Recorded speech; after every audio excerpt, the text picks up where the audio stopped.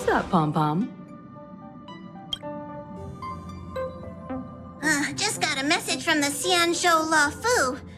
Looks like it'll conflict with our original schedule.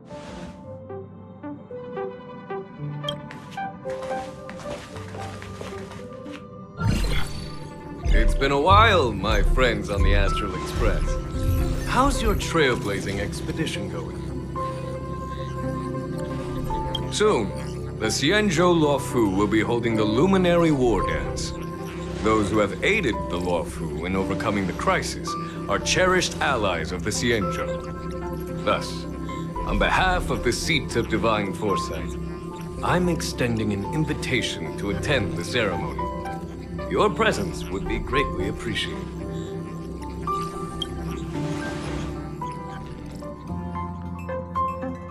Well, things are getting lively.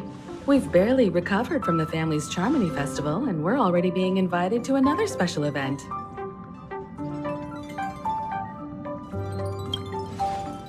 Why not think about it this way? Our trailblazing expeditions are turning into blast expeditions, where we eat, drink, and play wherever we go. Blast? Expedition? Yeah! Wherever we go, we eat, play, and have a blast!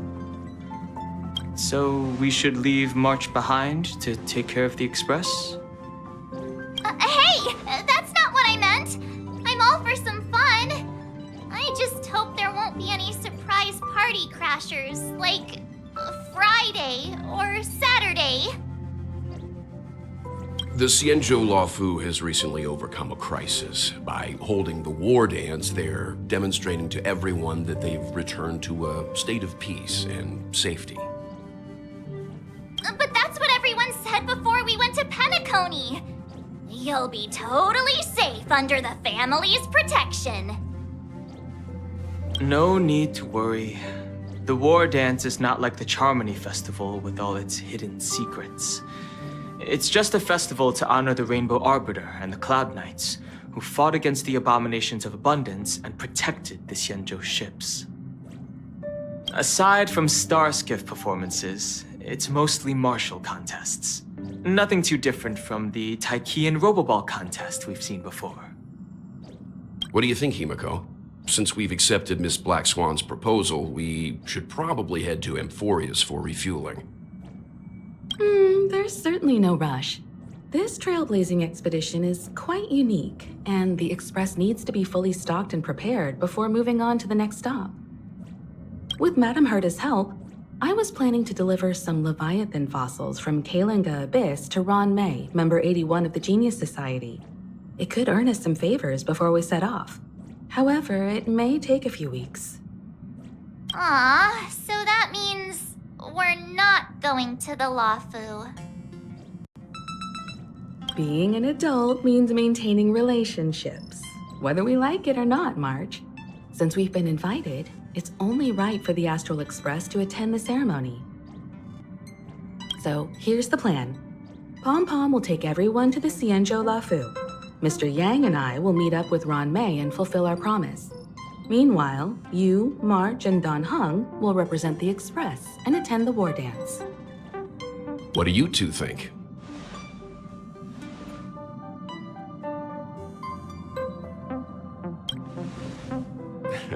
I don't hear any objections. Now that everyone's on board with the plan, it's time to warp to the Xianzhou Luofu.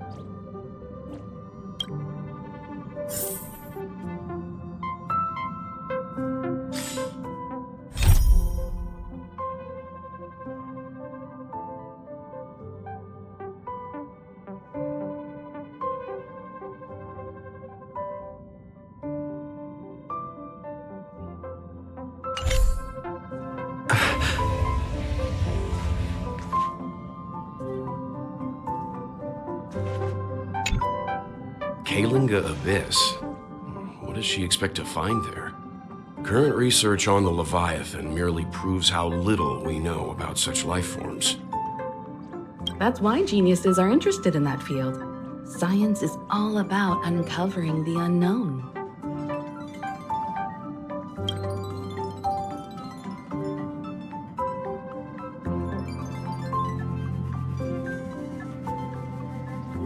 Don't miss us too much.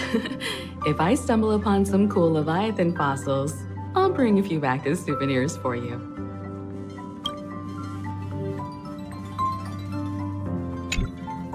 Kalinga Abyss.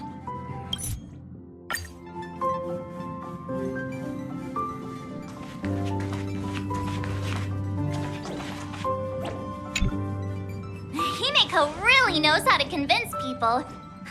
Between Leviathan fossils and the Wardance, the latter definitely sounds more fun. By the way, Danheng, this time you'll be taking a stroll with us on the Luofu, right? Just let you two wander around aimlessly on the Luofu by yourselves? I don't think so. Plus, Mr. Yang is right. The Ambrosial Arbor crisis just ended, and both the long life and short life species are still feeling uneasy. And that's why Jing Yuan wants to organize the Wardance, to show that the Xianzhou Luofu is stable and safe. And since he has extended an invitation, it's only right that I visit my old friend.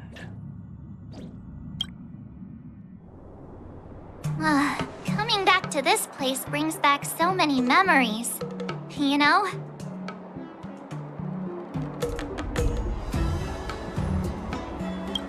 Hey, I'm not actually gonna recite a poem. I was just thinking about all the twists and turns we went through when we first arrived on the Xianzhou. This time, we're not being forced or enticed or chasing after wanted criminals. And we didn't have to sneak in through the cargo dock. This trip has been incredibly smooth. Quite unusual, I must say.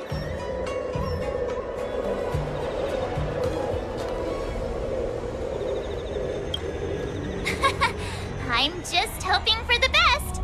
You're the one jinxing us.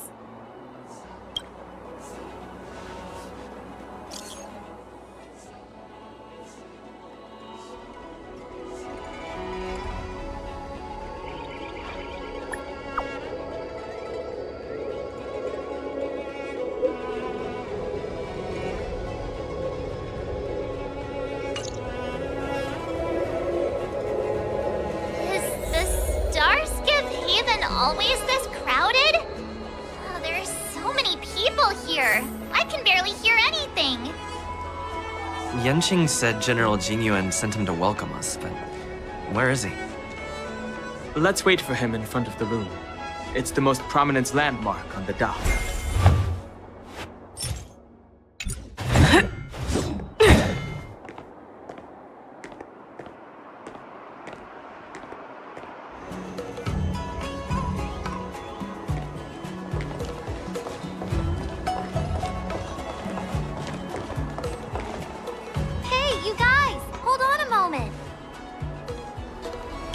Did they just call us?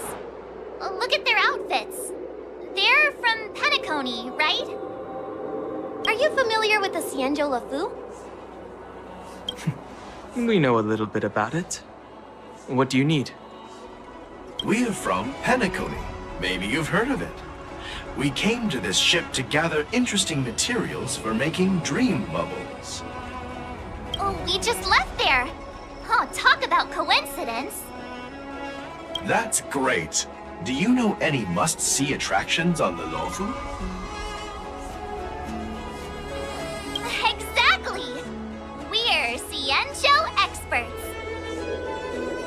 Most of the tourists around at the moment are here to attend the Wardance, and that's why we're here too.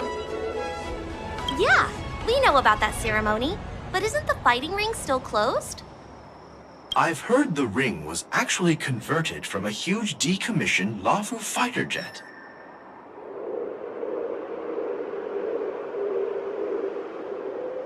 The radiant feldspar is bigger, I guess. But for now, all we can do is wait until the Wardance starts in a few weeks before we can board it. We've still got work to do, so we can't just sit around waiting for it to start. That's why we're asking you about some must-see attractions. We're looking for unique experiences that you won't find on Penacony. Our clients love these kinds of dream bubbles the most. You're the expert here. Give them some suggestions.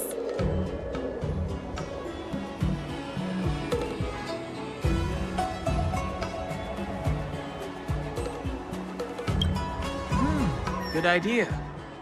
The everyday vibe of the Aurum Alley is a rare find on the planet of festivities. Everyday vibe. Yeah, our clients have had their fair share of adrenaline-pumping dreamscapes. Maybe something down to earth would touch their hearts. Thanks for the suggestion. We'll head to the Aurum Alley to gather materials. Maybe we'll run into each other there in a couple of days.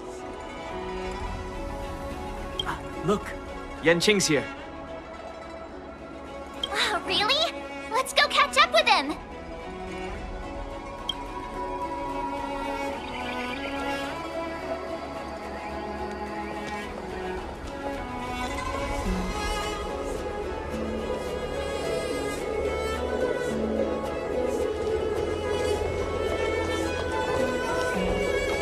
There you are! Everyone, this way!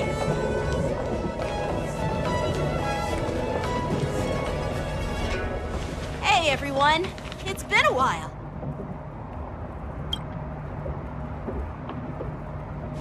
It doesn't feel like it's been that long since we last saw you. But, Yanqing, are you? What's up, Miss March? They say kids grow up really fast. Yanqing, are you a little bit taller than before? We've only been away for a few months.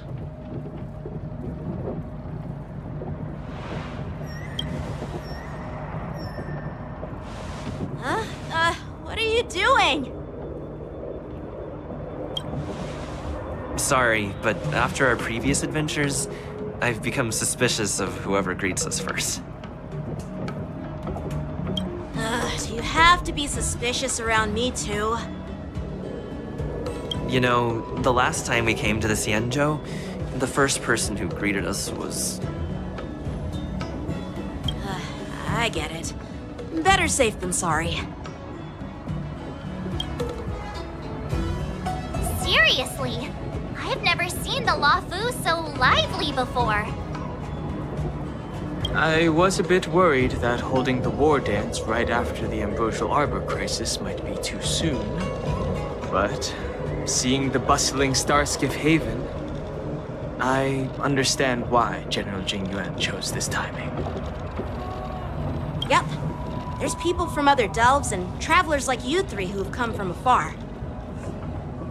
With the Wardance coming up, there's a huge number of visitors pouring into the Starskiff Haven. The Cloud Knights are working hard to keep the security tight. The General said this ceremony would help the Xianzhou Luofu recover from the crisis. It's a way to showcase our martial spirit, reassure people, boost morale, and attract visitors from other planets to promote trade and peace. By the way, the Xianzhou Alliance places great importance on this ceremony too. The Xianzhou ships, the Zhuming and the Yaoqing, have both sent messengers to offer their blessings.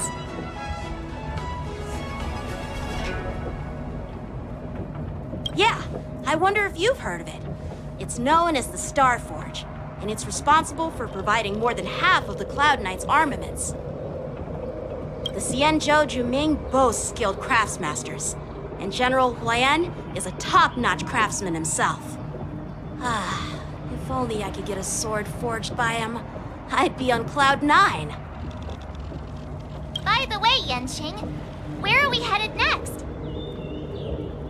I'm sorry for talking your ear off. The General wants to catch up with you at the Palace of Astrum. He's been eager to hear about how the Express has been doing. It's funny how he tries to act all mature, but whenever it comes to something he's interested in, you can really see his childish side. I agree.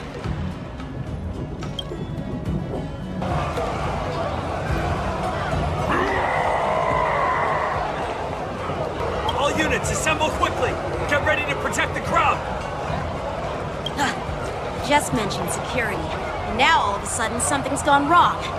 Excuse me, I need to go check out the situation.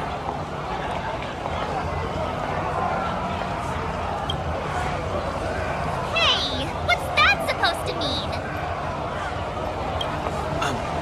We'll go with you.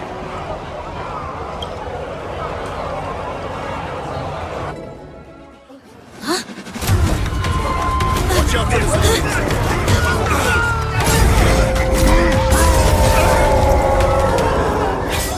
Protect the civilians. I'll deal with him.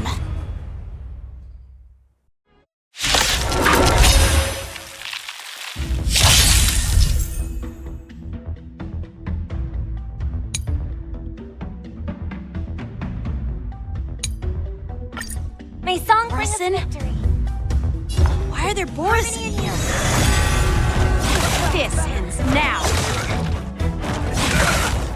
Show me what you can do. I'll never hesitate. I won't do. This ends here! I hope for an end to strife in the night. Stars echo.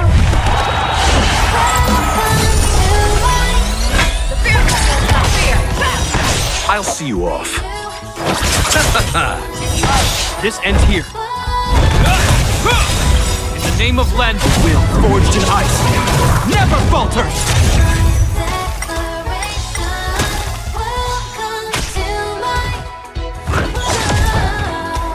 It'll heal. And return! Triumphant! Victory is inevitable!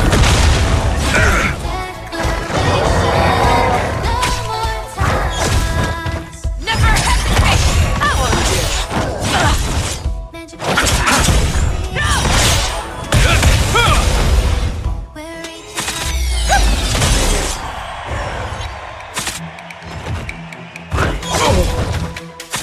The fear is not fear!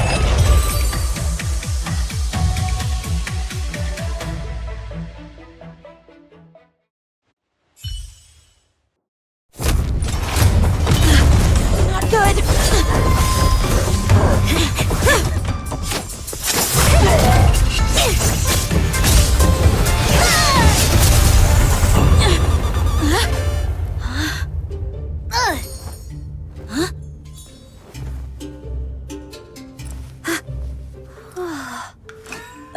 Thanks for the help. Sorry, no time to chat. Could you give me back my...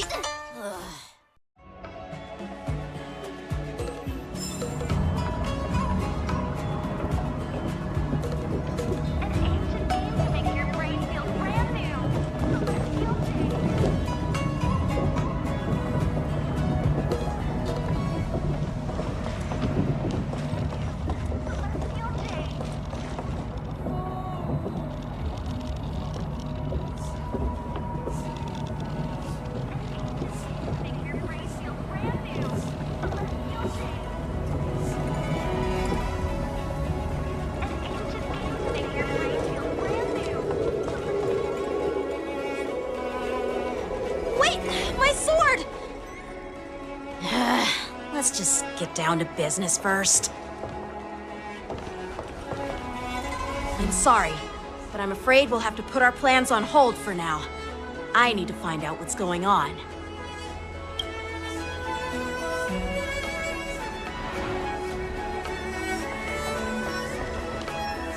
While we appreciate your rescue, my Xianzhou friends, don't you think it's a bit too much to detain us and our cargo? Sorry, but we've been ordered to detain you and your cargo for inspection until we figure out the source of the attack. Once we're done with the formalities, we'll let you and your cargo go. Oh, but this shipment isn't even meant for the Luofu, and it's IPC's patented technology. Who do you think you are to conduct an inspection? According to the protocol, all cargo arriving on the Luofu must go through inspection. But we didn't officially enter your dock at all. We just sought refuge in your dock because we were attacked by the Borisin. Looks like this argument could go on forever. Let's not get involved in a heated dispute that won't lead to a resolution.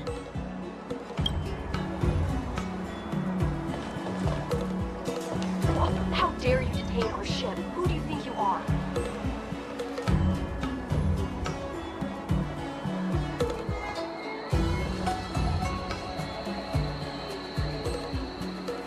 Just following the rules.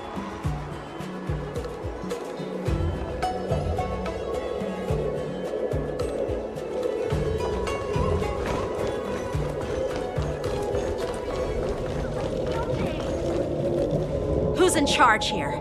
I need some answers. It's my fault. We let our guard down for a moment. I take full responsibility. With the war dance approaching, safety should be a top priority.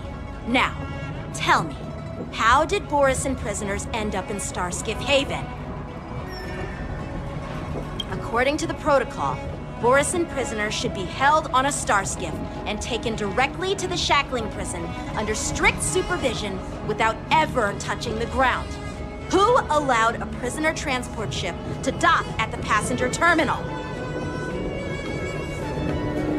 Please don't blame this, Captain. This incident involves the Zhu Ming's diplomatic vessel. Who are you? I'm Liu Jun, an officer of the Patrol Defense Squad. Thank you for your help, Lieutenant Yanqing. The situation unfolded rapidly, and it shouldn't be held against the captain. Here's what happened. An IPC transport ship was attacked by the Borisin just before arriving, and the Zhu Ming's diplomatic vessel came to the rescue. They fought off the Borisin pirates and imprisoned them on their ship. So, an IPC ship was attacked by the Borisin near the Luofu, and the Zhu Ming envoys saved them? This sounds complicated. Honestly, it gives me a headache too. Zhu Ming diplomatic ship, adhering to standard procedure, docked at the passenger terminal to hand these criminals over to the Luofu. You know, with all the outsiders flooding onto the Luofu, the Starskiff lanes are under immense pressure. Borisin desperados decided to put up a fight before the prisoner transport Starskiff could get there. And that's what you just witnessed. We'll make sure these prisoners are sent to the shackling prison as soon as possible. I see. It's an unusual situation indeed. I'll report it to the security department of the Realm Keeping Commission and ask for their cooperation in handling the aftermath. Maybe I should gather more details from others so that the Seat of Divine Foresight can have a better understanding of the situation.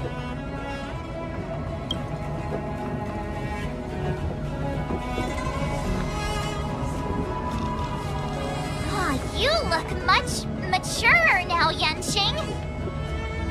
Please don't tease me, Miss March.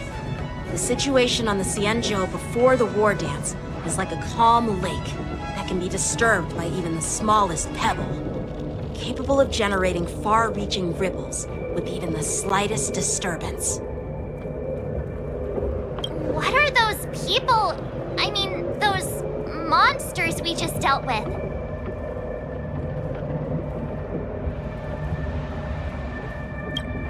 Those werewolf monsters are known as Borisin. They are abominations of abundance, and we've been fighting them for a very long time. The Borisin have been a powerful force for a long time, plundering and enslaving many worlds. The threat they pose is just as terrible as the Swarm disaster, and the Alliance even had a fierce war with them 3 decades ago. Their presence has faded over the years, but who would have thought? According to that officer, they attacked an IPC ship near the Xianzhou Luofu. Such a brazen attack seems quite unusual to me. Yeah, that's what I find strange too. It seems like the IPC and the Borisin have some serious grudges.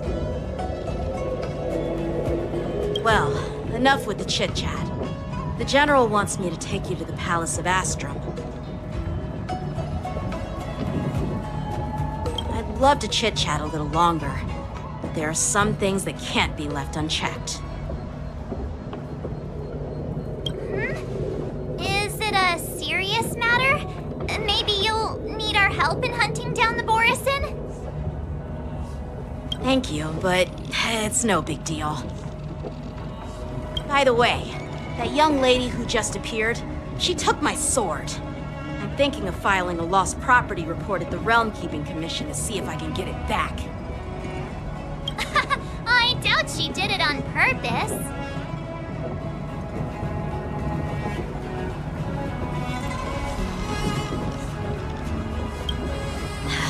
Don't remind me. I just zoned out for a moment, that's all. All right, let's not keep the General waiting. Don't worry. There aren't many people out there with that kind of talent. It shouldn't be too hard to find her.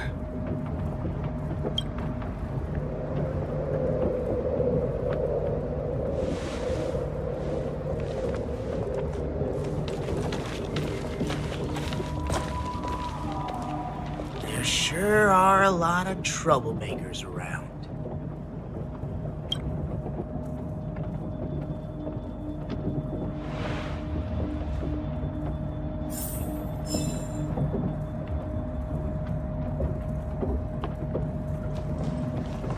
Those guys are terrifying. Game to make your brain feel brand new. Celestial Jade. Deliver the prisoners to the Shackling prison.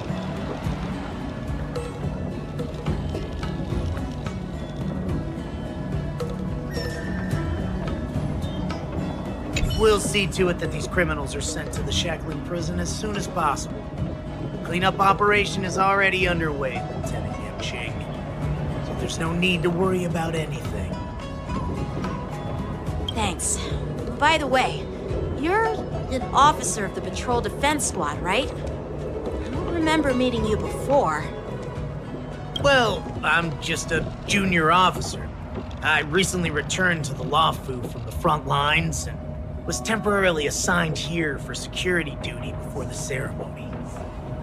These guys are terrifying.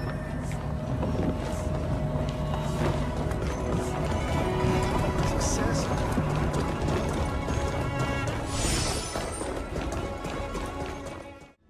It's been a long journey, Elder Huoyan. Thank you for your presence. Don't mention it. Thank you for taking the time to welcome me.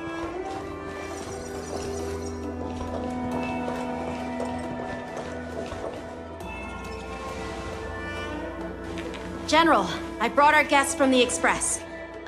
Oh, I'm sorry for my bad timing. I didn't know you were meeting a guest, General. Don't worry, you're just in time. It's been a while, my friends from the Astral Express.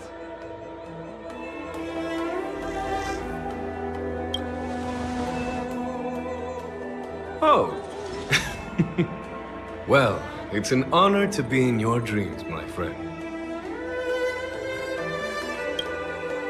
Allow me to introduce you to General Huoyan. He's the Arbiter General of the Xianzhou Luofu, known as the Flaming Heart. No need to be so formal. I'm just a tourist here, no different from other tourists who've come to attend the ceremony. Elder Huoyan is not only one of the Arbiter Generals, but also the Furnace Master of the Artisanship Commission. Besides his martial skills, he excels in forging various weapons. Such talents are unique, even among the Arbiter Generals.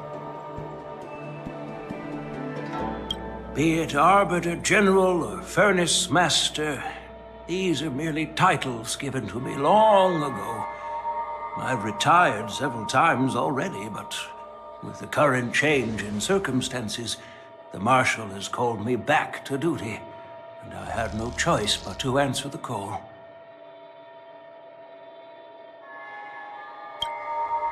Well, in the end, I'm to blame. Living such a long life naturally brings its share of disapproval.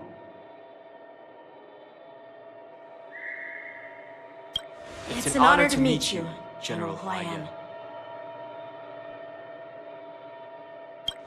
It's my honor to meet you, General Huayan.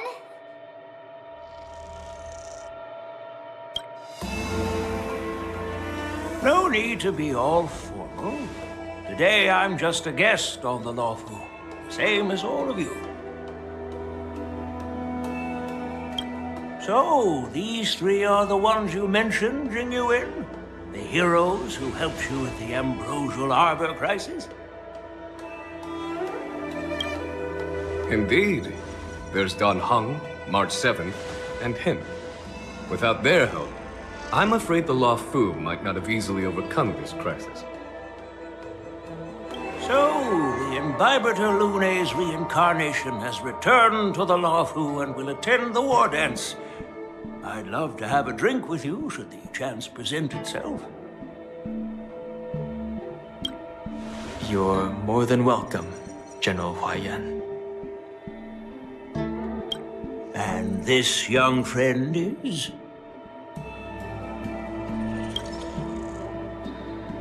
Yanqing, my apprentice. He remains by my side as my retainer due to his youth, which I hope will season him with experience. He will stand for the Luofu's Cloud Knights in the upcoming war dance, ready to take on all kinds of challenges. Great, great! It's a real treat to see so many talented young people around here today. Oh, I almost forgot. This is my apprentice, Yunli.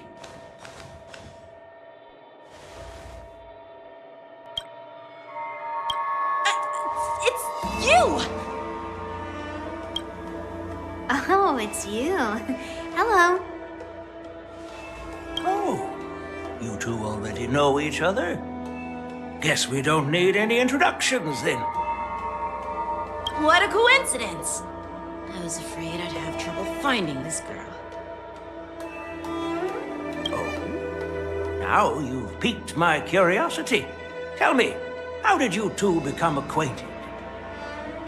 She helped me capture the escaped Borisin prisoners at the Starskiff Haven.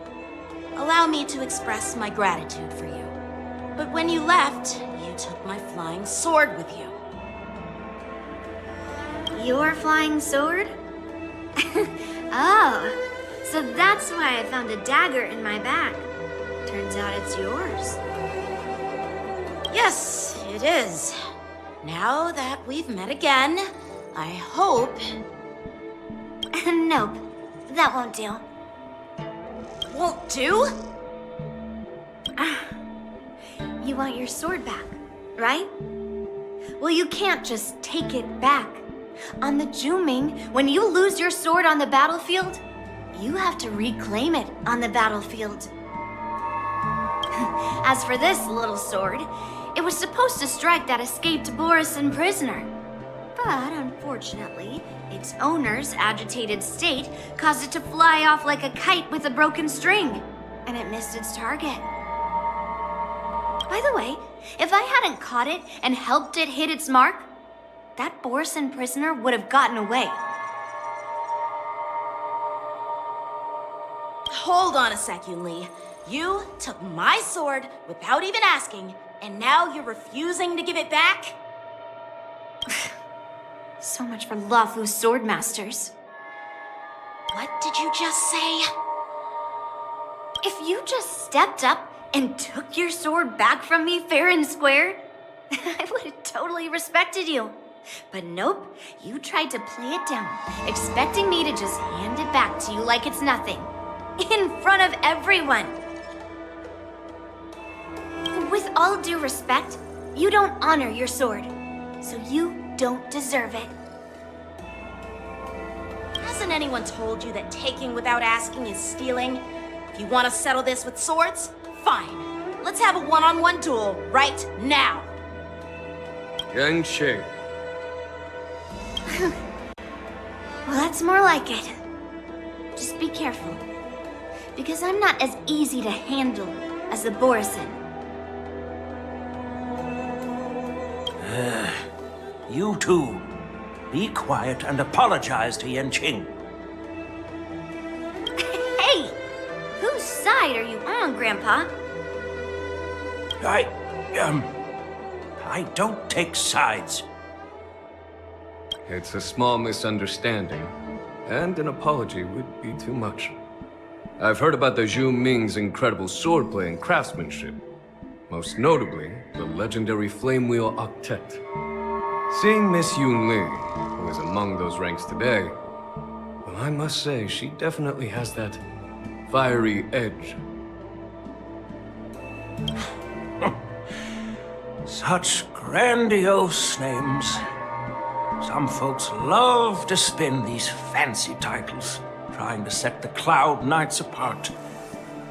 Yunli is still just a young girl, a bit awkward and hot-tempered, so please forgive her if she's being rude.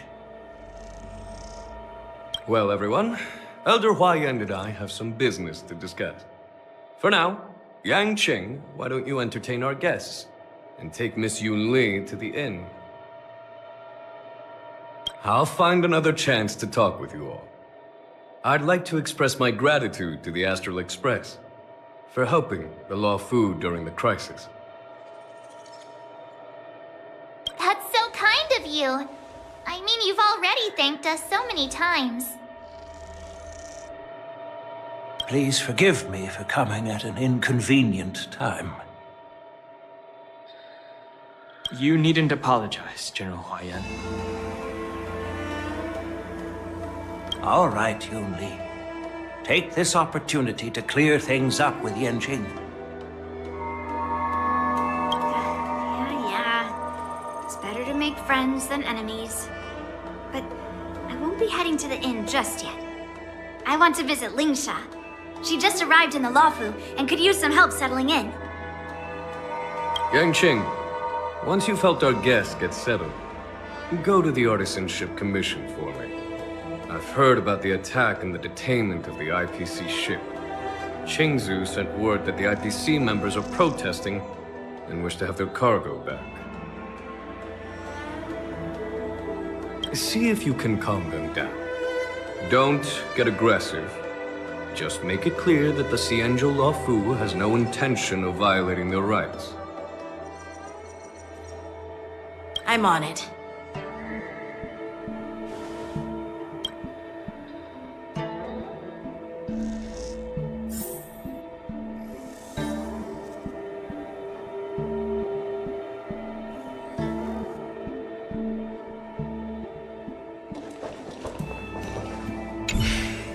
I'm sorry for Yanqing's rudeness.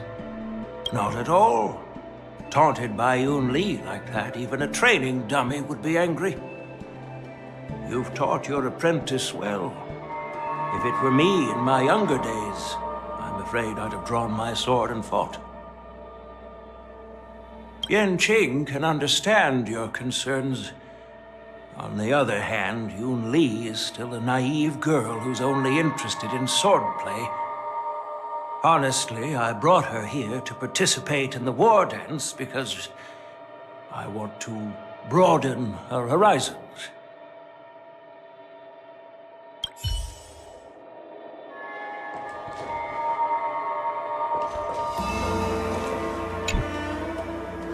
This trip is totally worth it. Compared to the Zhu Ming, the Luofu is so much livelier. But it's a shame the Luofu swordmasters don't seem that great.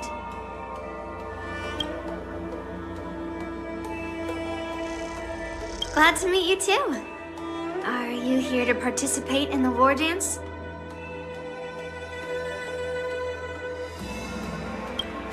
Of course.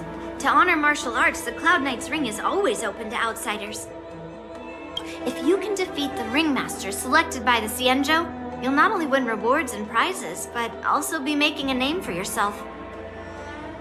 Sounds tempting, doesn't it?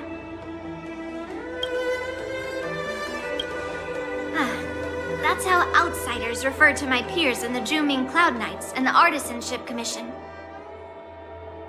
We all train under Grandpa's guidance, learning the art of craftsmanship and swordplay. That's how we got that title, I guess. Just don't mention it in front of Grandpa.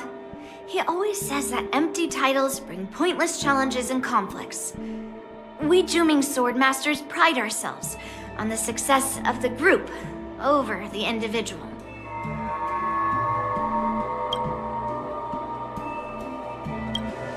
I have some things to do.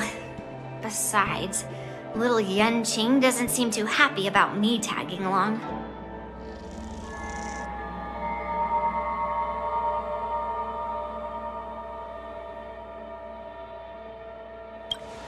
Yeah, you're right. I took it with my skills. So I guess you can say I'm a robber or something. How dare he imply I'm a thief? Totally different. Besides, the sword seems scared of its own master. I'd like to ask him, you claim to cherish your sword as your life, yet you don't even recognize the state it's in right now? I didn't intend to keep his sword. I was planning to take this chance to return it to him. But now, I've changed my mind. I'll give that poor flying sword some proper maintenance. I won't consider returning the sword unless he learns how to say please, hello, thank you, and sorry. So he can forget about it for now.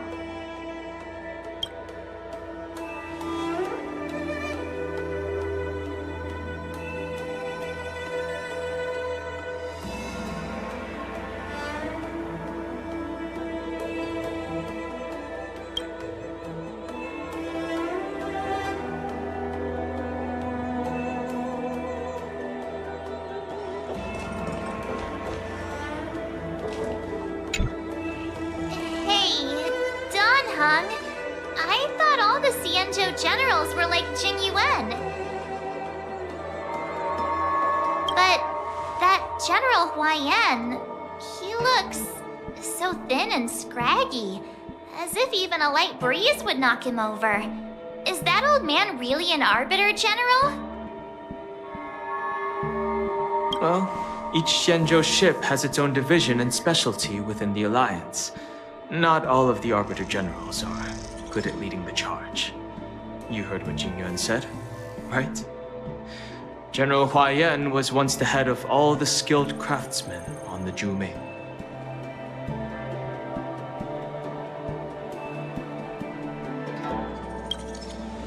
Don't you find it strange? Do Xianzhou people age? I rarely see any old people on the Xianzhou ship. And when I do, they're usually travelers. But General Huayan looks like an ordinary old grandpa. Is he really a Xianzhou general? Good question. He's right there. So why don't you ask him yourself? Nah, I'd like to live a little longer. We should leave.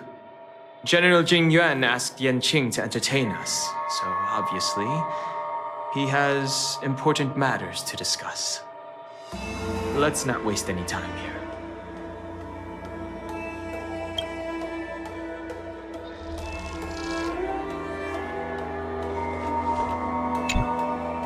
This is the report Xianzhou just sent me. Let me take a look.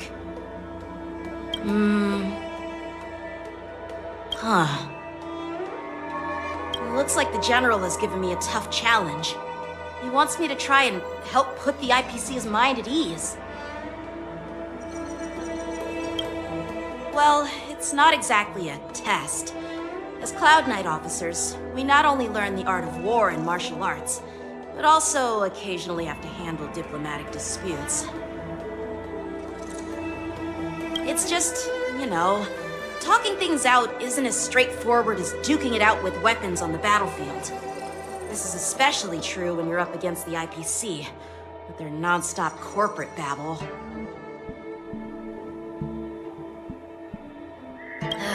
Well, let's not worry about that for now. Shall I take you to the inn?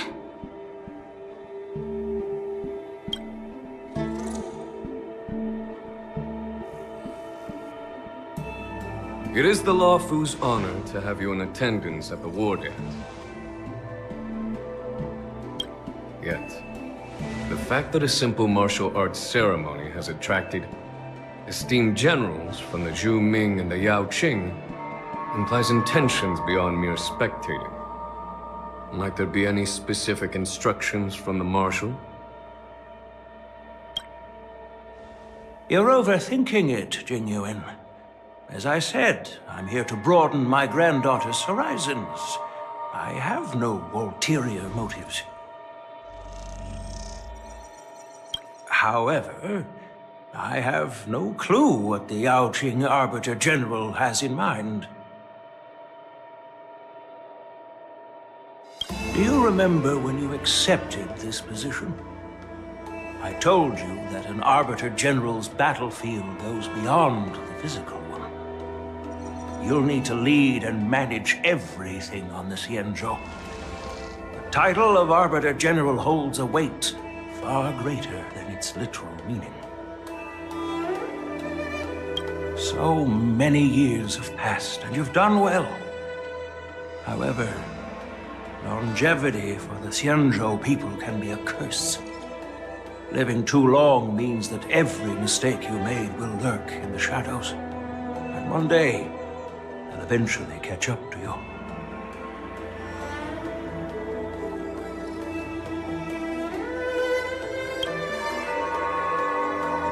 The Marshal knows everything that has happened on the Luofu. As for the Merlin's Claw of the Yaoqing, she has come specifically for you.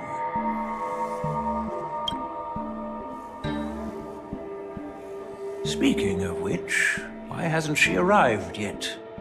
They say the Merlin's Claw strikes like lightning. Being late isn't her style.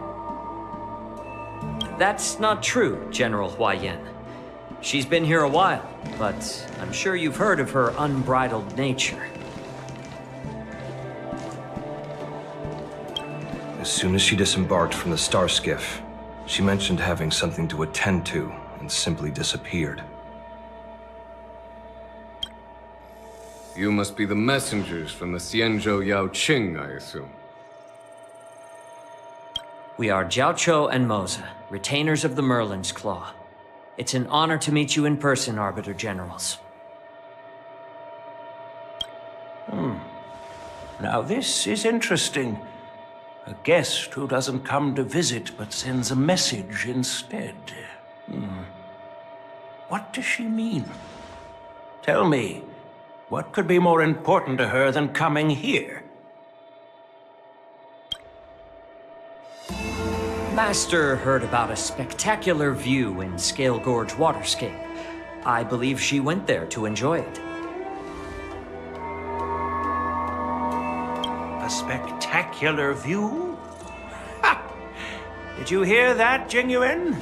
This person is being sarcastic.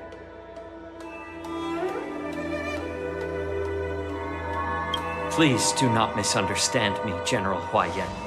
I was simply stating the truth. Master thought it would be inappropriate to keep you waiting, so she sent us here.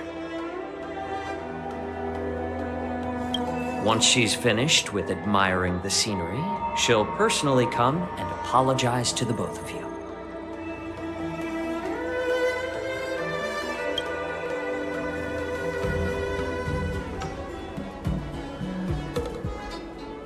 Drat!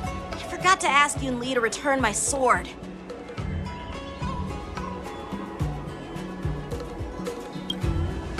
No need to bother. The Zhu envoys won't be leaving the Luofu anytime soon. I'll ask for it later when we meet again. By the way, I don't know if it's just me, but the general seemed a little reserved. Could it be because of Elder Huoyan's visit? Reserved? Really? Maybe I'm just overthinking things. No, you're not. When I entered the Palace of Astrum, I realized that the messenger from the Xianzhou Zhu Ming was actually the Arbiter General himself.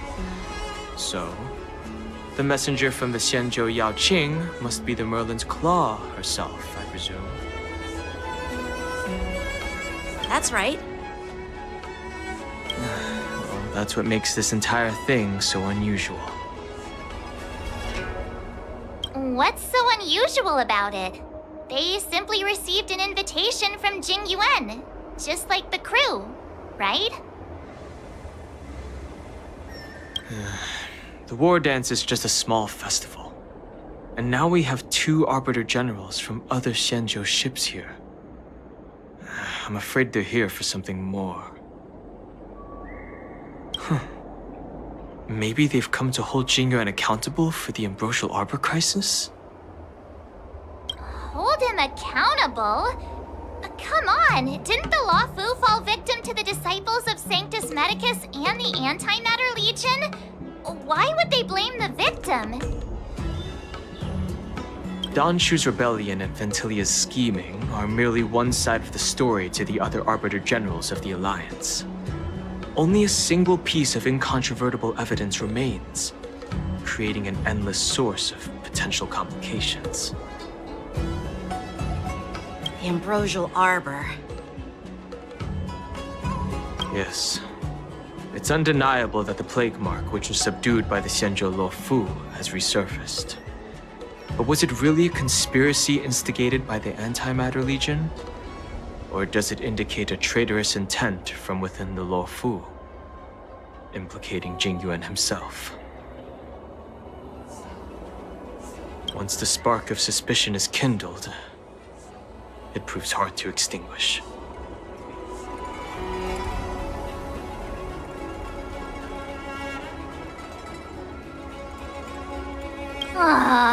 What was I thinking? Seriously, here I was looking forward to a carefree and enjoyable trip. But it seems wherever we go, drama is just around the corner. Aw, I was so excited. I thought those Arbiter Generals were just here to see the ceremony. By the way, I heard that an alchemist from the Zhuming diplomatic ship has arrived, and rumors say that she's to be the new Cauldron Master of the Alchemy Commission on the Luofu. An alchemist from the Zhuming serving as the Cauldron Master on the Luofu? While it's not unheard of, the timing itself... Thanks to your words, Mr. Dan Heng. Now I finally see the underlying tensions. The General is under tremendous pressure right now, but I was completely oblivious to his troubles. How naive of me. Come on, don't think like that. Leave the adult matters to the adults. Even if you wanted to do something for the General, it's not like you can do anything.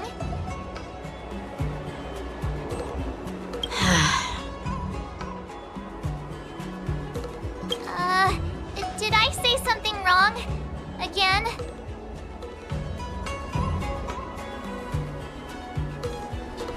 Miss March is right. I don't have the skills to share the General's burdens at the moment. Still, I'll do my best to follow his instructions. Let's go. Once I've taken you to your accommodations, I need to go to the Artisanship Commission to handle the IPC's protest. He looks like he has a lot on his mind. We can't just let him go alone. Why don't we accompany you to the Artisanship Commission?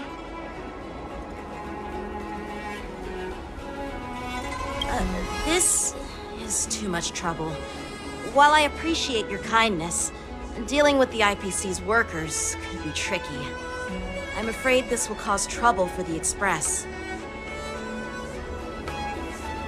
No worries. We're pretty experienced in dealing with the IPC. You've heard of the 10 Stone Hearts? We've dealt with quite a few of them, right?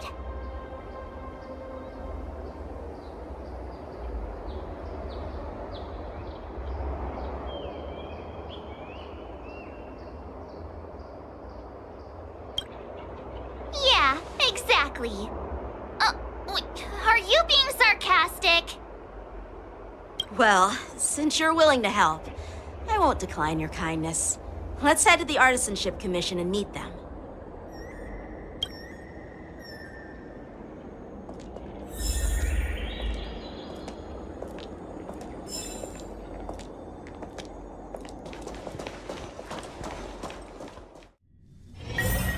Can I really reason with you, Xianzhou people?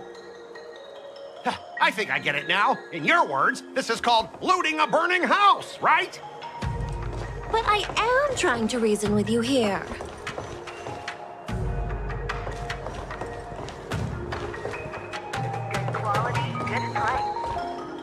Ugh, that toxic voice sounds familiar. Haven't I heard it before in Arum Alley? You know what? This isn't my first time dealing with the Skyfaring Commission. I can handle your unreasonable ways. But straight up snatching IPC cargo, isn't that going a bit too far? Just as I've said it many times already. Once we've inspected the cargo and completed the security check, you can be on your way. Is there something wrong with your ears, or is it just your brain? I'm hearing you loud and clear. I'm thinking clear. And my answer is crystal clear. Not a chance. Keep detaining my cargo and I'll file a complaint directly with your general.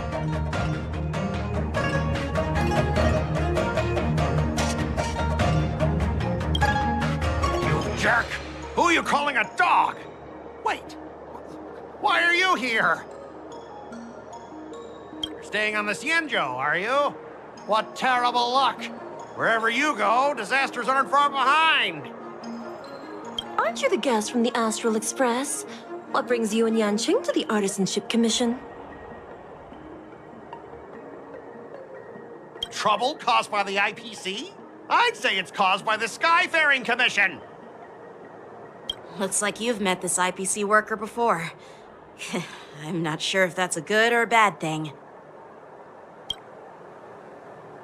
I was sent here to deal with the IPC protest, Miss Shikui. What's going on here?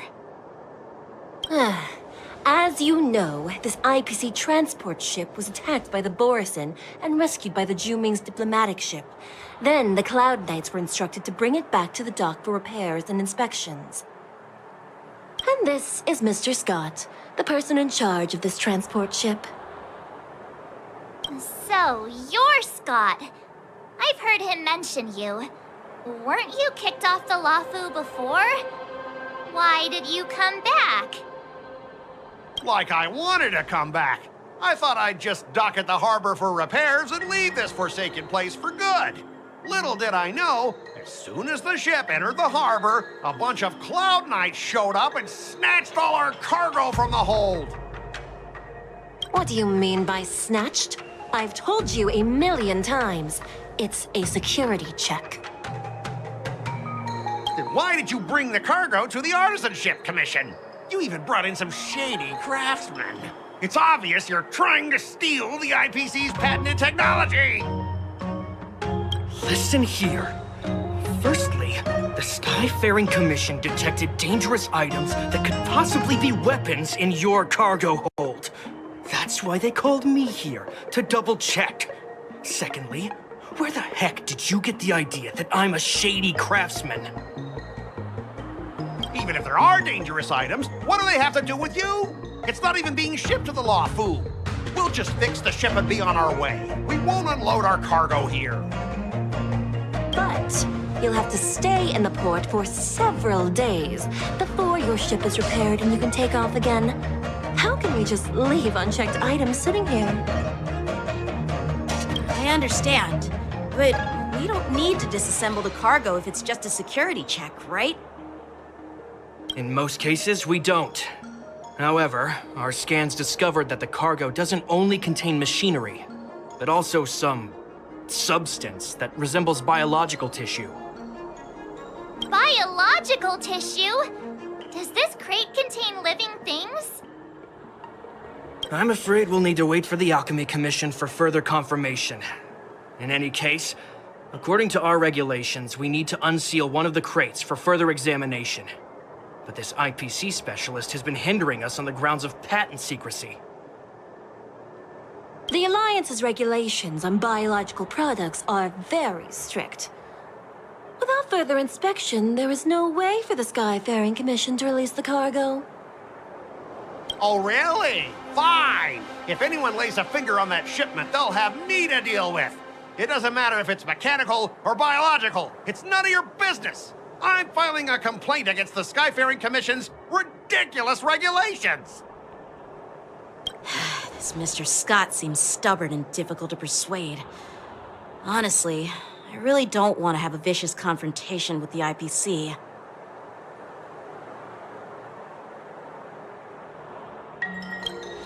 I heard how you helped Aramali. The IPC representative back then was Mr. Scott, right? Since you've dealt with him before, it looks like I'll have to rely on you again. What are you guys whispering about over there? Just hurry up and give us back our cargo.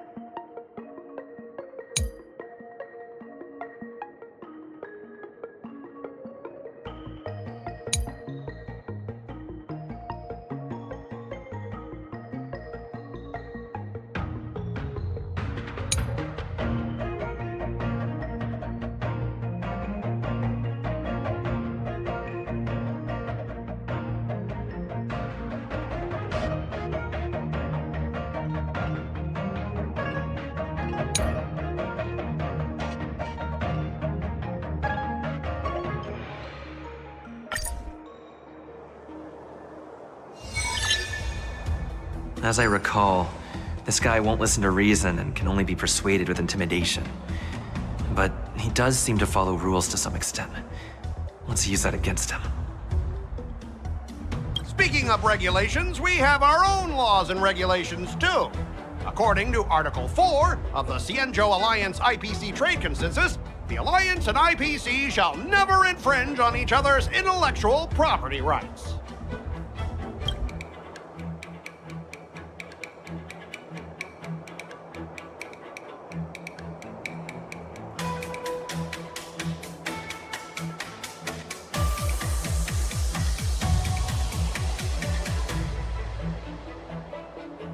Hey everyone! Meet my old friend Scott. He's very talented, especially at imitating animals. Stop it! Let's focus on the business at hand. What's the point in dragging up the past? Oh, you're amazing! Can you teach me?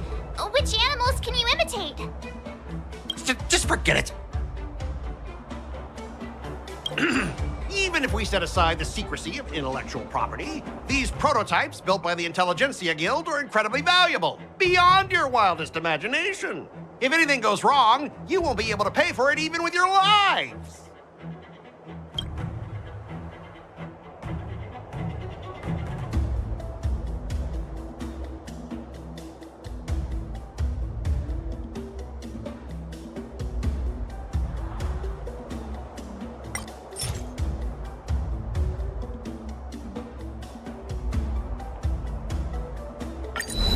Huh?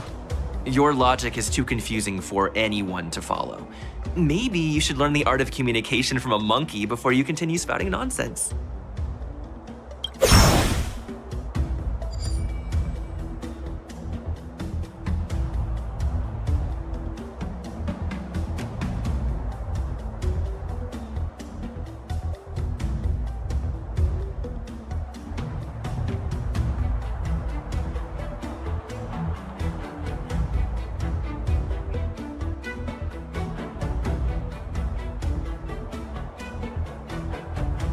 Don't underestimate Xianzhou technology. Even if they need to dismantle your cargo, the Artisanship Commission can easily put it back together. Yeah, go ahead and brag about their skills. After all, you're just a negotiator they hired. But I'm different. I'm an IPC member, and my fleet has accepted this transportation order. Naturally, I need to be responsible for the integrity of every piece of cargo.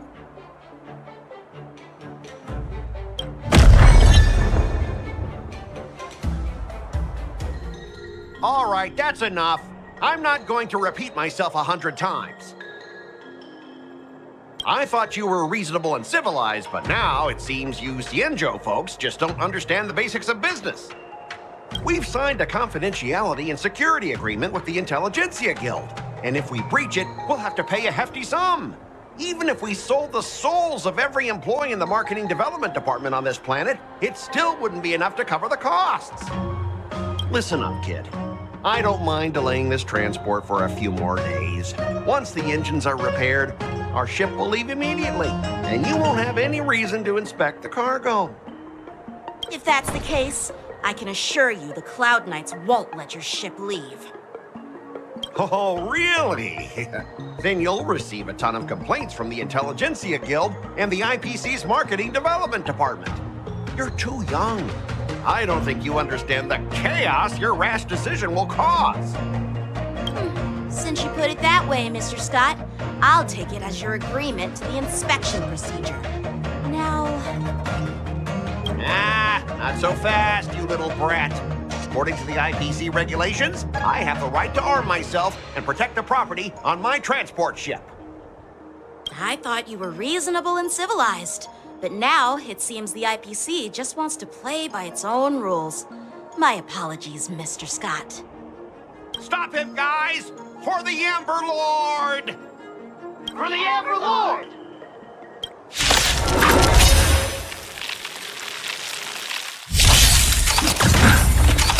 Sinful! The Ten Lords' decree, hereby ordained. Never hesitate! All crimes.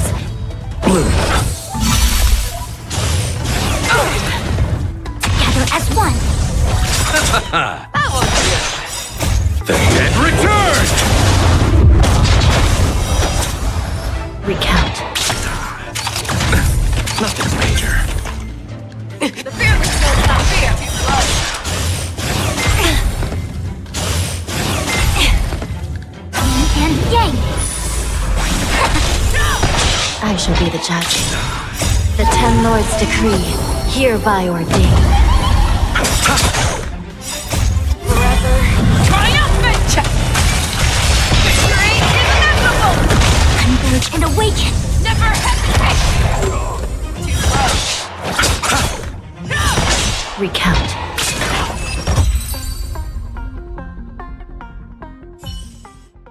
Get up, all of you! Why is the IPC even paying you? You're a bunch of losers! Just be grateful that that little brat showed you mercy. At least your staff aren't seriously injured. How do you IPC cronies have the audacity to fight Cloud Knights? You practically assaulted law enforcement officers. Another one? Who the heck are you? I may be a bit late, but the good news is, I'm here now.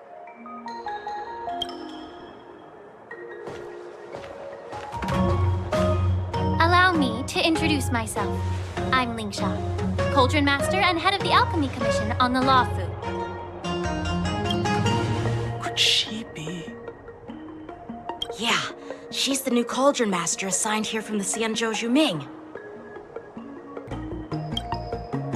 I received a report from the Artisanship Commission about cargo containing samples of unknown organisms. It said they needed help from the Alchemy Commission. I had nothing better to do, so I came myself. It's fine, Mr. Scott. If you really don't want your cargo to be inspected, it doesn't matter. It doesn't matter? How can you say that? Why are you being so nice all of a sudden? Well, since you're not going to check it, I'll take this crate and be on my way. Is that okay with everyone? Yeah, sure. Why should I object? Not only this sample, but all the goods on the transport ship are yours to keep. Like I said, we won't inspect them. Wait a minute!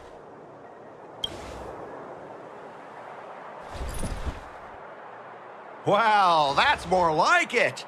If only the young displayed a more reasonable attitude, we could have sidestepped that altercation just now.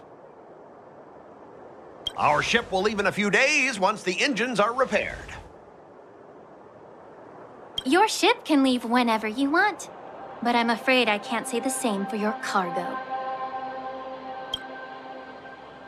According to the import and export regulations signed between the Xianzhou and IPC, all biological shipments can only leave the port when they have confirmed to be of no threat, or when all biological activity expires. Since we can't determine if your shipment is safe for the environment, I guess we'll have to wait for its biological activity to expire. Let me check the previous cases. Normally, it'll only take around 47 star calendar years. Only 47 years? Why so surprised? You're still young and full of energy.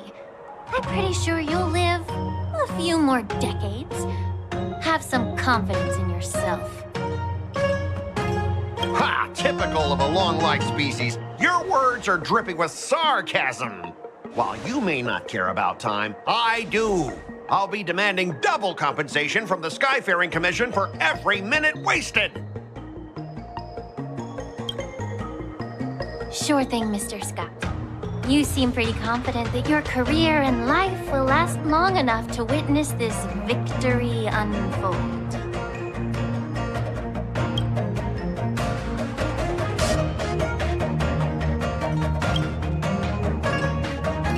Step aside, guys. Let them do the inspection. But, Mr. Scott...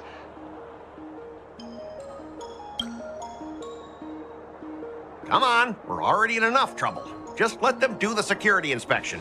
And if needed, I can always grovel before the Intelligentsia Guild later. I'm just using my head for what it's apparently good for, right?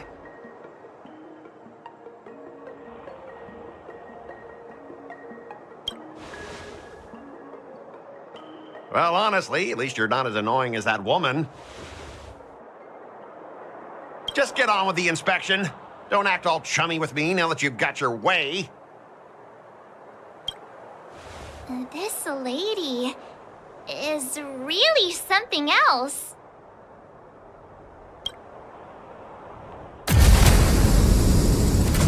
Is this the IPC product? Listen up. Any damages caused by inspections will be filed with the IPC.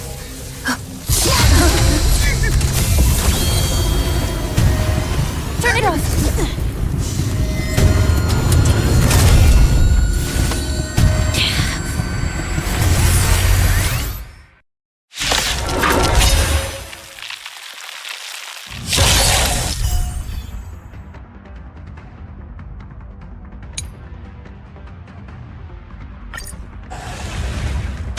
How unexpected.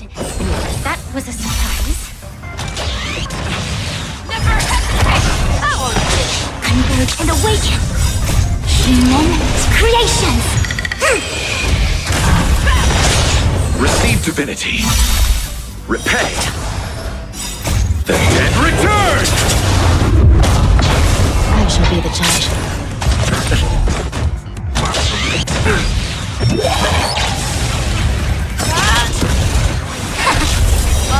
Recount.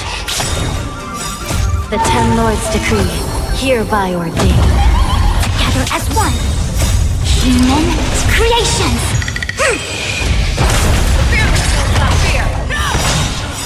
Forever triumphant! Victory inevitable!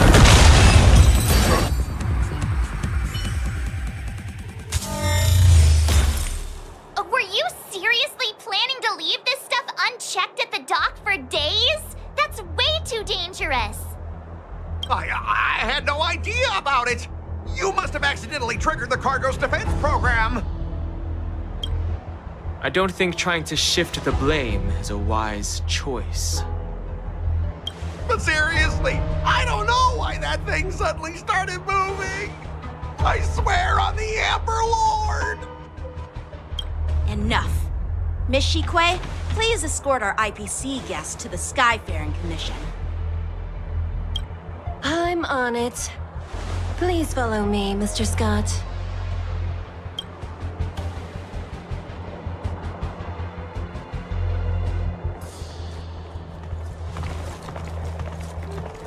Our preliminary inspection shows that there is indeed hidden biological tissues inside.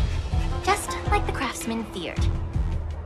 I can't even tell if it's ingenium or biological in nature.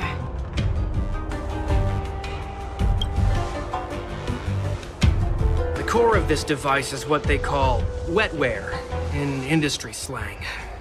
To put it simply, this machine operates with a kind of biological nerve as its control center.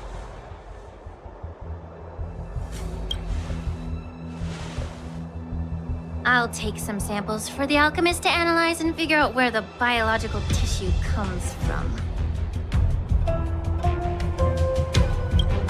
Why would the Intelligentsia Guild use such unethical technology?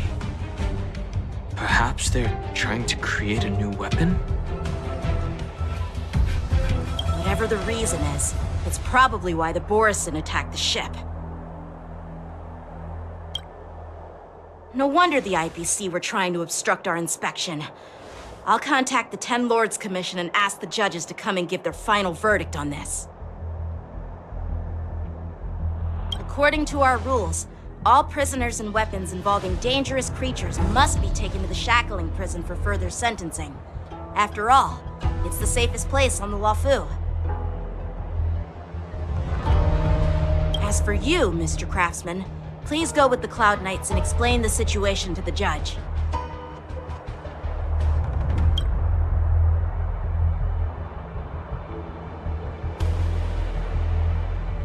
I had a feeling that the IPC members would cause trouble, but I didn't think they'd be this tricky.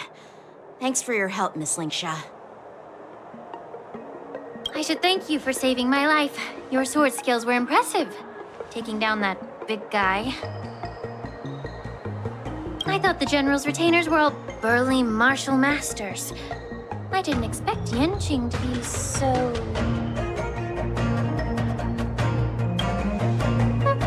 Can't argue with that.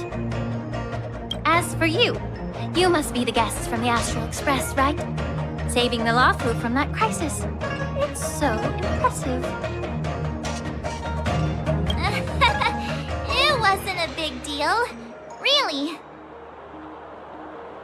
It's still early, so why don't we get some tea at the Alchemy Commission? We can discuss your suggestions for revitalizing the commission. I'd be happy to accept your invitation. And you three are coming too, right?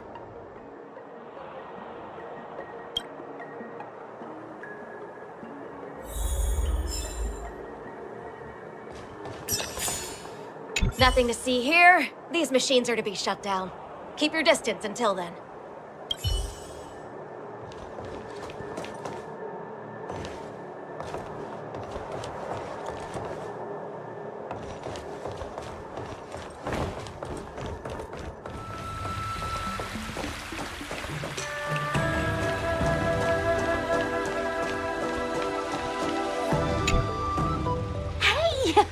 You're back!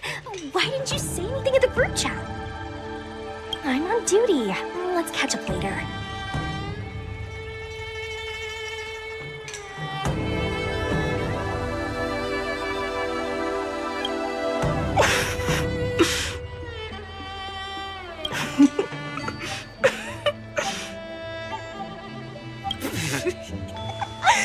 Hey, I'm warning you. I'm carrying out my secret duty. It'll be annoying if you keep cracking jokes like that. Stop hanging around here and find something better to do. Once I'm done in a few days, call up Lil Guay and Huohuo, and let's grab a meal at Aurum Alley. It's been ages since we hung out. Goodbye.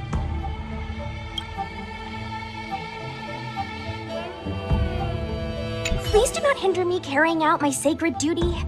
We can discuss whatever you want after my shift.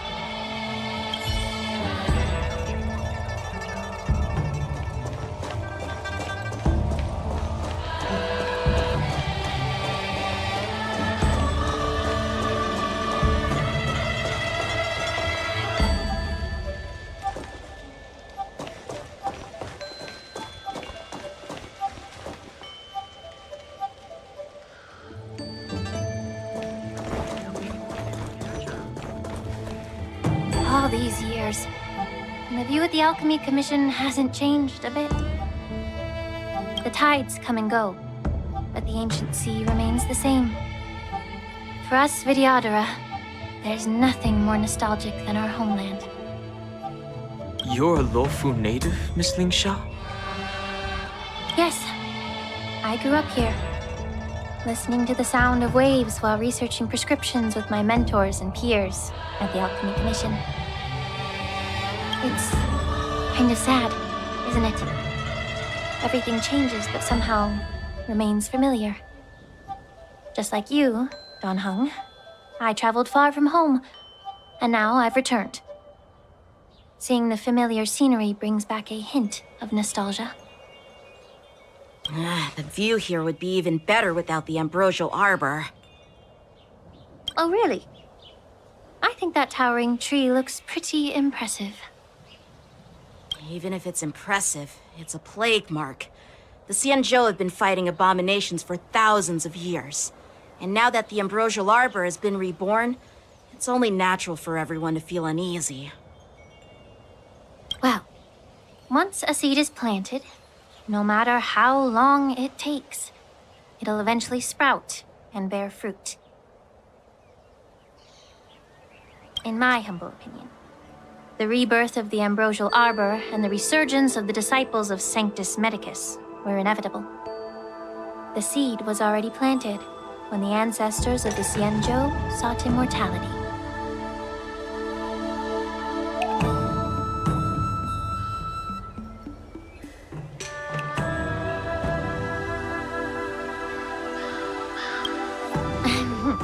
My bad. Well, since you went through the entire ambrosial arbor crisis firsthand, Dan Heng and Lieutenant Yanqing, I'd like to discuss something with you. What would you like to discuss, Miss Lingsha? I was lucky enough to be chosen by the Alliance to come in and clean up all the old grime in the Alchemy Commission. Honestly, the Alchemy Commission is riddled with problems and has reached a point where fixing it seems impossible. I'm looking to remedy this problem, but was wondering if you could provide any insights. Well, even though I'm a Vidyadharan like you, I'm an outsider, just like my companions here. I can't really say much about a remedy, but I do have a piece of advice, Miss Lingsha. The Vidyadhara and the Alchemy Commission on the Luofu have always been intricately connected. If you cannot distance yourself from these ties, Miss Lingsha, changing the situation within the Alchemy Commission may be quite challenging. I may not know about politics, but I do know that the disciples of Sanctus Medicus have been operating within the Alchemy Commission for years. If you're determined to root them out, maybe you should discuss it with the General. I see. Thank you for your valuable insights.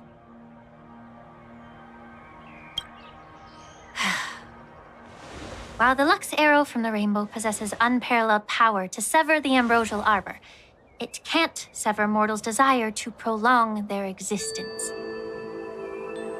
Just like how the Cloud Knights can eliminate the remnants of the disciples of Sanctus Medicus, but are unable to calm the hearts and minds of the people within the Alchemy Commission.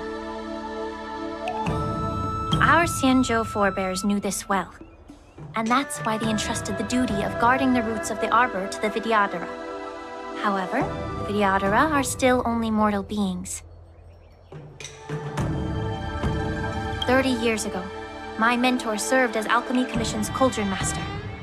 She recognized the emerging undercurrents and sought to cleanse the source of the disturbance.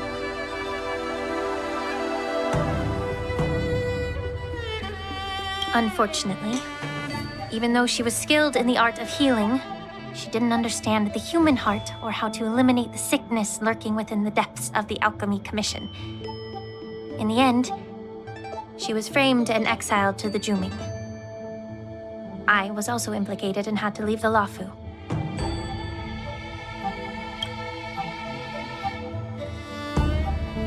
And guess who arbitrated the case and handed down the sentence? None other than General Jing Yuan himself. What? You heard it right. The ones responsible for the corruption in the Alchemy Commission are not just the remnants of the disciples of Sanctus Medicus, but even the Divine Foresight himself.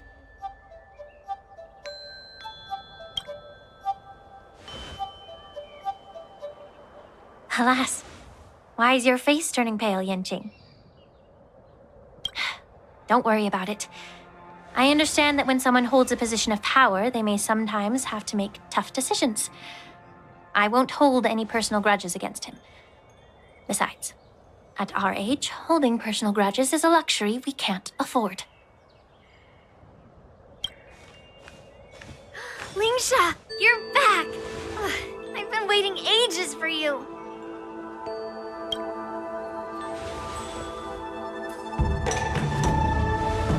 Yunli, why aren't you with your grandpa? What brings you to the Alchemy Commission? Well, let me take this opportunity to introduce you to Yanqing. What a small world. You stole my sword! Give it back! I see. Let's skip the introduction part then. Why do I keep bumping into you? Are you stalking me or something? Of course not. Unlike you, Miss Yunli, I have important things to take care of. You, on the other hand, seem to have all the time in the world to wander around without returning my sword. Grandpa used to say that a sword reflects its master. I talked to your sword, and it told me that you've been distracted. You hesitate when you should strike, and you struggle to stay calm when your sword is unsheathed. Now that I see you again, I realize your sword was right. It wasn't me who took your sword. It was you who lost focus. Do you really expect me to believe that nonsense? I've been taking it easy on you because you're a guest from the Juming. But you're not taking the hint. Don't people from the Juming know you're supposed to return what you've borrowed? Just look at this flying sword. Even if I gave it back to you now, it'd just be taken away again in a few hours. You know the Cloud Knight saying, a Cloud Knight must never let slip their weapon, yes?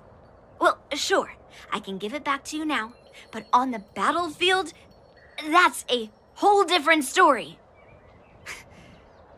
Poor flying sword. Fine! You don't have to give it back, because I'll take it back myself!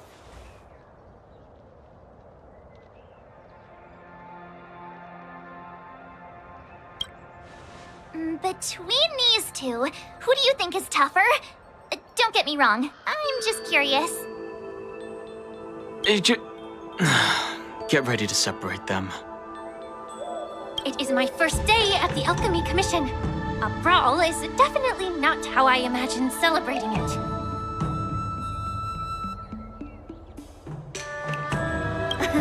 Well, since you don't approve, I won't draw my sword here. I didn't mean it in that way. Since you've already drawn your swords, you'd be disappointed if you didn't get to test one another, right? I've received reports that the delves near the Alchemy Commission are still infested with abominations. Seems like my predecessors left quite a mess. So, if you two want to determine who's better, why not focus on them instead of each other? Clearing out some abominations? Sounds boring. It's the Cloud Knight's duty to eliminate those abominations. You don't have to ask me twice, Miss Lingsha. I'll help you get rid of them. Oh, you think you're the only one who knows how to behave? If Lingsha needs anything, I'll gladly draw my sword and help her out. It It's so heartwarming to see both of you being so sweet and caring. So then, shall we get going?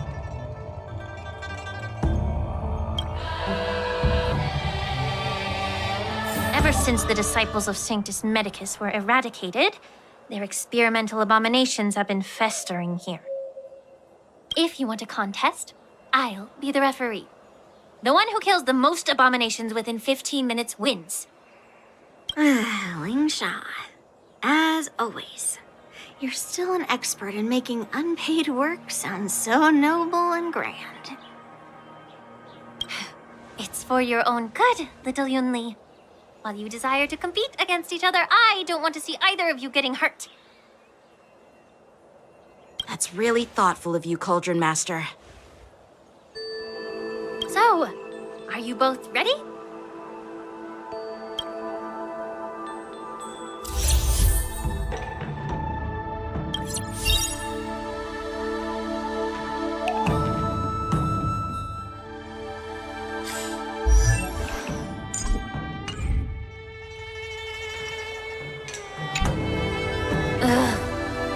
Looks like my predecessors left quite a mess.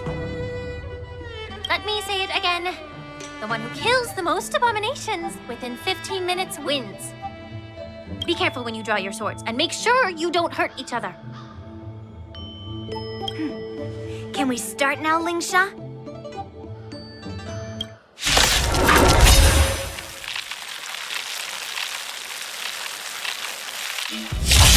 May song bring us victory.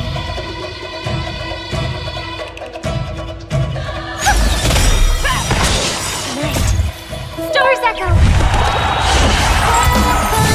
Time for swordplay! Blade and flight! Never hesitate! Dreams do come.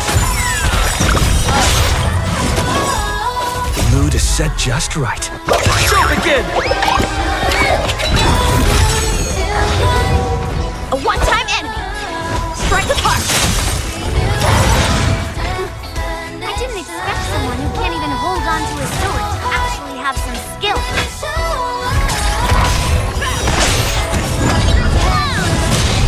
You've got style with those moves, but you're not striking where it counts. Shame to see you misuse your sword like that. Triumphant! Cha-cha! Victory inevitable! Listen to the final song of life. You need to get stronger. Same old. All together.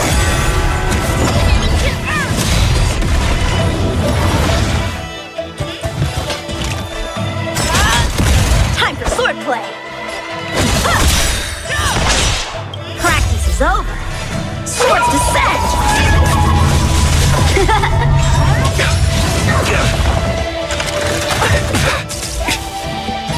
Let's improvise. I hope for an end to strife in the world. I bet you're forth to hunt. Forever triumphant! Victory inevitable! Great. Stars echo!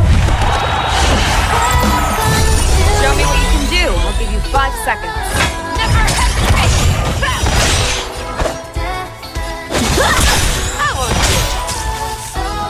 Dreams do come. You need to get stronger. How many can Mood you is block? set just right. Show begin! Blade and flight!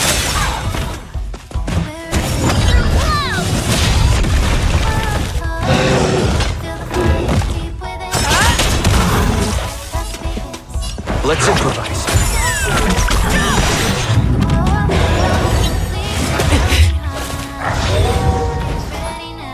May song bring us victory. Strike apart! Fangs and claws got dull. Forever triumphant! Victory inevitable!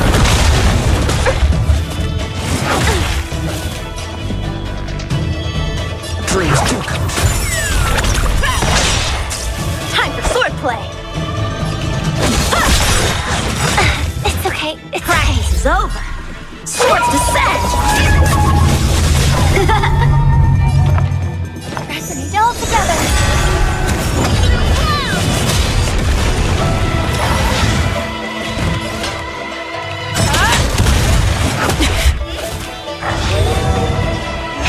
You need to get stronger. How many can you block? Blade and flight! Night. Stars echo! Let's improvise. Show me what you can do. I'll give you A one-time enemy! Strike apart!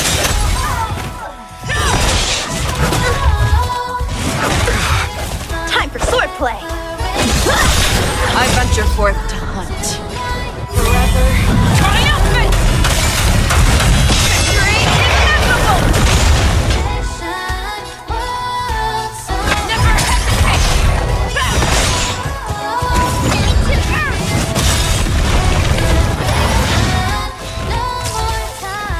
The mood is set.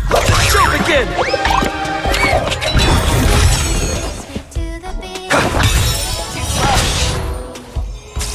I hope for an end. Blade and flight! Did the rhythm get messed up?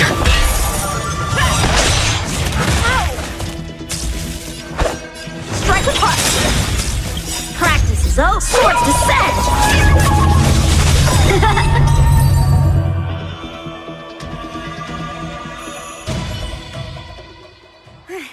See? I won!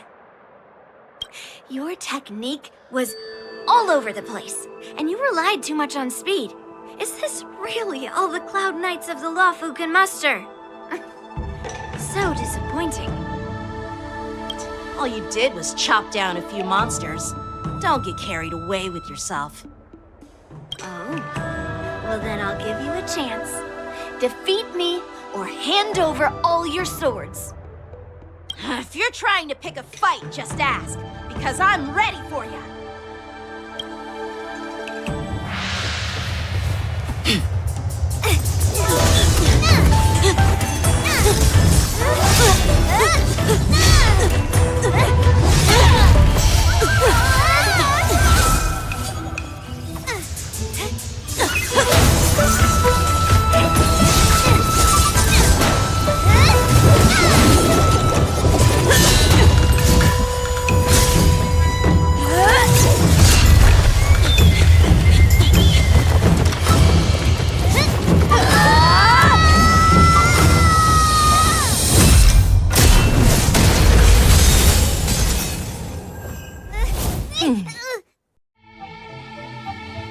Well fought, my young friends. However, both of you have shortcomings. One of you focuses on dodging and weaving, while the other relies on brute strength, trying to take down targets with a single strike. Both of your tactics and techniques are lacking.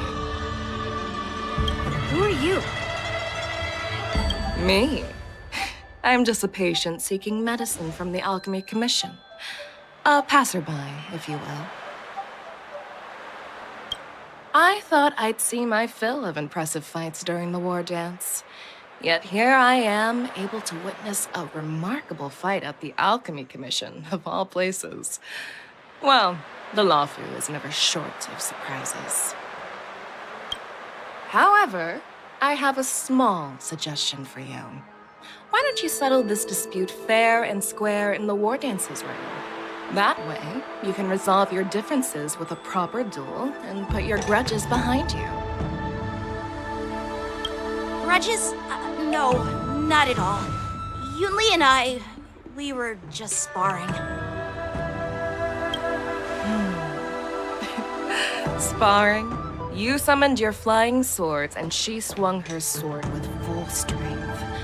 No grudges between you. I don't believe it. Aha! What brings you here, Lady Feixiao? Have you finished your health consultation with the Dragon Lady?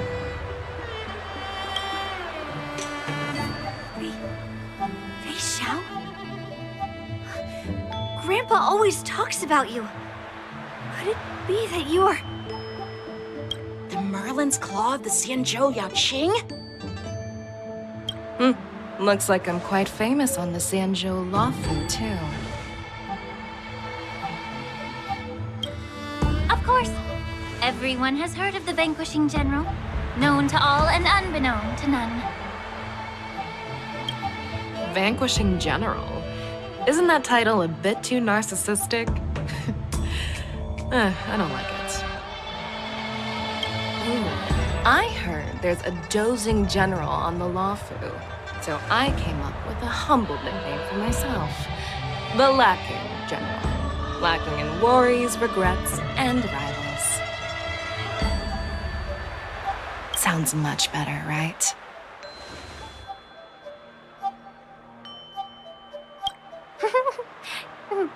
Yeah, that's a befitting title that sounds both humble and impressive. Now that the sparring session is over, Yanqing and Yunli, shouldn't you politely thank General Feixiao for her guidance and bury the hatchet? Here's your sword. Keep it safe. Or it might get taken away again. By the way, we haven't settled the score yet. I'll defeat you fair and square next time we fight.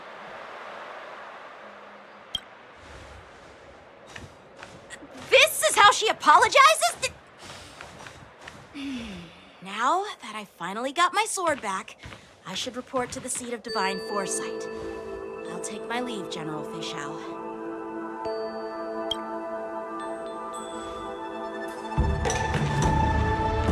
Oh, by the way, Miss Lingsha, if you've got some free time, I'd like to invite you to the seat of divine foresight for a chat with General Jing Yuan. I think there's more to those personal grudges you mentioned earlier.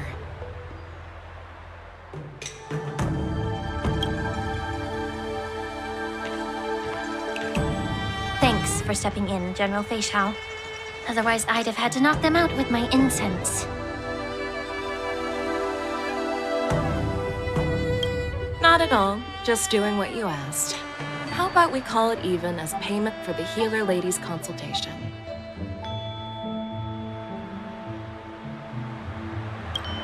Sorry, but even a general needs to pay their bills. We don't do credit here. And let's not forget, you'd have been waiting decades for a chance to see the Dragon Lady if it weren't for me. Well, you can always send the bill to the seat of divine foresight and say it's for mentoring those kids. After all, it was quite the effort splitting them up. I nearly had to get tough.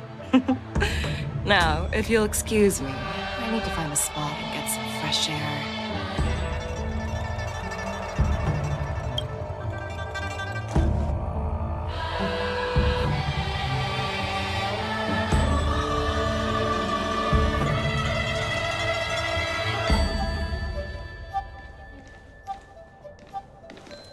Back already?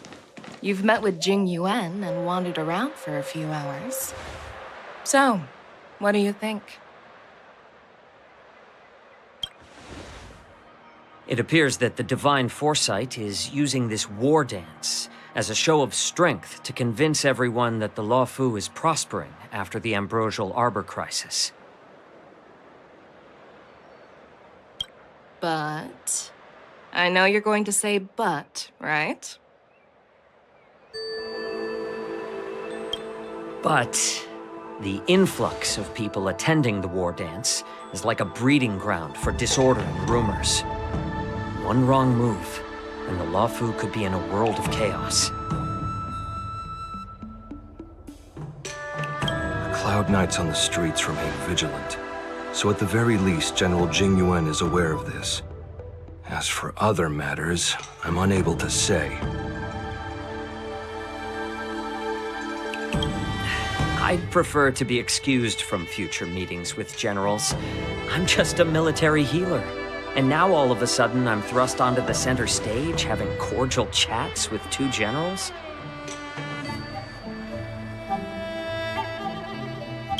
My work doesn't lend itself to being in the limelight either. just stop whining. At least you're in one piece, right?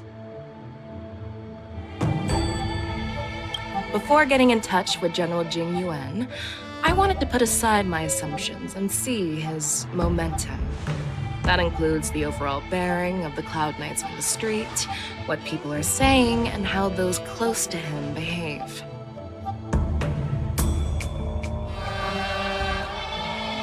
The might of an army dwells not within its pawns, but within the force of its collective momentum. Recognizing this fact reveals the true measure of power.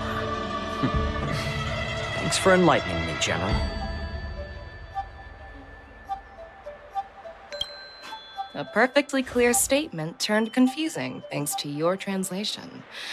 You've made me lose where I was now. Anyway, this is how I operate in battle, so you might as well get used to it. Are you treating General Jing Yuan as your enemy? The longest-serving general of the Xianzhou Luofu. Do you think he'd have only a few enemies? By the way, General, you met the healer lady, yes? Could you show me the medicine she prescribed you?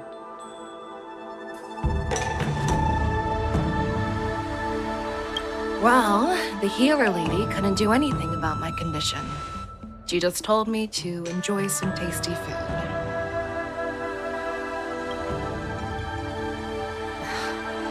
So not even the famed healer lady could help?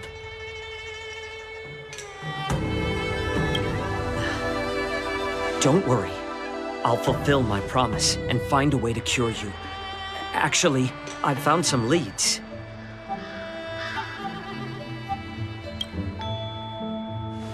Well, life and death, jiaoqiu. It's all predetermined.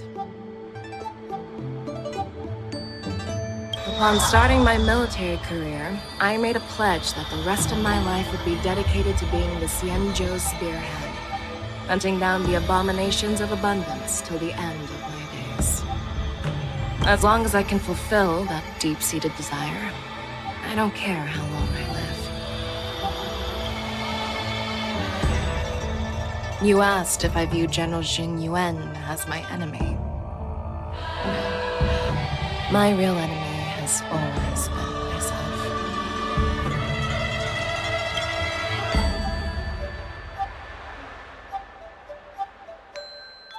Enjoy some tasty food. So, what's for dinner tonight? Jeez. You really know how to read the room, don't you? You guys figure it out for yourselves. I'm due to catch up with an old war friend I've not seen for quite a long time.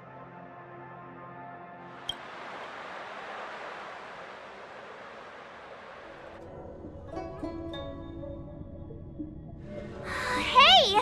Was that the Yaoqing general who just dropped in out of nowhere? Oh, she's so awesome! I mean, when Yunli swung that massive sword, she just casually blocked her attack with ease. Mine too.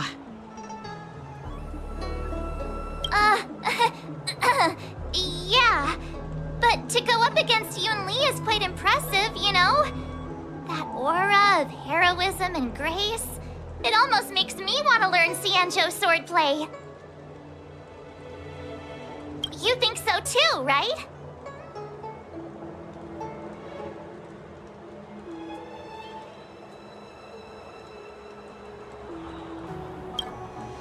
I agree.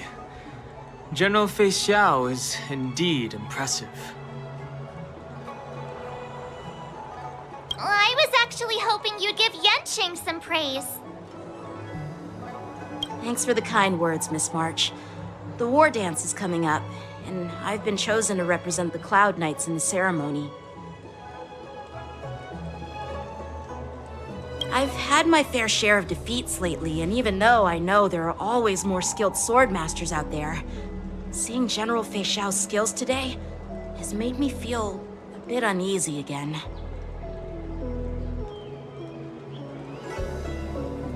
Don't underestimate yourself. After all, generals won't fight in the ring during the war dance. Just remember the state of mind you had when you single-handedly took on me and Blade, putting life and death aside. With that mindset, you can prevail against most challengers. I see. Thanks for the advice, Master Danheng. By the way, now that today's events are over, General Jing Yuan wants to invite all of you to the Seat of Divine Foresight. He has something important to discuss. I bet it's about how to deal with the generals from the Yaoqing and the Zhuming.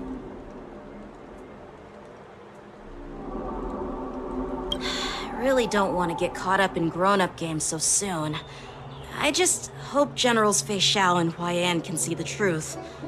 We don't need any more chaos on the Luofu before the war dance.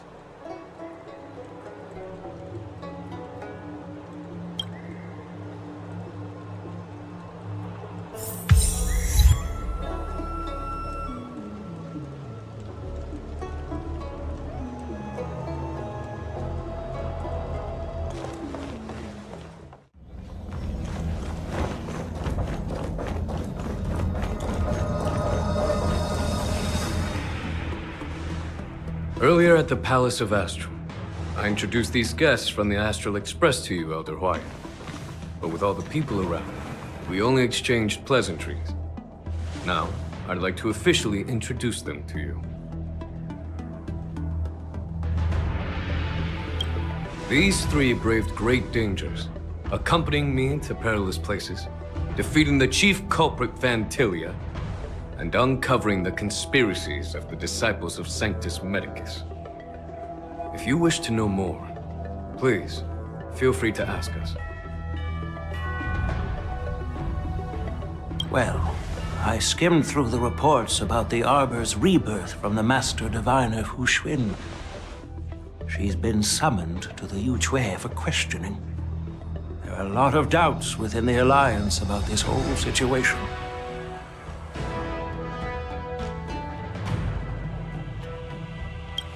But despite all that, I believe in you. Since you joined the ranks, you have repeatedly achieved remarkable feats. After the High Cloud Quintet each went their separate ways, despite the many criticisms within the Alliance, the Marshal still stood firm against the dissenting voices and entrusted the Luofu to you.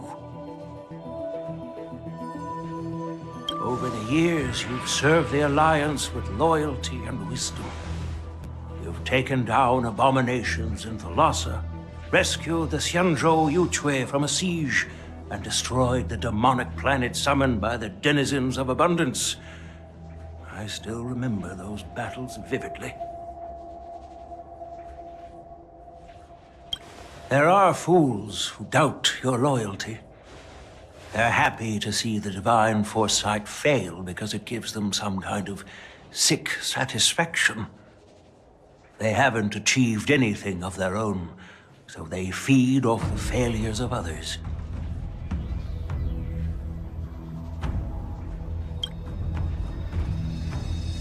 But I've seen enough failures in my time, and I want to believe that your loyalty has never wavered.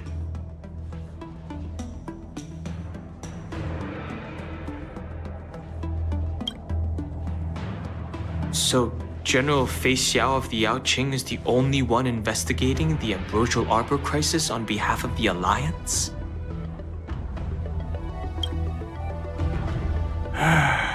No. I am too.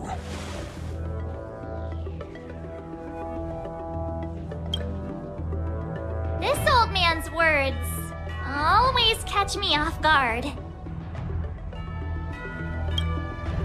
The Marshal ordered me to come to the Xianzhou Luofu, but the document only says, attend the war dance and listen to Feixiao's questioning.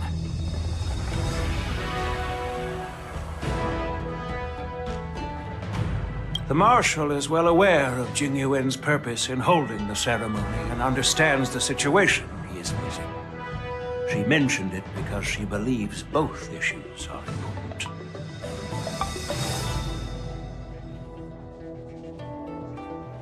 Thanks for your kindness and sincerity, Elder Huayan. But is it appropriate to tell everyone here about the Marshal's orders? By introducing the Express's witnesses to me alone, aren't you aiming to discern the intentions behind both my actions and feixiao's, and whether there's any discord between us? Well, since I'm being open and honest with you, I encourage you young folk to do the same. As for the Ambrosial Arbor crisis, all I need to do is listen. General Feixiao will be the one asking the questions. To be honest, I'm more concerned about the timely start of the Wardance. Oh, by the way, I've prepared a gift for the Wardance.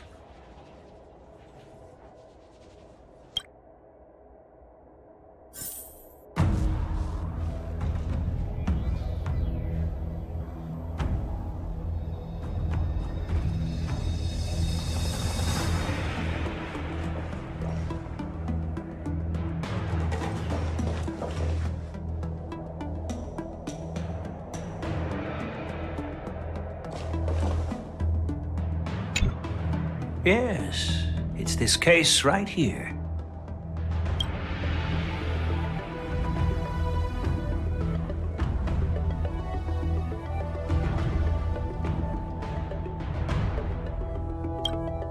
There will be numerous contests and celebrations during the Wardance, and the main event will be the Ringmaster's Challenge.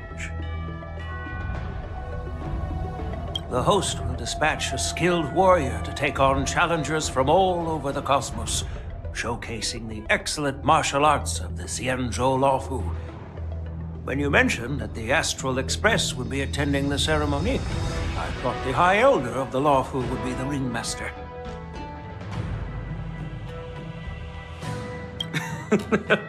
You humor me, Elder Huayan. The healer lady is just a young lady who knows nothing about martial arts. How can I assign her as the Ringmaster?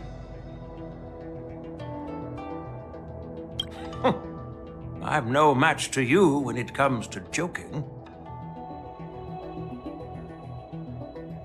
What's this box for? Why don't you open it, General Huayan? This sword case is intended for the Wardance's award. It's empty now, but in a few days, a precious sword will be delivered and stored inside. I don't mean to boast about our skills, but this sword represents the pinnacle of the Zhuming's craftsmanship. It has a legendary history, full of heroic tales from foreign lands, tales that are too detailed to be summarized in just a few words. Since the delegation delivering the sword hasn't arrived yet, I'll just leave the case here for now. I've been wondering who would be worthy of such a sword. And then it hit me. I can award it to the champion of the Ringmaster's Challenge. The ceremony's champion is sure to be a perfect match for the sword. Moreover, I hear that yanqing is an excellent swordmaster, and that he will be representing the Luofu as the Ringmaster, so it seems like a perfect gift for him. Thank you for your generosity, Elder Huayan. If you want to give me a sword, just say the word, Grandpa. No need to beat around the bush.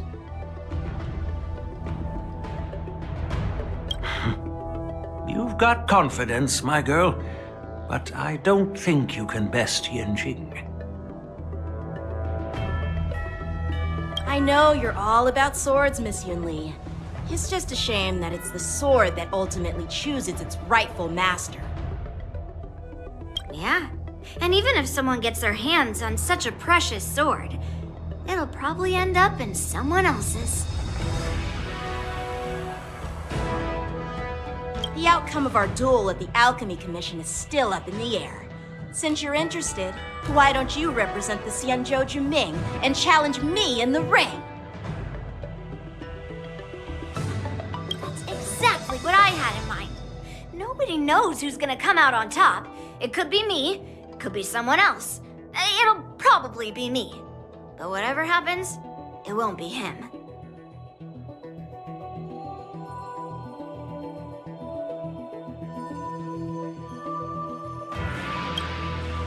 Not to be rude or anything, we've been watching their drama. I'm dying to find out who beats who.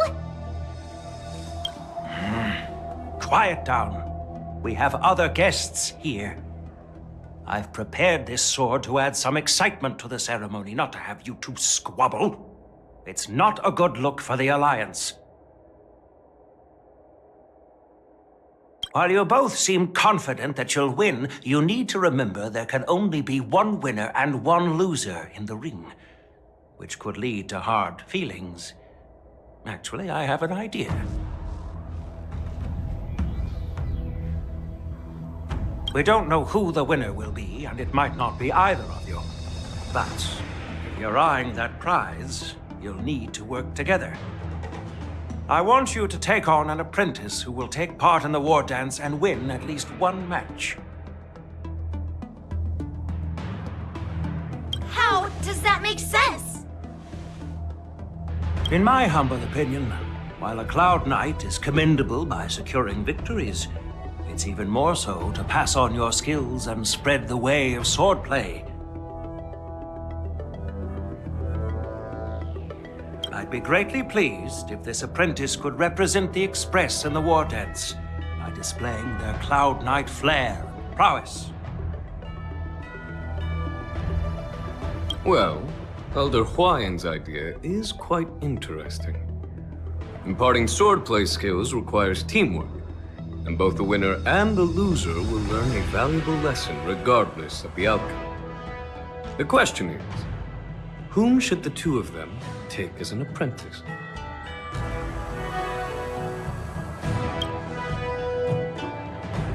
Huh? Who? Wait, me? I noticed just now that Miss March seemed quite interested in the outcome of your sword fight. So I thought, why not teach her the art of swordplay? Oh, wait! Are you serious, General? Why am I being dragged into this all of a sudden? I've never practiced swordplay before. I'm a total newbie. You really think I can learn it? Well, you'll probably realize I have no hope and give up on me. And that'd be so embarrassing.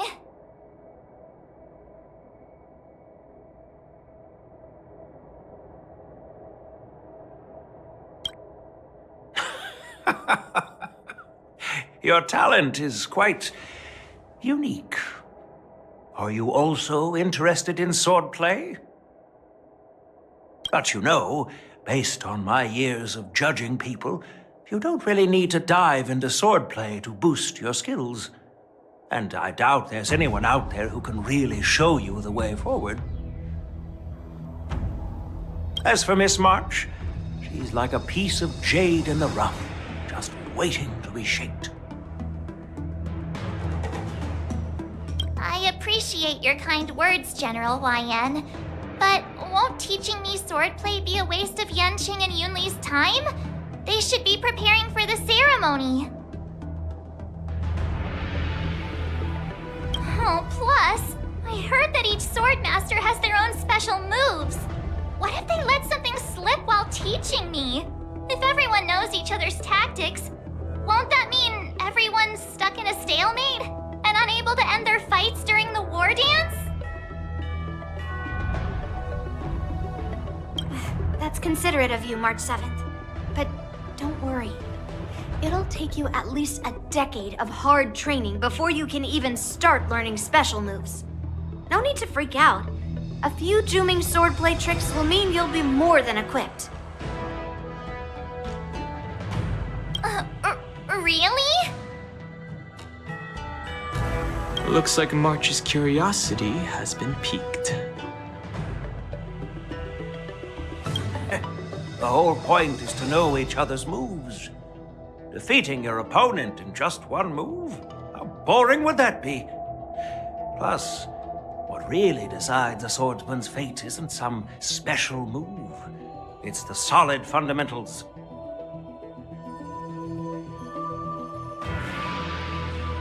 So Miss Yunli has already agreed. What do you say, Yanqing? General, I haven't graduated yet. How can I be qualified to teach swordplay to others?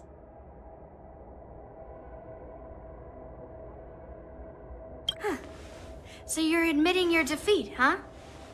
If you're not even confident to teach, why don't you let me be the ringmaster instead?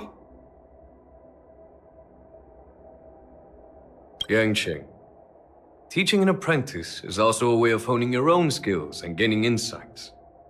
You've been an apprentice for years. It's about time you looked at swordplay from another perspective.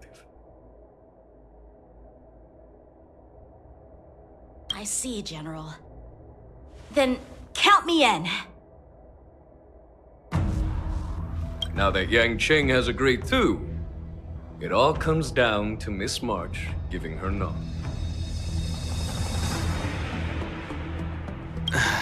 It's up to you to make the final decision, March.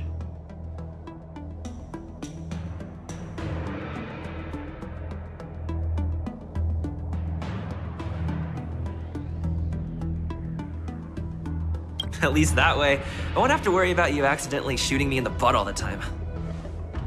Hey, I've never missed my target.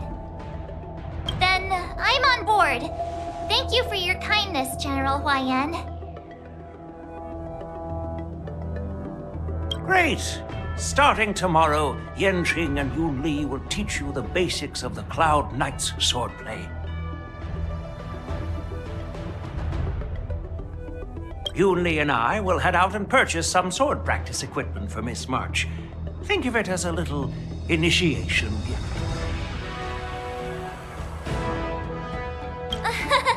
You're too kind. Wait, you're giving me a gift? Shouldn't it be the other way around?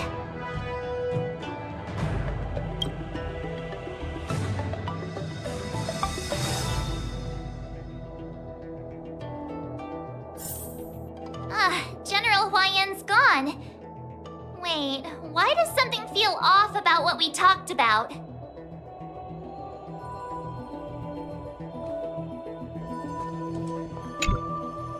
I think we strayed off topic. How did things even get to this point?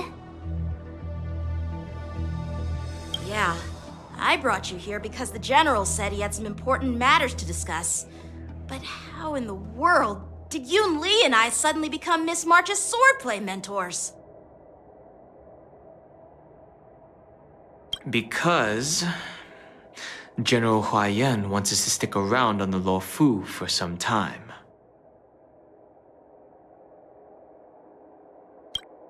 But from his point of view, we're no different from all the other tourists who may leave at any time. Since the crew's actions were mentioned in the Luofu's operations log that was given to the Alliance, he probably wants to see firsthand if we're as capable as the report claims, or if we're just some made-up excuse to save face. And he wants to see it for himself during the Wardance, which is why he even dragged Yunli into this.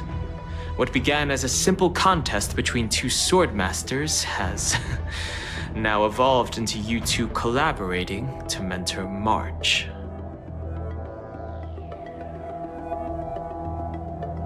Elder Huaiyan is still that tricky general who likes to give everyone a headache.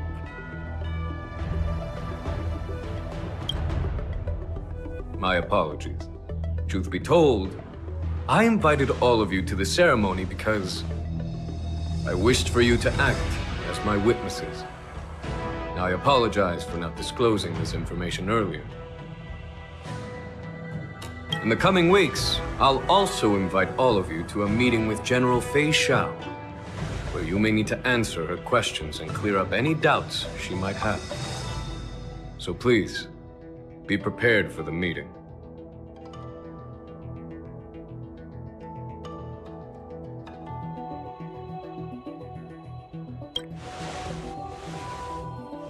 Don't worry, General. No matter what happens, I'm prepared to stay here as the Express's witness and answer any questions.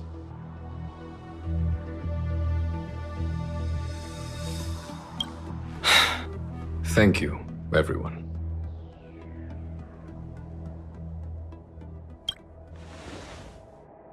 General, I know there isn't much I can do to share your burden, but...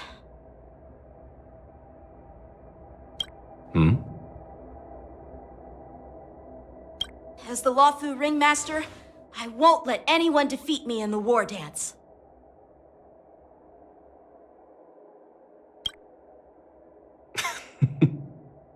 I know.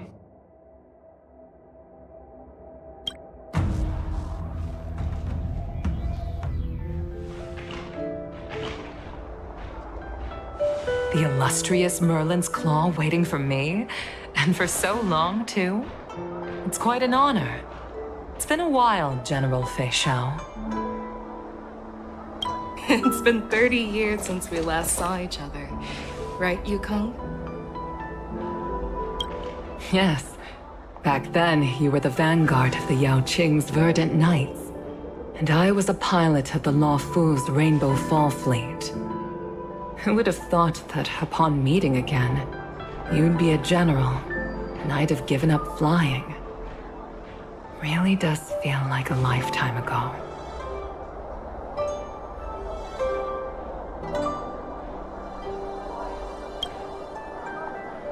Well, I wouldn't say I haven't seen you in 30 years. After all, your great victories are announced through the Yellow Bell resonance system every day. So I'm well aware of your great feats. How's your health holding up? Still stable, I suppose. Do you still remember the medic who saved me in battle? That healer with the odd name and peculiar temperament. What was his name again? Was it Pichu? Or Kaqiu? Jiaoqiu. He's been my retainer and personal healer, delegated by the Alchemy Commission from the Xianzhou Luofu. Over the years, he's dedicated himself to managing my condition. It's thanks to him that I'm still in good health today. Given my background, I'm happy to have made it this far. I'm relieved to know that you're safe and sound. Well then, since you and Elder Huayan are here, I imagine you must have received orders from the Marshal?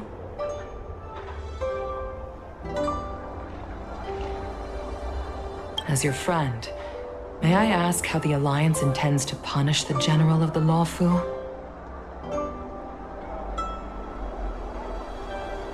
The Arbor's rebirth has frightened the elders who lurk behind the scenes. They fear the resurgence of abominations, much like what happened 30 years ago. Although the reports from the Luofu explained all the details, we don't know if the Ruin Legion really invaded, or how exactly the Stellaron Hunters and the Astral Express became involved. This puzzle has many missing pieces.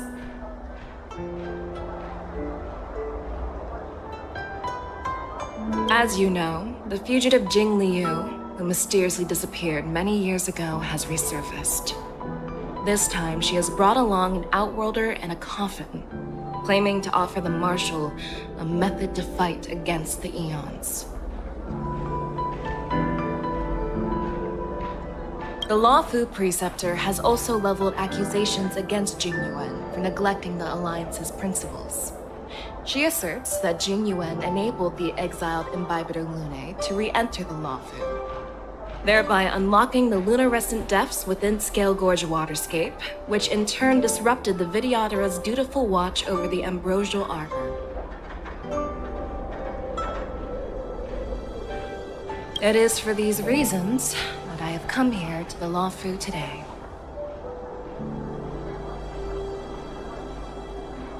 Well, duty calls. Perhaps I shouldn't have mentioned all of this to an uninvolved person, but since we once fought together, I didn't want to keep you in the dark. Perhaps pretending you didn't hear any of this would be for the best. I understand. I'm sorry. I was out of line. I know I shouldn't be defending General Jing Yuan right now, but... well, you know how I am. The Luofu has enjoyed centuries of stability since the end of the sedition of Imbibiter Lunae, much of which can be attributed to General Jing Yuan's masterful strategizing. Unfortunately, for long-life species, enduring through the ages always culminates in a failure that undoes all previous achievements, a moment that our adversaries relish.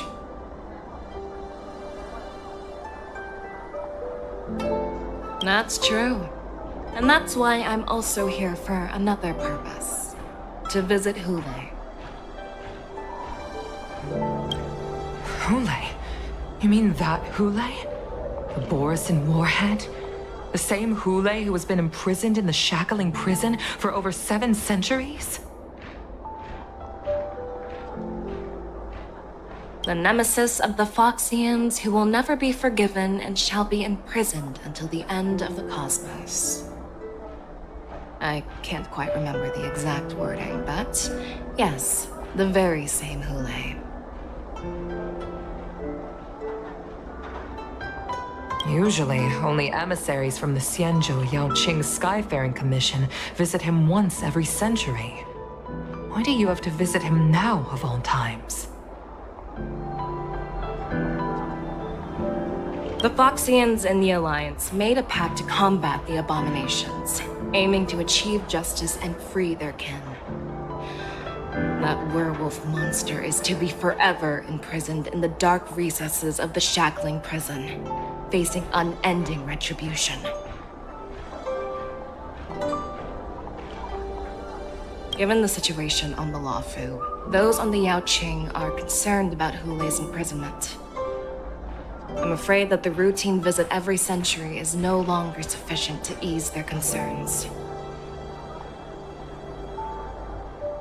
That's why I was sent here, to reassure them.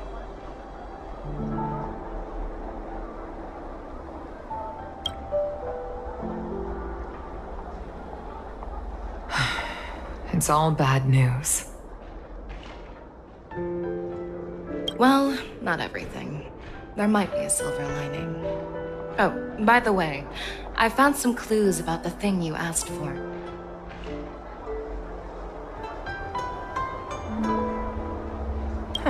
Tell me more.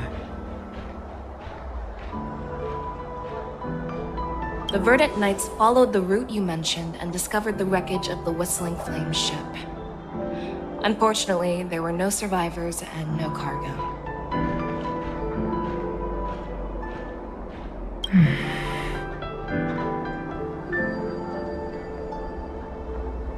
However, someone had already been on the scene before we arrived.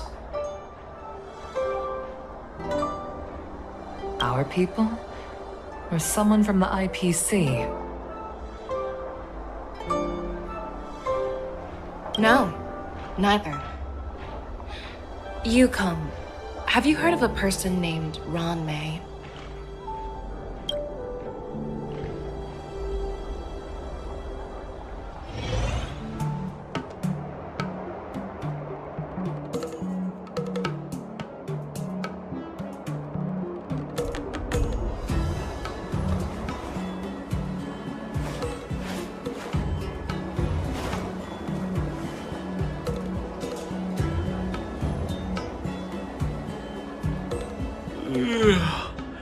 I'm still feeling sleepy.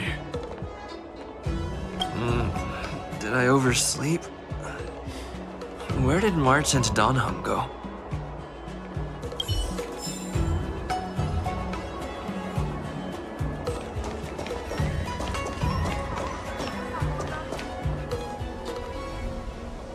are.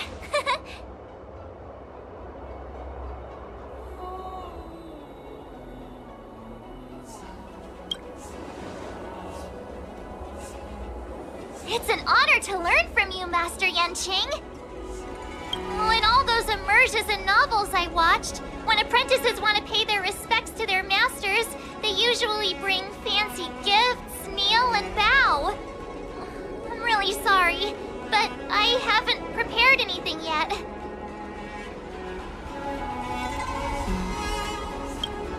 Hey, why are you blushing, Master Yanqing? This is, the first time someone has called me master. I need to, get used to it. Ahem. Let me make it clear. Swordplay training is about improving your body, mind, and strength. It's not a casual game you can master overnight. I promised General Huoyan that I'd teach you Cloud Knight swordplay, so you can participate in the war dance and defeat at least one opponent. I'll do my best, but if you break your master's rules... Fine. A promise is a promise. Since I promised to study hard, I'll do my best starting today.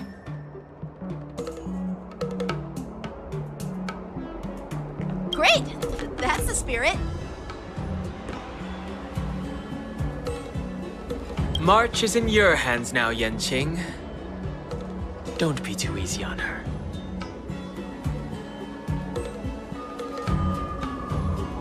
Danheng, do you even have a heart? Did you lose it somewhere? By the way, where's Yunli? I've found a quiet spot in the back garden of the Palace of Astrum for our first lesson together.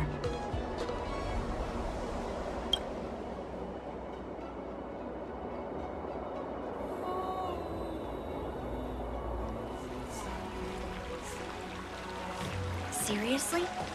It's the first day, and you two are already late? Why is everyone on the Luofu so laid back? So disappointing. Master Yunli, you're already here. Sorry for keeping you waiting.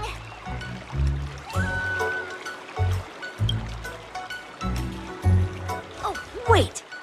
Were you trying to teach her in secret? That's sneaky! I'm just showing you what Luofu etiquette is all about. She might be my apprentice, but it's customary for the master to personally escort their apprentice to the place of learning. As the host, I'll be teaching Miss March the essence of Luofu swordplay, after which she'll emerge victorious in the war dance ring. You won't be complaining about Luofu swordplay then.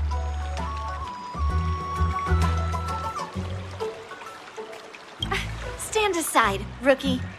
Let me show you how we Zhuming swordmasters treat their apprentices. Quickly, over here, Miss March. This is a reverse mentorship gift from me to you. I hope you put it to good use.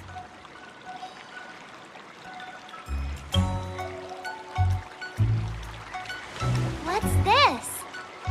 Xianzhou clothing? It's so beautiful! Sword practice requires precise movements. This outfit is tailored to fit perfectly and allows for smooth movements. I even added some small accessories. I put a lot of thought into it. You're awesome, Master Yunli! See? See? How can you compete with me? I'll teach March 7th the essence of Zhuming swordplay so she can win the contest with my sword skills. Actually, I've prepared something too. Huh? You have a gift for me too, Master Yanqing? If you want to learn swordplay, Miss March, you'll need suitable weapons. So, I went out of my way to prepare a pair of swords overnight. Unfortunately, I didn't have time to ask the craftsman to customize the swords for you. But I did my best to choose ones that look nice and are suitable for a beginner. I hope you like them, Miss March. Thank you, Master Yanqing! Bet you didn't see that one coming, did you, Yunli? The real competition is just getting started.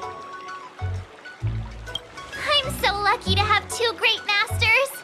But why does it feel like things are getting a bit weird?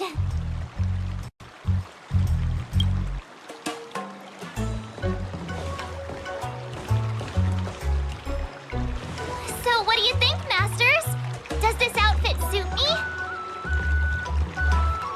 Perfect. I chose it carefully. It's perfect for beautiful young swordswomen like you and me.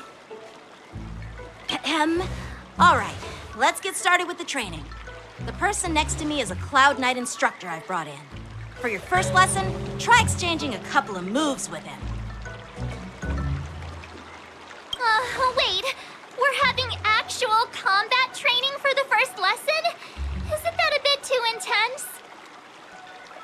Well, I heard you have some experience with archery and martial arts.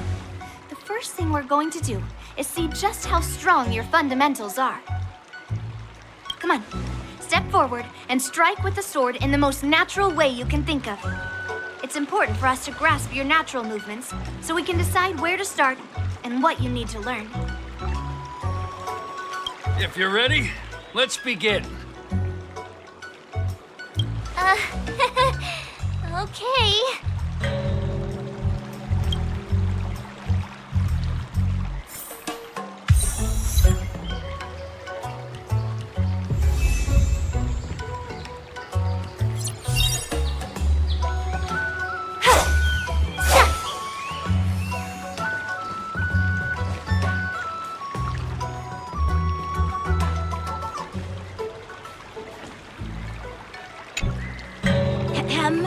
All right, let's get started with the training.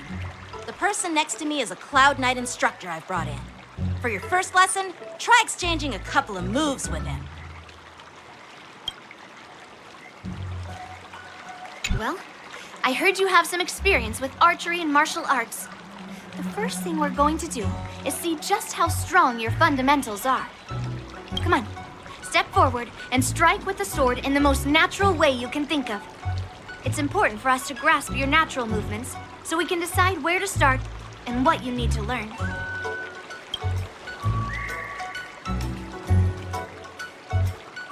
Are you ready? Yeah, I'm ready. But please go easy on me. Then I apologize in advance, Miss March.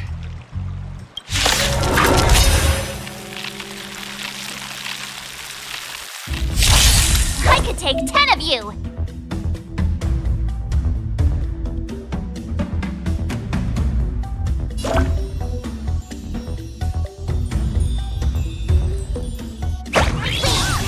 Pay close attention, Miss March. Luofu swordplay is all about being swift and agile in your movements.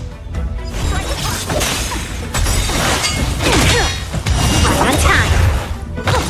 Practice is over. Swords descend! Ignore him.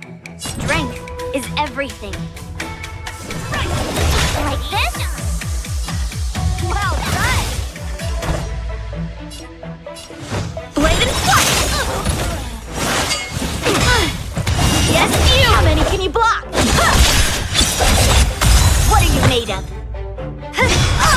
I could take 10 of you! No! Here you go, Master! Into earth! I'm starting to get the hang of it! Awesome! You'll make good practice. Watch a blue heart and focused mind. Here I come! Time to show you what I can really do. Azure Dragon, White Tiger, less cards! Watch this! you mumbling about? Isn't this, sword technique? Shouldn't I be saying something cool? Through clouds! How many can you block? Practice is over. Swords descend!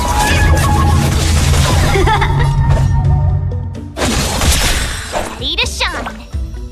Nice job!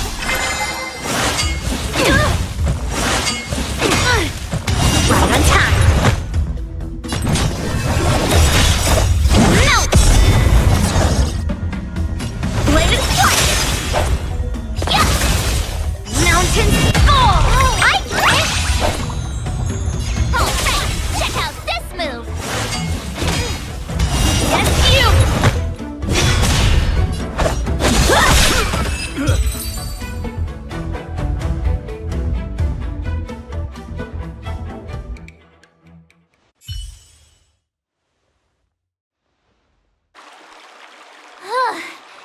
I didn't expect the first lesson to be so intense. Miss March has quick hands and a flexible body. She's a perfect fit for practicing Luofu swordplay. However, she lacks strength, and her strikes were a bit unfocused. But don't worry, that's totally normal for beginners. Once she starts practicing Juming swordplay, she'll make heaps of progress. Given the situation, I believe Miss March should start by working on her strength. Seriously, do you actually know anything about swordplay, or what? I could ask you the same thing. Dual swords require agility. So what's more important than footwork? Instead of focusing on her strengths, we should address her weaknesses. The drawback of wielding two swords is not generating enough force. What good is being quick on your feet if you don't have strength? It's not like we're dancing here.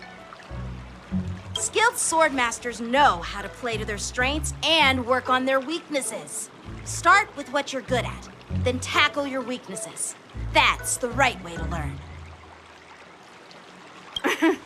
You're quite the theorist, huh? Theorist? You claim to be able to talk to swords. So what does that make you? A lunatic? Hey, it's only my first lesson, and you're already arguing. Come on, calm down, masters. I'll have to improve both my footwork and strength anyway, so it doesn't matter which one comes first. But it does matter. Just listen to me, March 7th. Aww.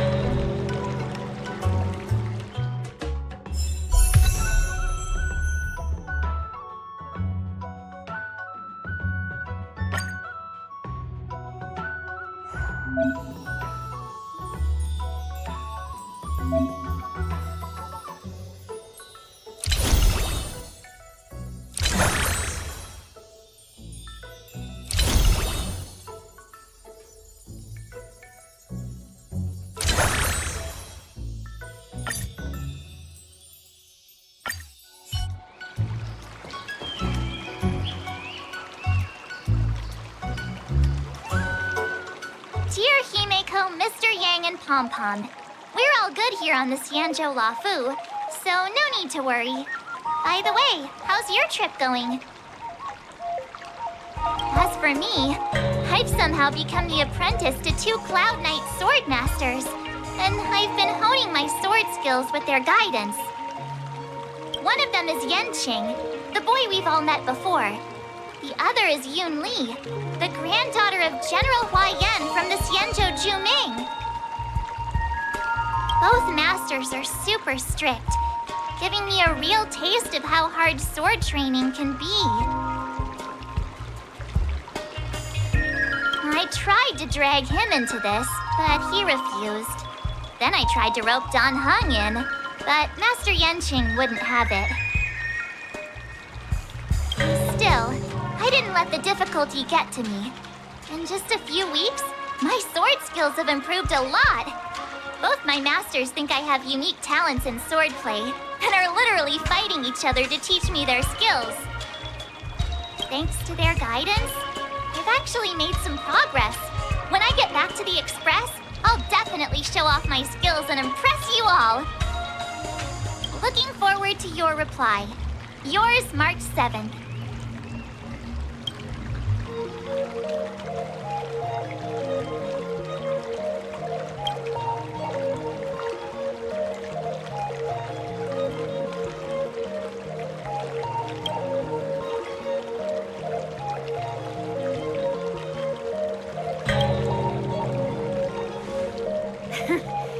Well done. Let's call it a day.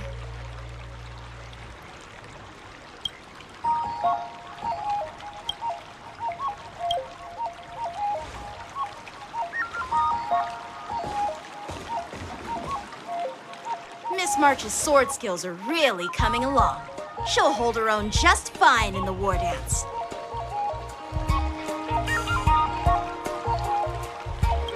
Perhaps I might have a shot at beating both masters in the ring?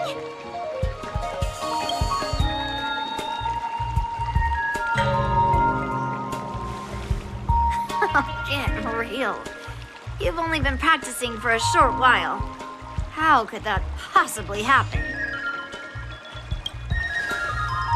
With your talent, Miss March, if you dedicate a few more decades to training, you might eventually be able to defeat Yunli.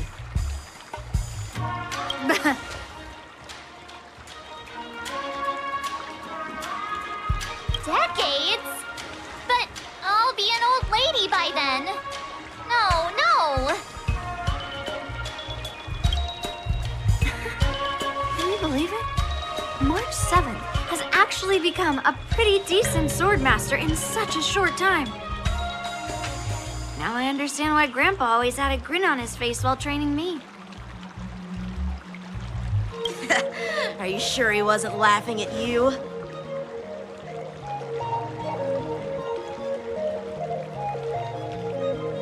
Oh, shut up!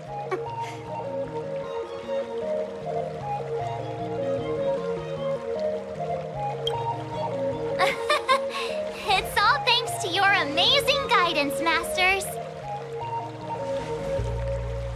Miss March, you're really getting the hang of wielding dual swords. If you're keen on advancing, trying out different Xianzhou blades can improve your touch. Oh, let me see. Which sword is the most powerful? Single sword? Great sword? Or maybe a flying sword?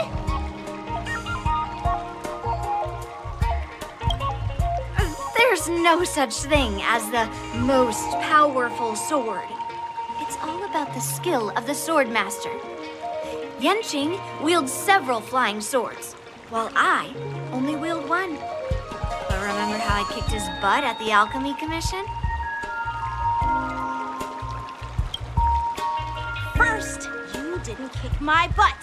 Second, you'll never kick my butt. Third, how about we settle this right now and see who kicks whose butt? Yeah, I'm up for that.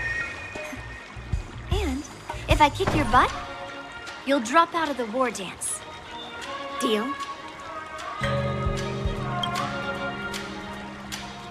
Why are you two arguing again? I thought things had been improving between you lately.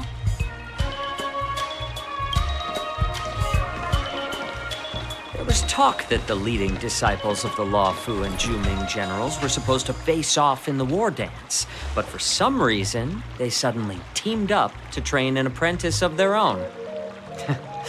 Turns out, the rumors are true.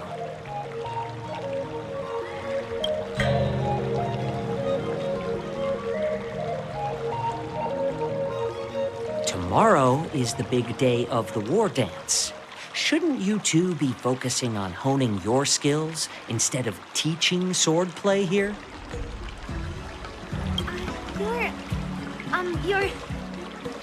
Oh, that's right. You're the pink-haired fox from the Yaoqing.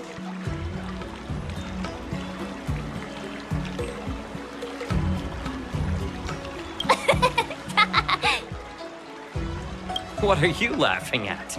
You've got pink hair too.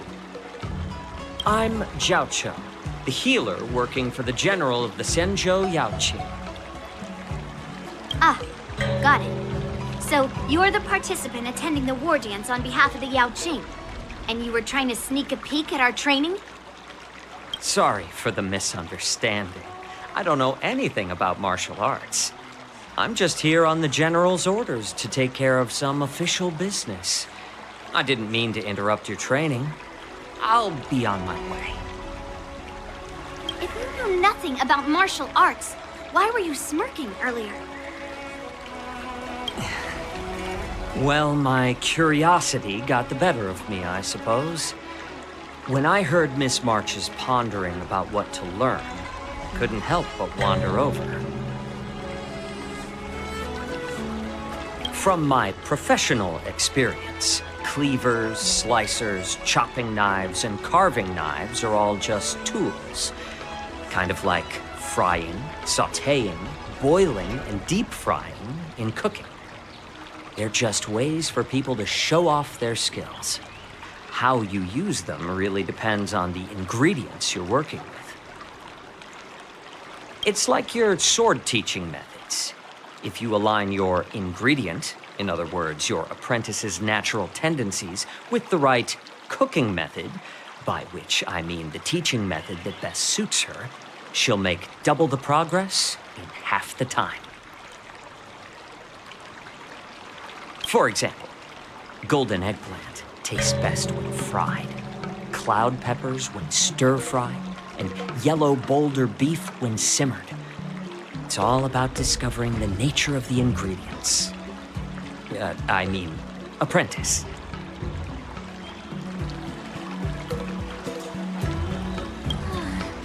All this talk about food is making me hungry. Aren't you a healer? Why are you talking about food? Well, it's just a metaphor. The medicinal school I follow on the Xianzhou Yaoqing is called the Rancha School. It specializes in food therapy. So it's only natural that I know a thing or two about cooking. So, you're the General's cook?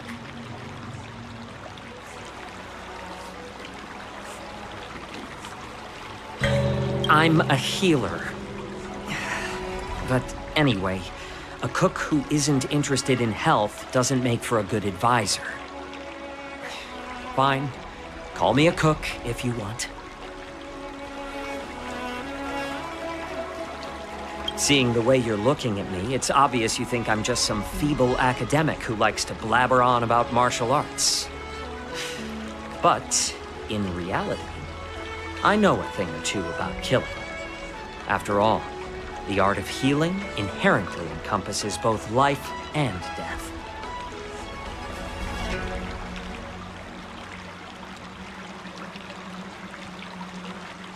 Seriously?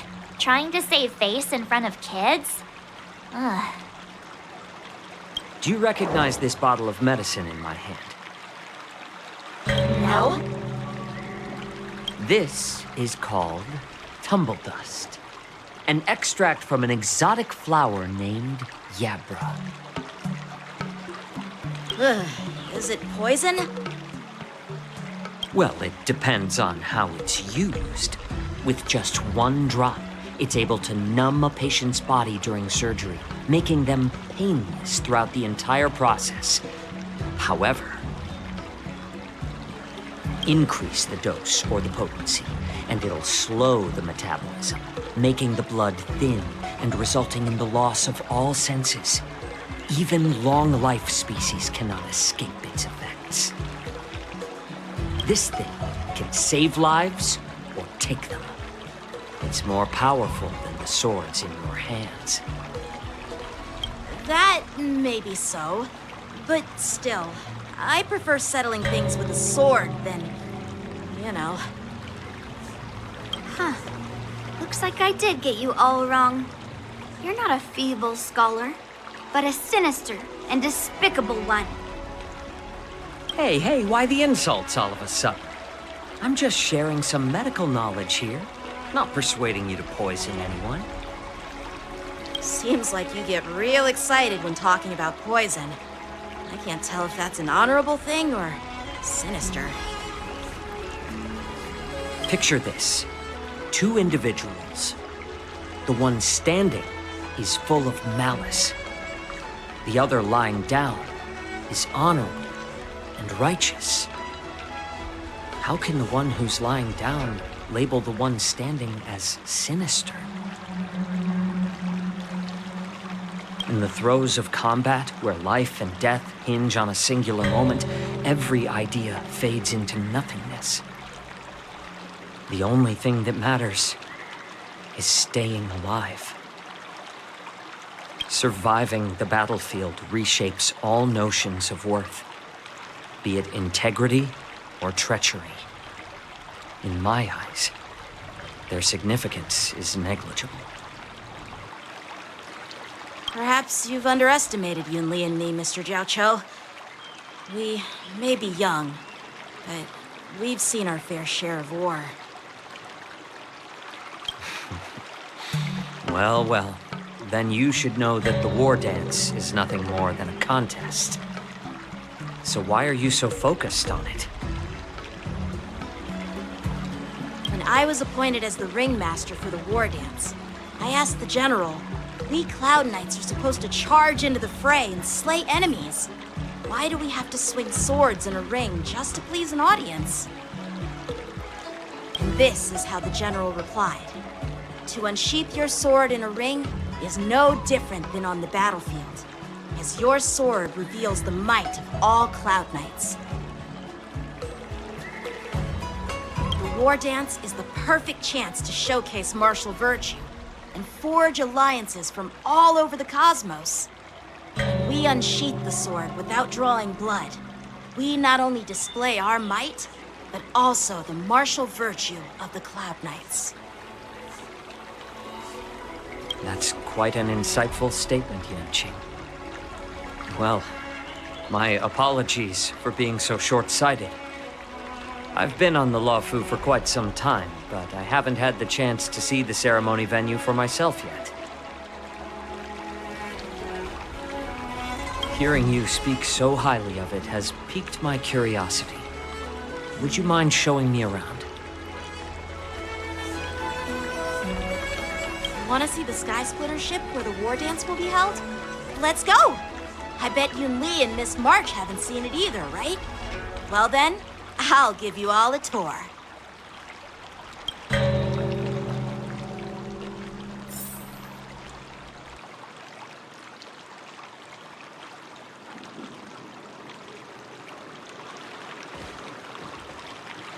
Surviving the battlefield reshapes all notions of worth, be it integrity or treachery.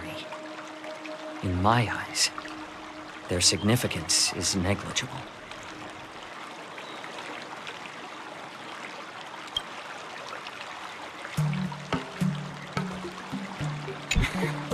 Can you believe it?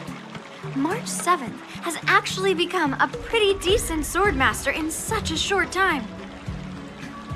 Now I understand why Grandpa always had a grin on his face while training me.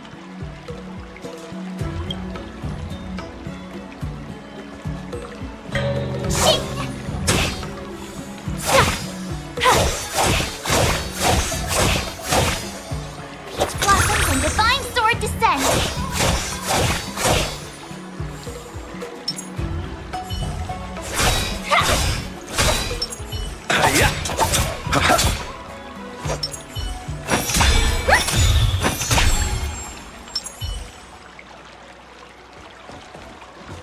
Let's go. I'll give you a tour of the Sky Splitter.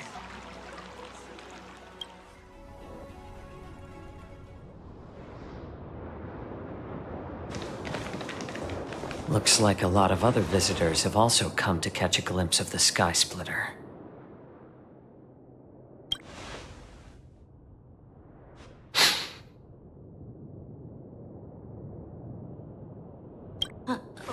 What's up, Mr. Jiaoqiu?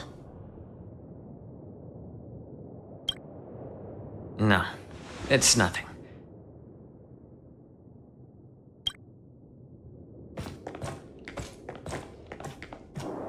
Do you see that airship in the distance? That's the Sky Splitter, the venue for the Wardance ceremony. It doesn't look all that impressive from this distance. The Sky Splitter is actually a decommissioned Luofu military vessel. People aren't allowed on board until the Wardance officially commences. Tomorrow, when the bell rings and the ceremonial cannons roar, I'll be there representing the Cloud Knights of the Xianzhou Luofu, standing in the ring, ready to take on challengers from all over the cosmos. Since I was a kid, I've been training in swordplay and the art of war under the general.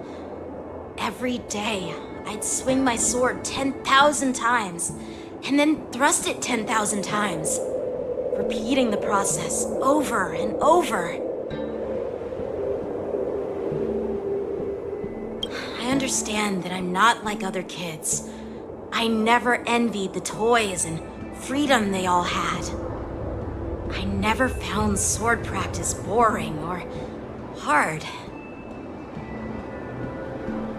Even in the thick of battle, facing down savage abominations, I never felt scared. Each day, I could feel myself getting stronger and stronger, and I racked up countless victories. It's the best feeling in the world.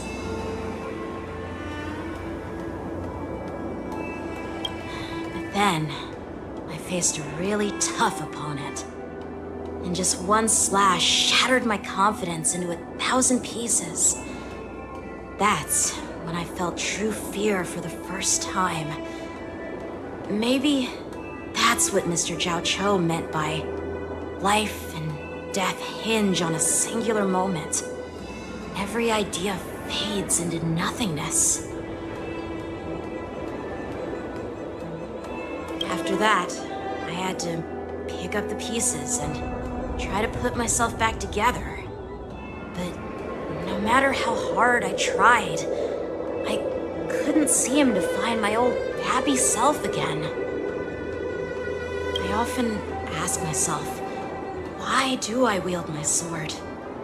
If defeat is inevitable, why do I continue to fight?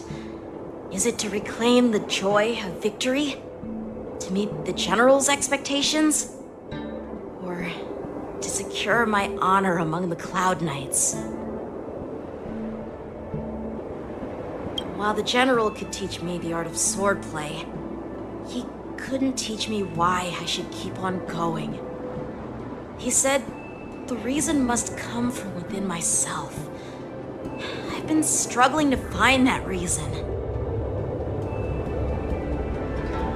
But after talking with you, Mr. Jiaoqiu, I think I already have that reason in mind.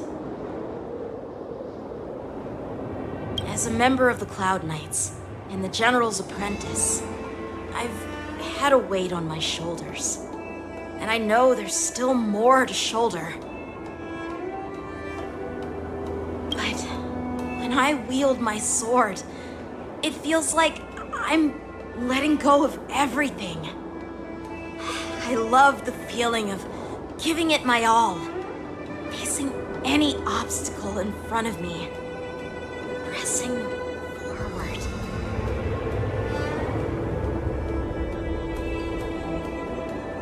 That's why I wield my sword.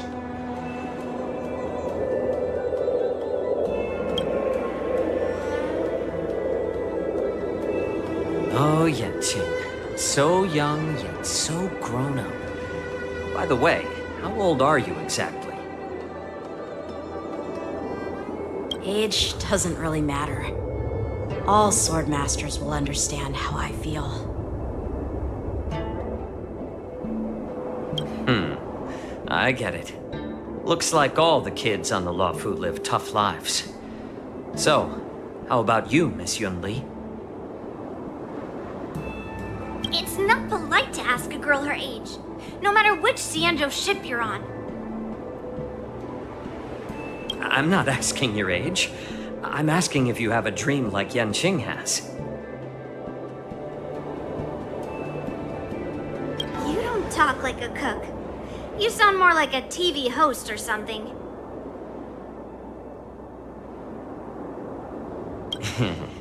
Need I repeat myself again? I'm a healer.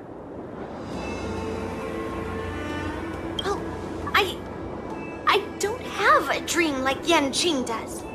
The only reason I'm participating in the Ringmaster's Challenge is because I made a promise to my grandfather. I want to win the precious sword he's contributed to the Wardance. Sounds like that mind of yours is just filled with swords. I bet you've got nothing better on your mind.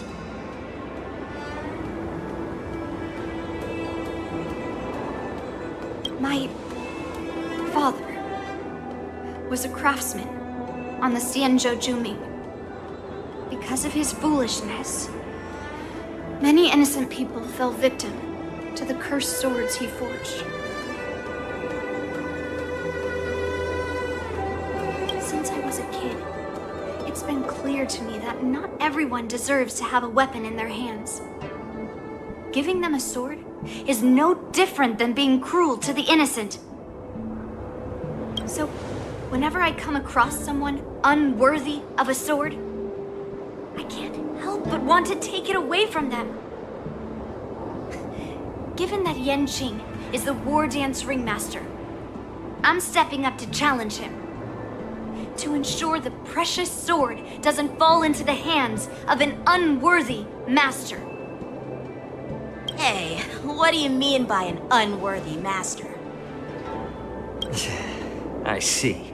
It's not easy for kids on the Juming either. Well, it's better to have a reason for wielding a sword than to be lost and confused. I've saved countless Cloud Knights in my life. There are plenty of exceptional warriors, just like the two of you. What happened, Mr. Jiaoqiu? Oh, nothing. I was just reminded of some old friends and old tales.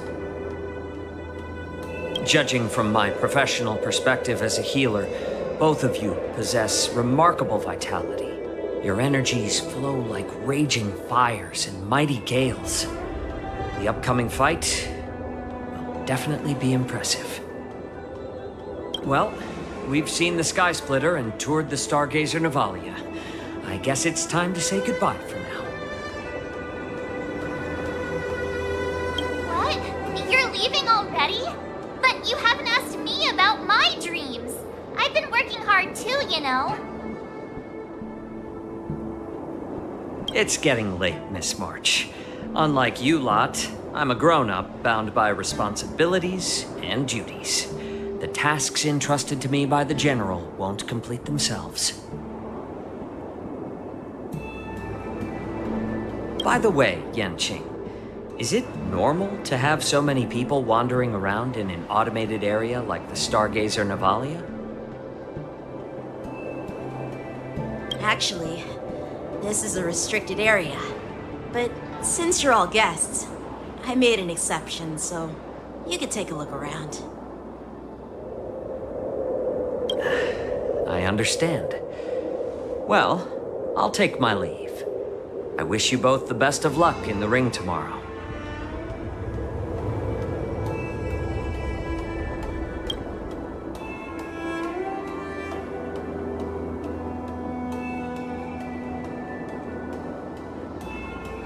Seriously? I just spent so much time thinking about my dream, but he didn't even ask me. Now that we're done with our tour of the Sky Splitter, shall we continue with our training? Why don't we take a day off? What? You want to secretly practice swordplay by yourself? Dream on. You know cramming before a fight never works out. For some reason, seeing the Sky Splitter has boosted my confidence. So, I've decided to conserve my strength for tomorrow. All right. I'll take you out of the Stargazer Navalia.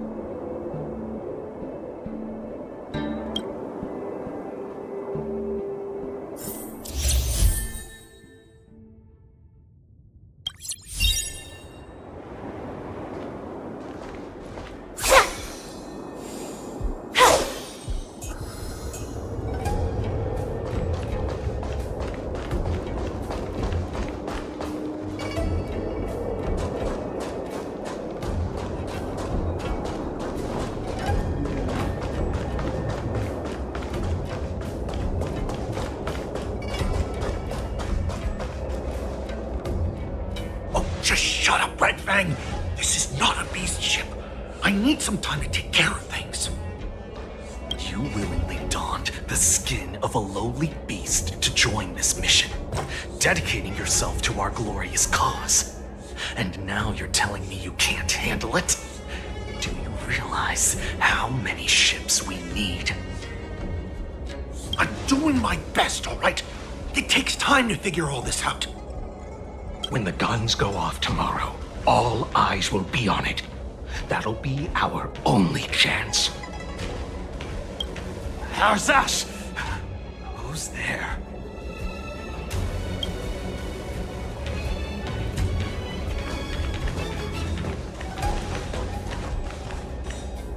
Who are you guys?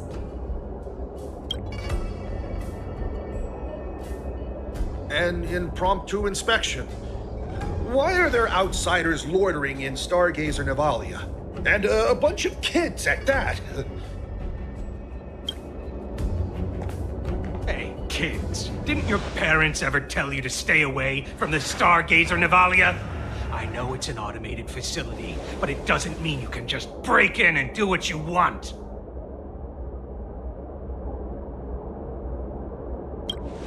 First of all, I'm an adult. Second, I didn't just break in. Yeah, we flew here on a star skiff. Like, whoosh! Well, I'm not trying to tell you off, but this place is off limits to the public, you know? Big sis, let's go. I want to play in Ever Hunt Planes.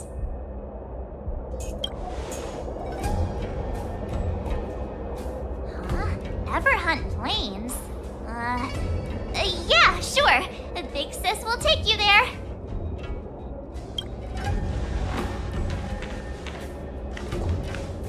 Shuha! You should have let me. Shh, the overhaul is done, and everything looks good. We should leave.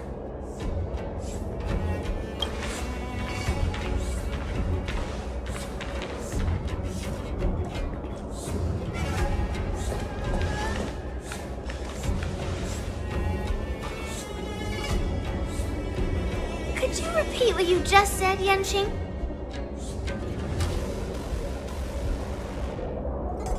What did I say? Big sis, let's go. I want to play in Ever Hunt Planes. Come on. Can't you read the room? Something is definitely off about the 3 people we just met. Yeah, anyone could see that. I just wanted to hear you say it again. That pink-haired fox tried to say something. I'm pretty sure he sensed something fishy. Since he's not familiar with this place, he just dropped us a hint. But you didn't seem to be paying attention at all. I knew that from the beginning.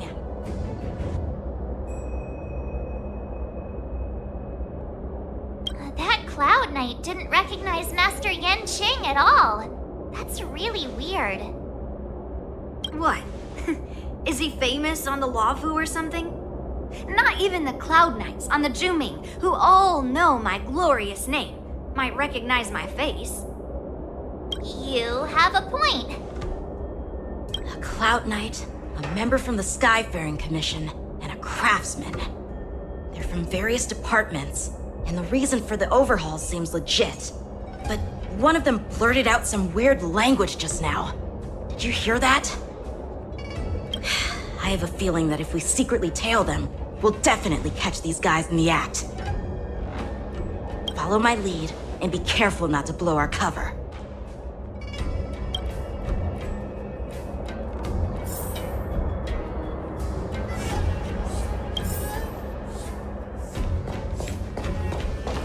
Never mind who they are. Let's just film them.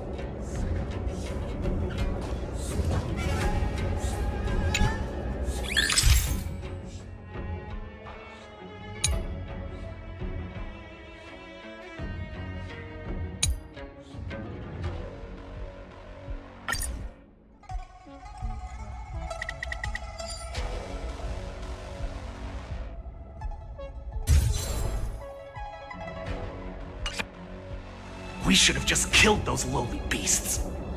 Those little brats won't take up much space. There are boxes all over this place. Just dump them into one and no one will notice. Cut the theatrics, Gulak. Even the slightest slip-up could interfere with Lord Moktok's plans. So where are we heading next? To check the freight skiffs. We've got a lot of preparations to do. Also, don't forget to take those crates with you. Weapons, supplies. We've got to be well prepared. Otherwise, we're screwed. So, are they smugglers? What exactly are they up to? I have no clue, but they seem to be moving those crates. I've got an idea. We can hide inside the crates and follow them.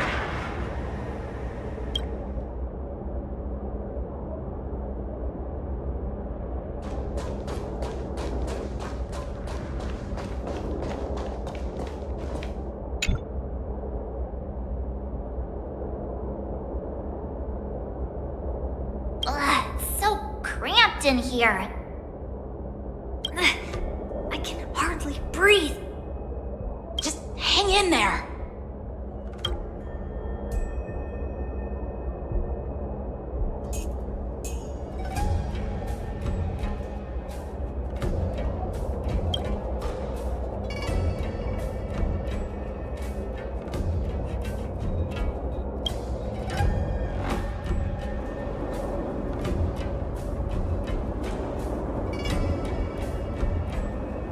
Let's just put the cargo here for now, all right? Then we'll move on to inspect the ships. Lord Moktok said that as soon as we're done, we're to board the freight skiff and leave this place. Don't worry, I've changed the shipping schedule. You two, come with me. Is it just me?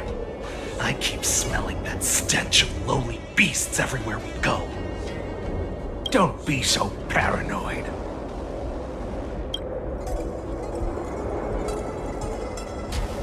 Looks like they're planning to escape on the skiffs in Stargazer Navalia. They keep talking about their plans, but where do they come from? And what do they want to do on the Xianzhou? They're definitely up to something bad. Wait, they disappeared! Let's catch up to them.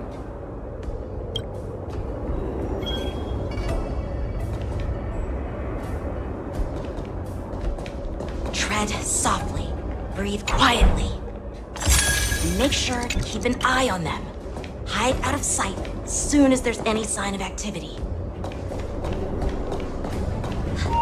Did he spot us? Quickly, hide!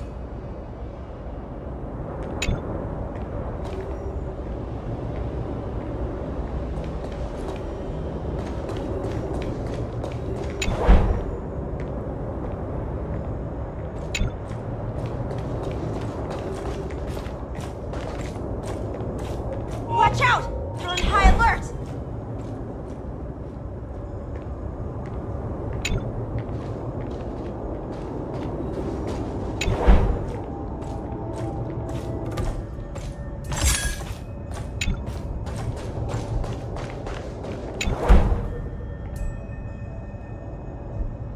Don't be so paranoid. We're running out of time. Get over here! Shuhard, I'm coming!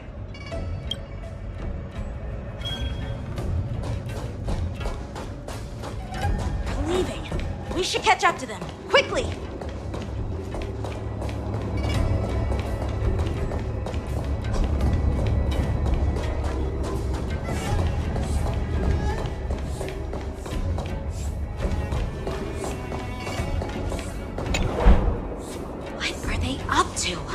They're all wearing official uniforms, but I'm pretty sure they're not members of the Skyfaring Commission, the Artisanship Commission, or the Cloud Knights. This is way too suspicious. Never mind who they are. Let's just film them. That way, if they do anything bad, we'll have solid evidence against them.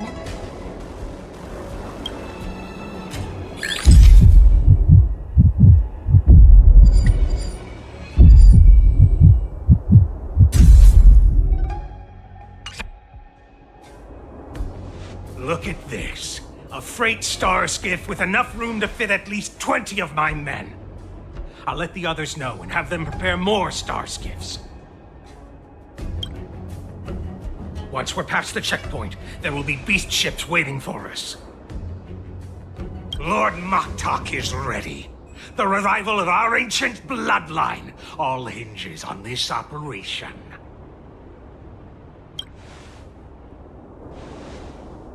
What did he just say? Beast ships?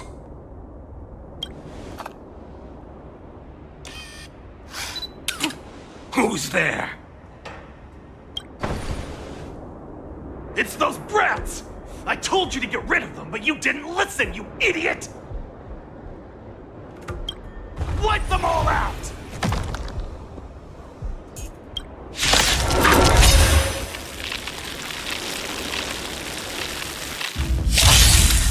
Borison? Harmony and unity. Adusa! Die, you low-wing beast! That's kinda tense. Not very sportsmanlike. Receive divinity. My broken night. Stars echo. Eternal sleep and return! Initiate clean. I'm so everything. Burn to ashes! I'll see you off. Ready to shine. I will claim victory for myself.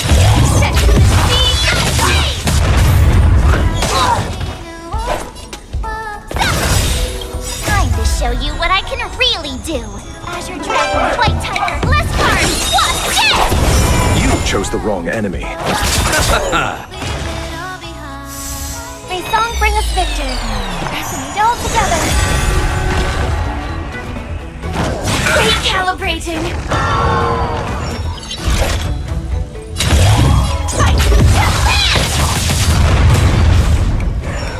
Awesome! You'll make good practice.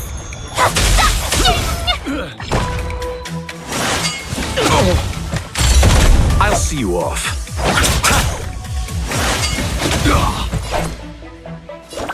Here you go, Master! I hope for an end to strife in the work. Harmony and unity. Bloom. Support. Receive. Eternal sleep is nothing. And return!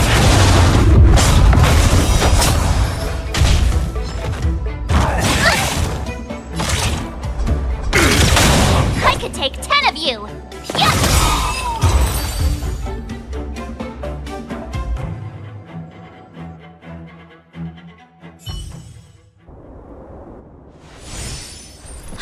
How is this possible? How did these Foxians change their appearances like that? They're not Foxians at all. They revealed their true form. They're Borison, just like the bandits I defeated on the IPC ship. Wait, that means...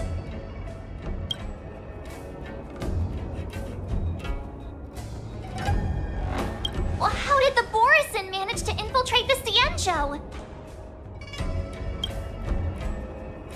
It's not just a simple disguise of wearing our clothing and shaving their whiskers. They're somehow able to alter their appearance to be indistinguishable from Foxians. They even have official IDs for the Skyfaring Commission, the Artisanship Commission, and even the Cloud Knights? Let me check this fake Cloud Knight's tag.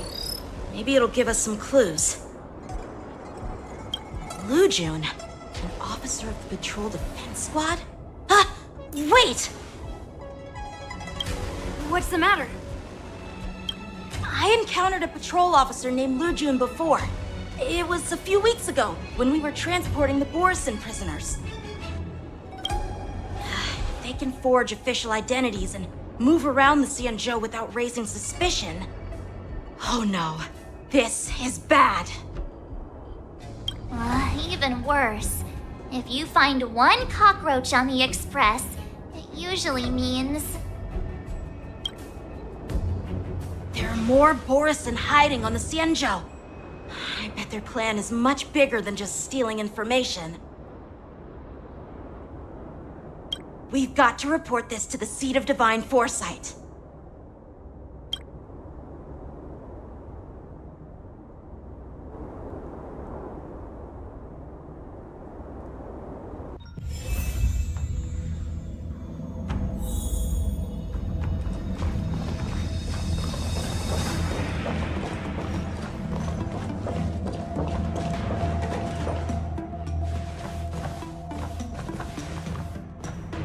I am glad to finally meet you in person, guests from the Astral Express.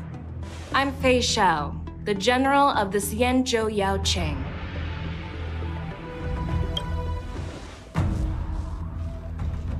Let me introduce our guest to you. The one dressed in green. He's the reincarnation of Imbibitor Lune, and the person behind him is the newest member of the crew. I've heard a lot about you. Outside the reports from the Luofu, the Skyfaring Commission of the Yaoqing has also gathered plenty of information about both of you. I've been eager to meet you face to face for reasons that I'm sure General Jing Yuan has explained, right?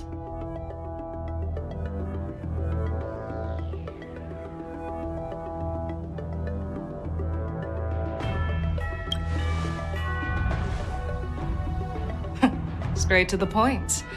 I like it. According to General Jing Yuan's report, the Ruin Legion is to blame for the Ambrosial Arbor crisis, and all Arbiter Generals should pay attention to the Ruin Author's movements. Over the years, the Destruction's minions have wreaked havoc on countless worlds, and the Alliance has been keeping an eye on them. But no one expected them to join hands with the remnants of the Abundance.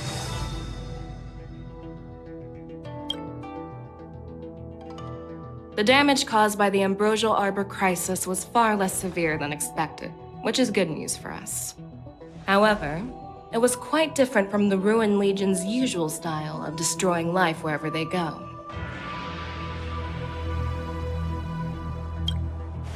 While I trust the bravery of the Divine Foresight and the Nameless, I'm curious about some details missing from the report.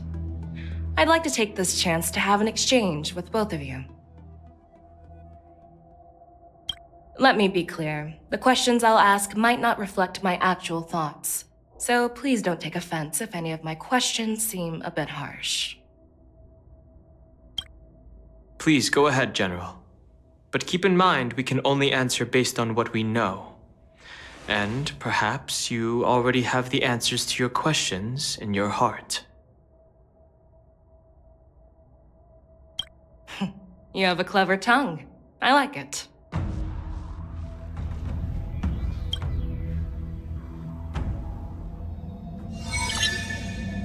The Merlin's claw is quite articulate. Right now, her intentions are unknown, and Jing Yuan wants us to be honest. Maybe I'll just stick to the facts we know. Let's cut to the chase. Before the crisis struck, the Astral Express was guided here by a Stellaron hunter, a wanted felon, in an attempt to resolve the Stellaron crisis. However, everyone in the cosmos knows of the Stellaron hunter's reputation. So, why did you place so much trust in them? Could it be that some of you have a connection with them?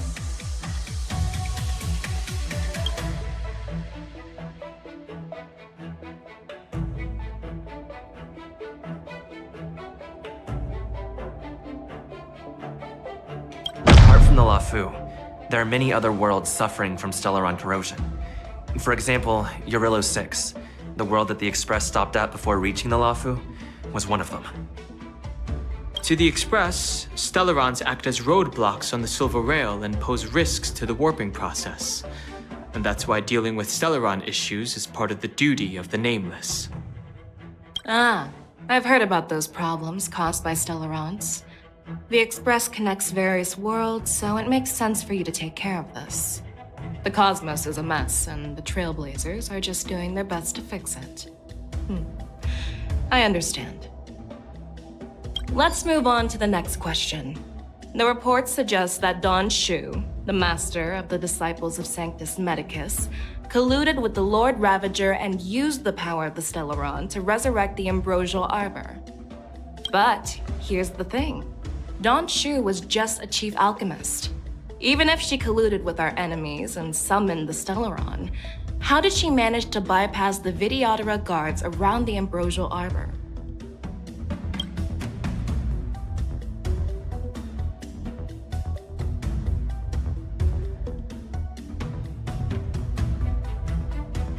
I personally met Don Shu once.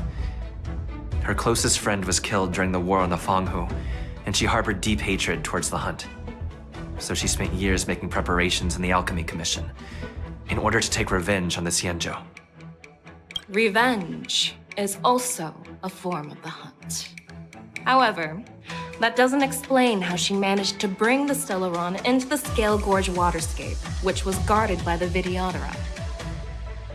Well, you should ask Don Shu herself for the answer.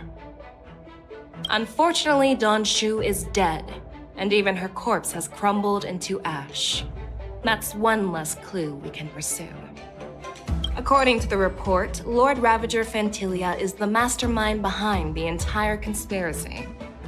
She disguised herself as an ambassador of the Skyfaring Commission and traveled with you, only to vanish without a trace later on. It seems too convenient to label her as a scapegoat.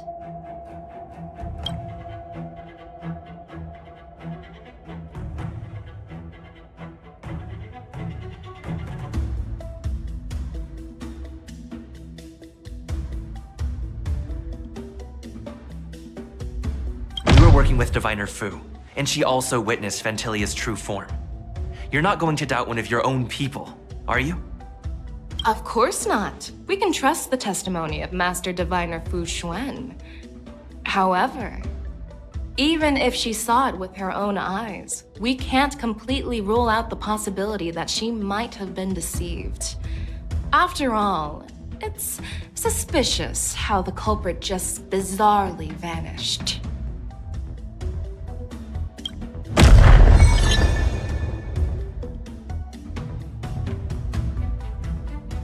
Oh, it seems that your answers have addressed all my questions. Generals, I am finished with my questioning. So, what do you think, General Feixiao? Have the doubts in the report been cleared up?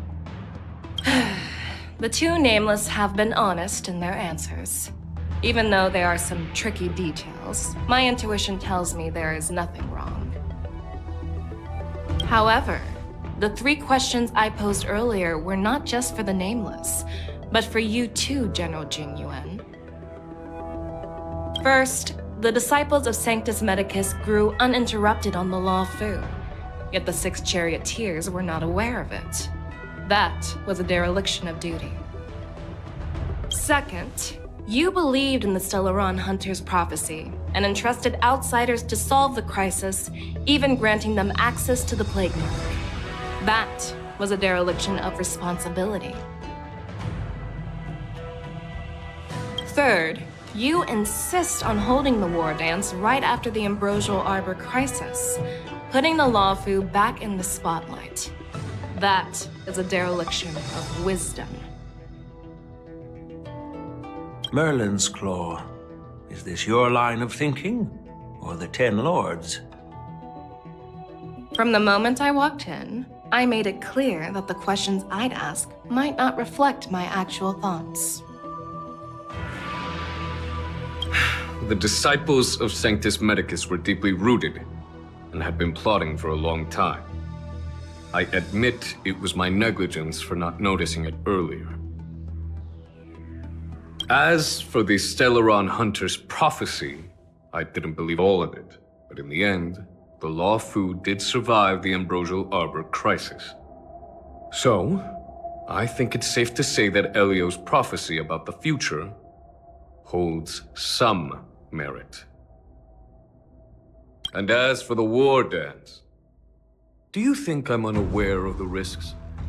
However, risks can also be opportunities. The Luofu has lain low for too long. I believe it's time to stir up the dregs hidden in the depths and wash them away once and for all.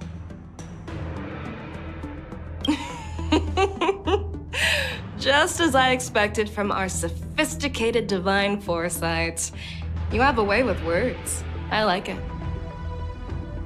But, unfortunately, ever since the report was submitted, the Alliance has been filled with rumors and speculation. Even within the Luofu, there are people accusing you of neglecting your duties, resulting in the Ambrosial Arbor's resurrection. So what are your thoughts on all of this, General Feixiao? As a fellow Arbiter General, I fully understand the difficulties of this position. Personally, I think all these rumors are meaningless drivel. Across the sea of stars, the divine foresight knows better than anyone else what happened on the Luofu and the meaning behind it. Just as what happened on the Xianzhou Yaoqing recently. You mean the Xianzhou Yaoqing is also... The scouts of the Verdant Knights have sent back reports that Borisin are making trouble again. The Borisin packs that were once divided and scattered have started swallowing each other up, forming larger and larger packs. Moreover, there's an entity named Mongoose behind it all. An entity? According to the report, this entity isn't actually a Borisin. It's a woman claiming to be the messenger of the Master of Immortality. She's described as having 12 faces and 12 pairs of fangs, as cruel as poison and as elusive as quicksand. The Borisin believe she'll give them a chance to rise again. That's Ventilia. That's right. You're lucky that I'm the one who came this time. If it were the Patina Justice or the Seer Strategist, this conversation might not be so friendly. I've always had faith in my instincts, so I don't doubt your good intentions. But the Alliance has its fair share of questions and doubts about the Luofu. So, my plan is to come up with an acceptable answer to satisfy the Alliance. What's in this plan, General Feixiao? General Jing Yuan, you already know what has to be done. But since you don't want to be the bad guy, I'll take care of it for you. You need the final word from the Ten Lords Commission to quell any doubts. And for that, I'll have to ask the two Nameless to visit the Shackling prison. No, I'm not imprisoning you. While you're there, I'll ask a judge in the Ten Lords Commission's Interrogation Division to record a detailed testimony with the karmic mirror from both of you. We'll fill in the gaps that weren't covered in the report, and silence any protests within the Alliance. I'm okay with that. Your willingness to help is truly heartwarming, youngsters. Then, as the Merlin's Claw requests... Oh, there's one more thing.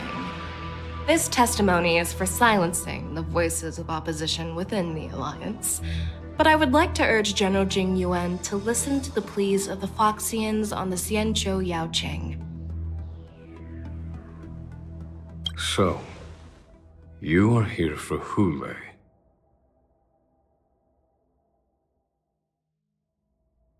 Exactly. Huohuo is locked up in the Luofu's shackling prison. Since he is the broodlord of the Borisin, I want to transfer him onto the Xianzhou Yaoqing and imprison him there. The recent movements of the Borisin suggest they're planning something big, so we must act preemptively. It makes sense to have the Foxians keep an eye on their arch-nemesis. Since you trust my judgment, I'll repay that trust. What do you think about all this, General Huayan? I was worried this would turn into a heated argument, but it seems like both of you are on the same page, solving each other's problems. I couldn't have asked for a better outcome. And as for Huohuo, I'll send my lieutenants Jiaoqiu and moze to check on his condition in prison and ready him for transport. If there are no more questions, shall we get this started?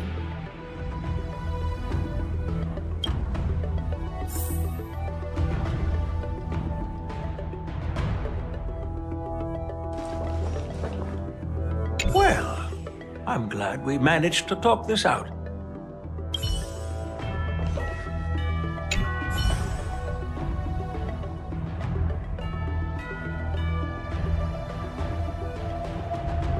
Do you actually believe in the Stellaron Hunter's prophecy? The Xianzhou's matrix of prescience can also predict the future. Do you believe in its prophecies? I understand. You're definitely a unique individual, just like Huayan said. I hope you'll walk alongside the Rainbow's path as a friend.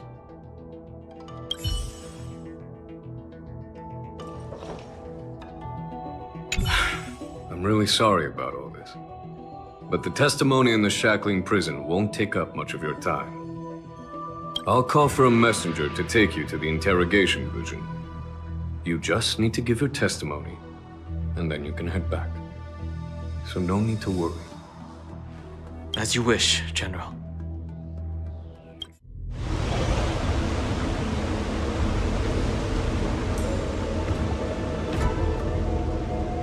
As General Jing Yuan requested, everything is prepared for your arrival, and I am here to receive you. The judges at the interrogation division also know your purpose in coming.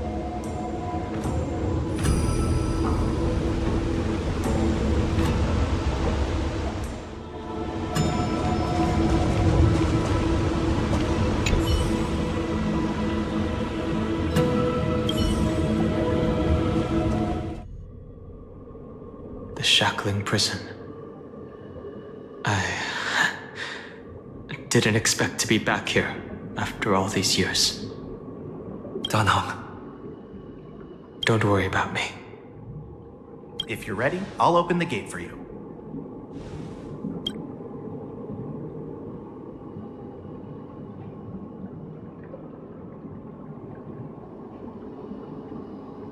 Exactly. Please come on in, dear guests.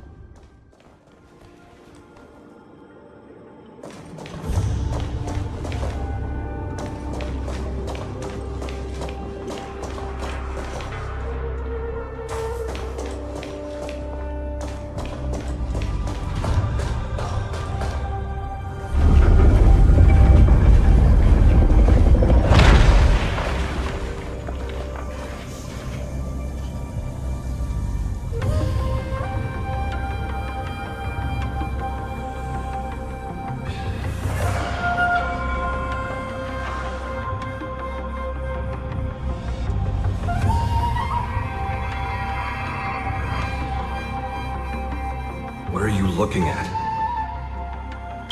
The shackling prison on the Luofu is completely different from the one on the yanqing. It's completely underwater. Whether it's in the clouds or underwater, breaking free would still be a piece of cake for me. Still thinking about your old jailbreak tricks, huh? Forget it. You're free now. Just don't do anything stupid, or the judges will throw you back in there and lock you up for a few hundred years. You'll see me again in just a few days. Taking Huohuo back to the Yaoqing means a lot to the Foxians on the ship, and to the General herself. So stay alert.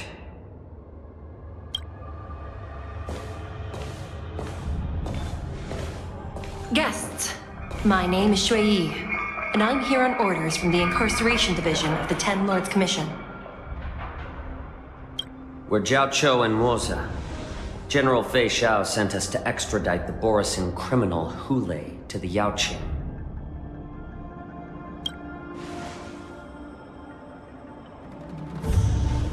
We're here to inspect the conditions of his imprisonment and make preparations for the handover and transportation. I assume you've been briefed, Your Honor. Your visit request has been approved. I'll be your guide for this trip. Prisoner Huohuo, the warhead and brood lord of the Borisin abominations of abundance and the arch-nemesis of the Foxians, is responsible for 2,123 wars of aggression and countless associated crimes. Due to his heinous acts, he has been imprisoned in the depths of the shackling prison and subjected to the punishment of the Forest of Swords until the end of time. He shall never be pardoned. No need to repeat his crimes and sentence, Your Honor. He is the greatest enemy of us Foxians. The stories of his atrocities are used to terrify our children. I'm well aware of every crime he's committed. Let's move on to the next step. When it comes to visiting criminals, there are rules in place to ensure your safety. I know you've heard legends about Huohuo since you were children, but your knowledge about him is likely very limited. Only the judges of the Ten Lords Commission truly know what kind of abomination is locked up at the bottom of the shackling prison. It has been centuries since Jingliu, the former sword champion of the Luofu, captured Huohuo. And during all those years, we never provided him with any food. Yet he somehow managed to stay alive. It defies all the documented physical characteristics of the Borisin. The Forest of Swords, forged by the Punishment Division, is a device of intense torment, used to execute sinful abominations. Most Borisin die within 3 days in the forest, but Huohuo is different. Every time the blades pierce him, his body instantly heals. Despite the brutal punishment, he somehow manages to survive. The complex rules are there because of his abnormal characteristics. Do you understand now? I apologize for any offense caused. Please continue, Your Honor. I've given you the instructions regarding Huohuo's visitation. Please make sure you read them carefully.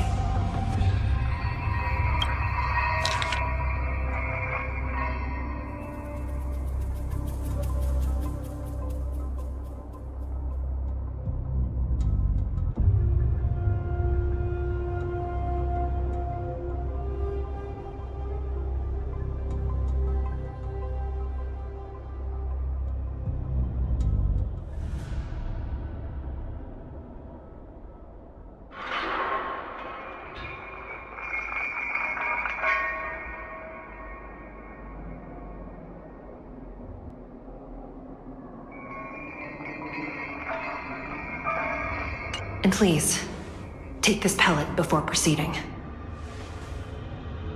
No, I'm not taking random medicine. Then you won't be allowed to visit Huohuo. Just swallow it already. Huohuo is like all Borisin. He can release a pheromone called lupatoxin that induces fear. Thousands of years ago, we Foxians were enslaved by the Borisin. Not because we were naturally weaker, but because of their lupatoxin. This pill is for our own mental well-being. I understand. I knew you were a reasonable person. Now that we've taken the medicine, let's proceed.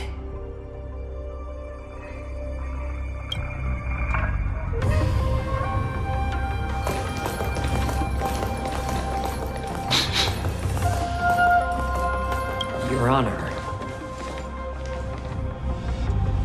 What is it? No, never mind. Maybe I'm just imagining things. Let's keep moving.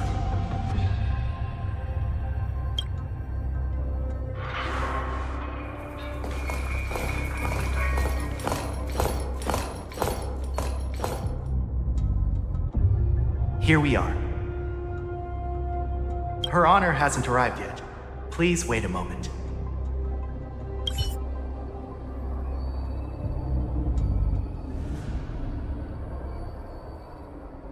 Her Honor hasn't arrived yet. Please wait a moment. This place... it's still as cold as it used to be. Sorry, I was just reminiscing about some unpleasant memories.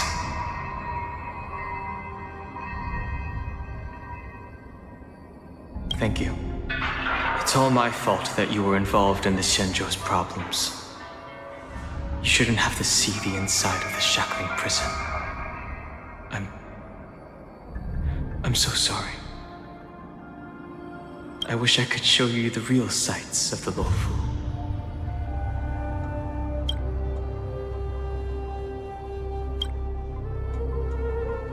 The 6 charioteers might have more power over the rest of this Xianzhou ship.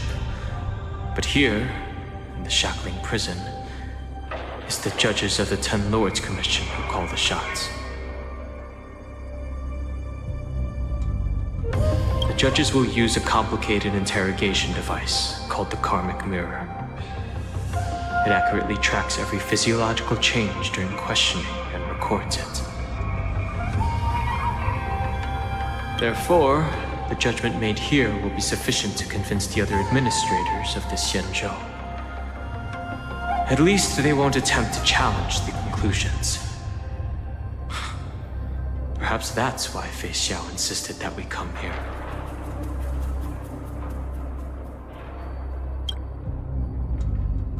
Okay. But watch your step. This place is not like the others.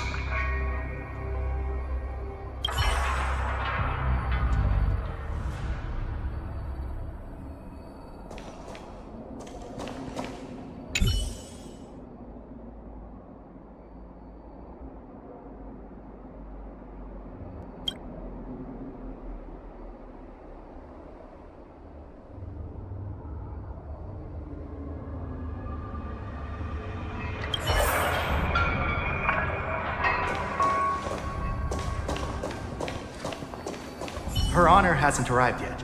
Please wait a moment.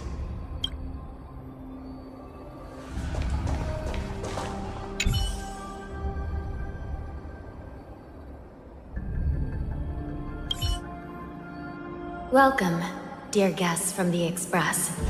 Judge Hanya of the Interrogation Division. We've met before.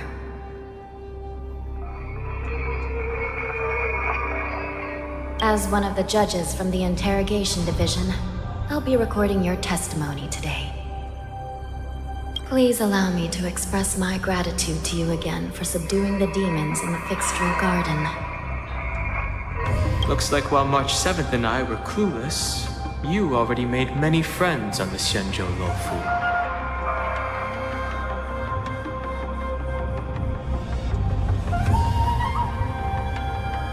Even though you and I have met before, we can't show any favoritism under the 10 Lords. So, Please do as I command as we head to Scrivener Hall and beyond. Don't do anything without my permission. This is not a place for ordinary mortals. You and Mr. Danheng, please come with me. Please lead the way, Your Honor. Please let me activate the mechanism before we all move forward. And please, watch your steps.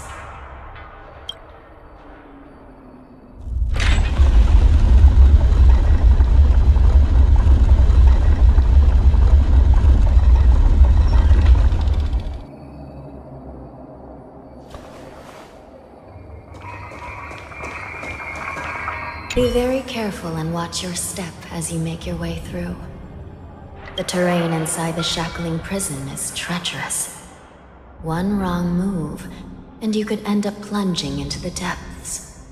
And if you're really unlucky, you might be frozen solid or burned to a crisp before anyone can help you.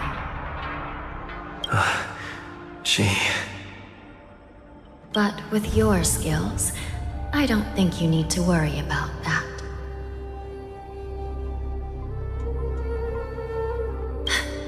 You're funny.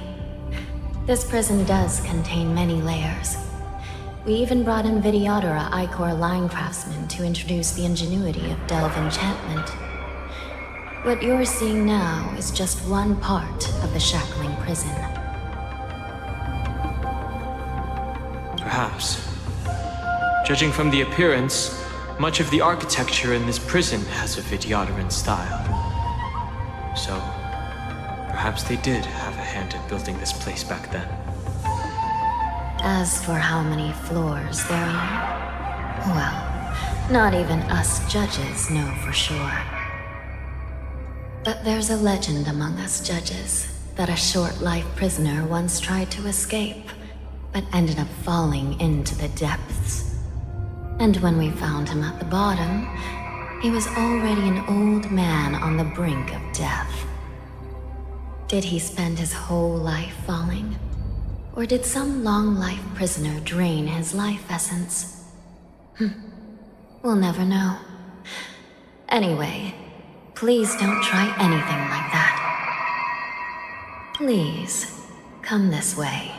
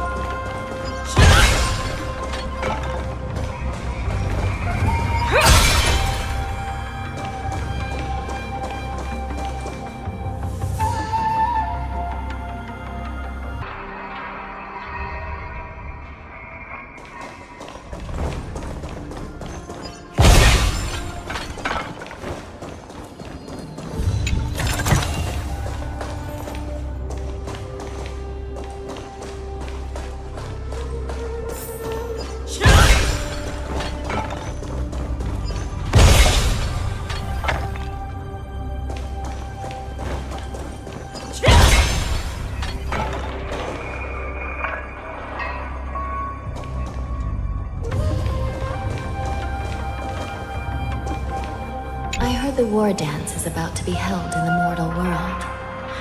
I remember watching a sword duel at the Wardance with my sister when we were young.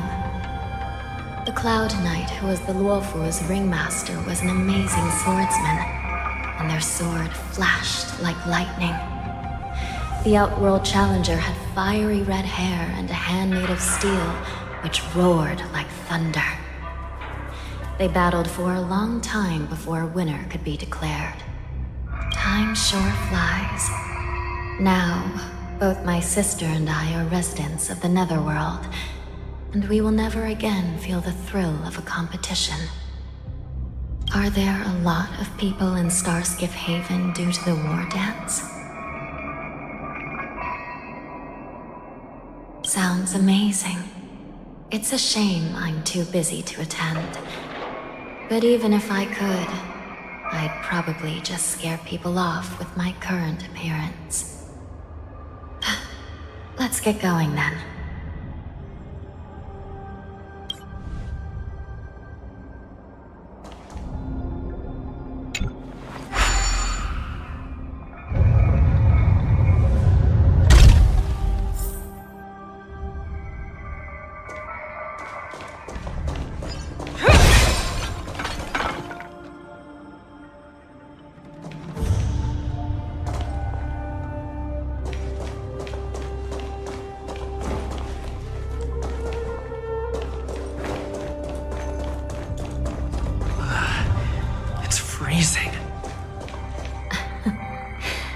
This place is filled with the cold air from the northern peak of the polar delve. Even the toughest long-life species will have a hard time enduring this.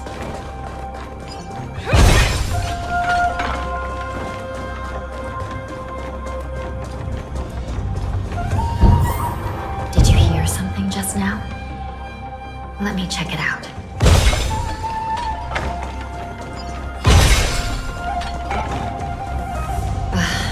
What an eyesore. This place is packed with boxes and crates.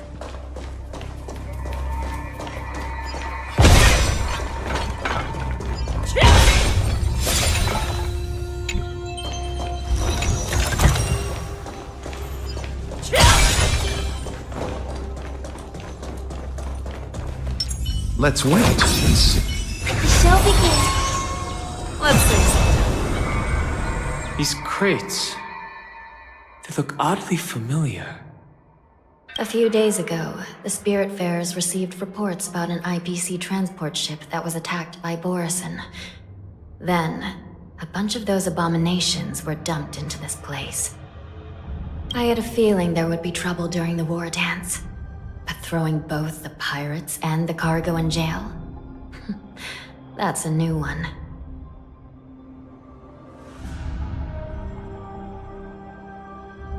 I heard the Intelligentsia Guild crafted something dangerous. We have many records in the Hall of Karma about these wise ones. They love to tinker with forbidden technologies, always trying to push the limits of ingenia. I caught a glimpse of the mechs in those crates, and they bear a striking resemblance to Borison. I wonder what they're planning this time. Well, business first. Let's keep moving.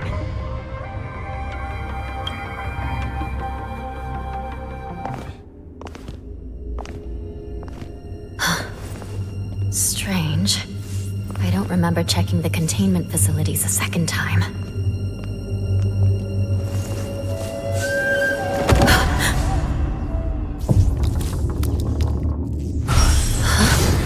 Watch out!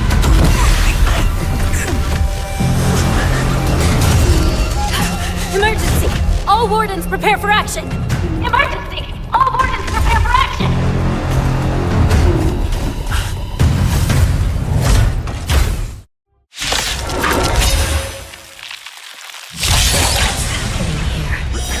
Why are these things moving on their own? Something is wrong. The guards aren't responding. This slave is going wild, just like a Boris.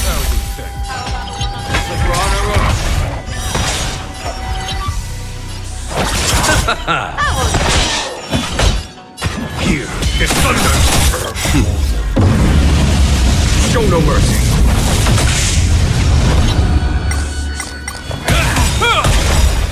A will forged in ice never falters!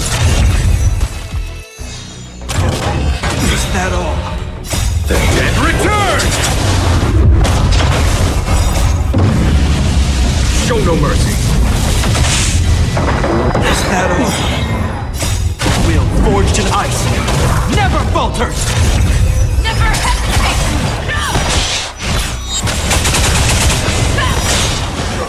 Forever. Triumphant! Victory is inevitable! Here is thunder.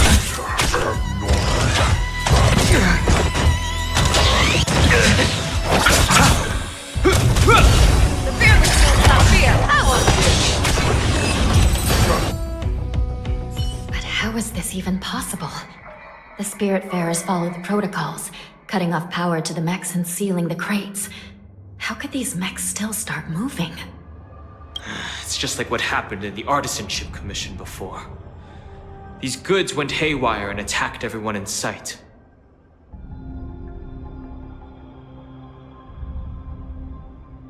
The Alchemy Commission members examined them and found some unusual structures within. These things showing up in the shackling prison can only mean one thing. A prison break. And whoever delivered these goods clearly wanted them to go through the Xianzhou's strict inspection process to show the Skyfaring Commission and Cloud Knights how dangerous they were. They wanted these mechs to end up right here, in the shackling prison. These things already started taking action while nobody was paying attention, then the whole prison is in trouble, I'm afraid. And to make things worse, another group of visitors just entered the depths of the shackling prison, the messengers from the Xianzhou Yaoqing. And the prisoner they came to visit might be the target whom these wolf-shaped mechs were delivered here for. If that vicious beast manages to break free, it will be a catastrophe for the Xianzhou Luofu.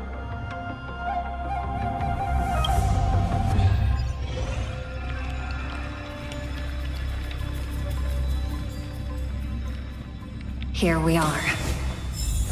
Have we arrived already, Your Honor? Shouldn't there be a cage here? The most notorious felons are locked away in the solitary delves, deep down in the prison. Those delves can't be opened without proper authorization. The blue bird paves the path, and the Stygian lanterns illuminate it. Help me light these lanterns, and the way to the bottom of the shackling prison will reveal itself.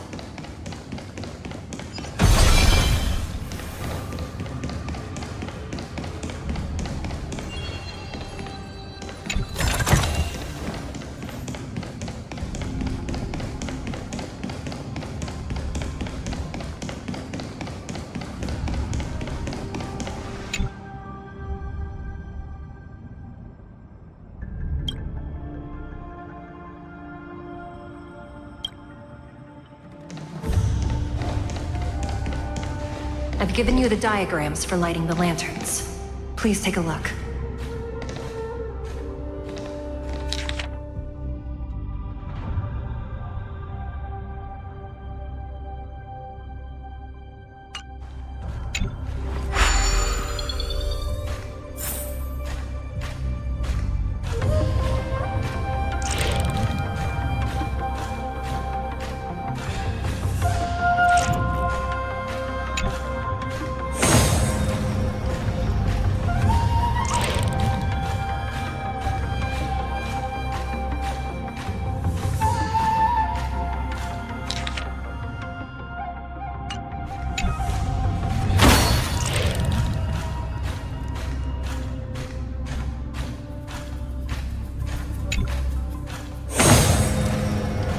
Not bad.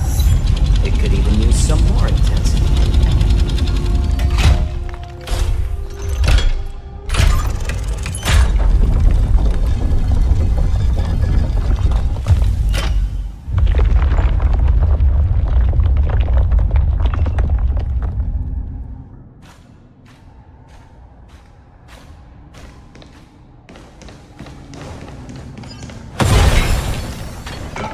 The path is open.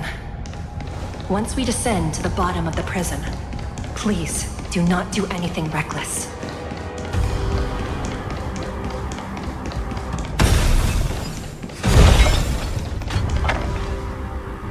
Inside the delve behind this door is the greatest enemy of the Foxians, Huohuo.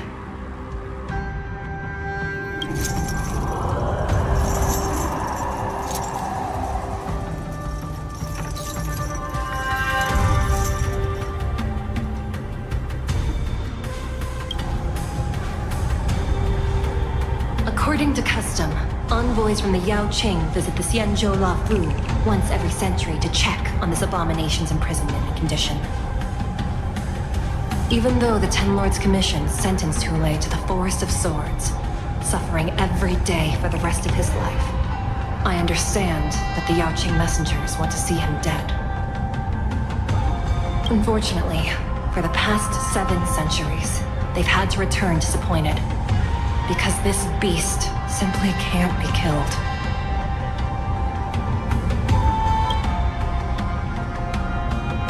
If we can use his toxin to create medicine and save an innocent life, it might help balance out some of the sins he's committed.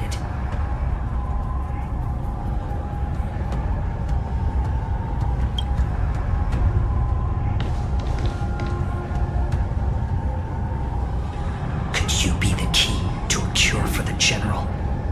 Huohuo?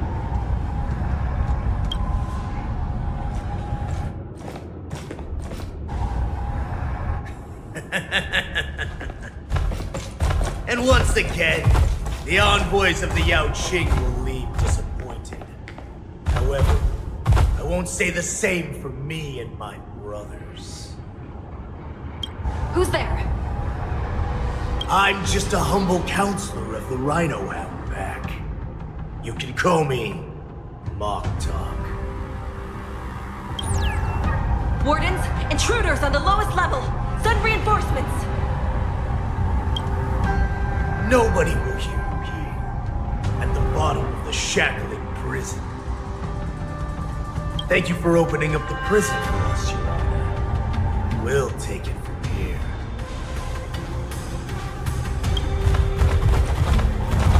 No wonder I kept smelling that familiar stench. So it wasn't just my imagination. Do your thing, moze. We mustn't let these abominations get any closer!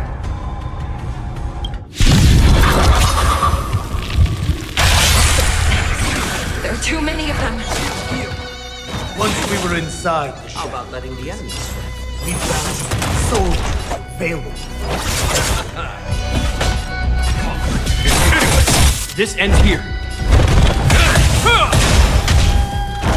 It's just a tween. Name of land will forged in ice. Never falters! Heal! Show no mercy.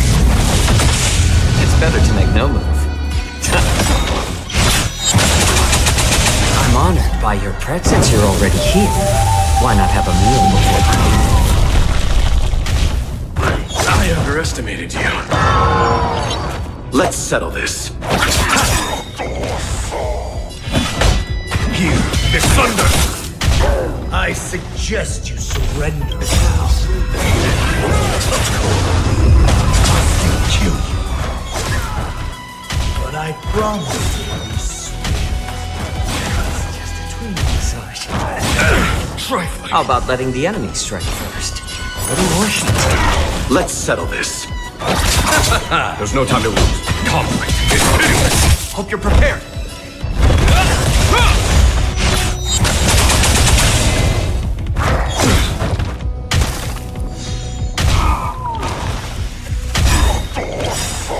I'm honored by your presence. You're already here. Why not have a meal before? Receive divinity. Repay.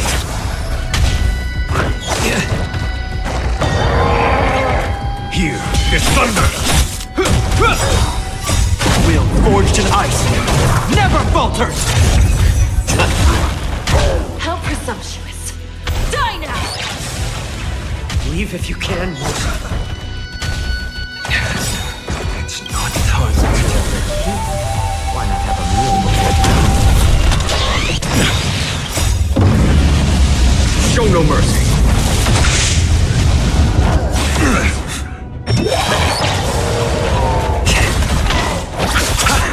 Conflict is pitiless.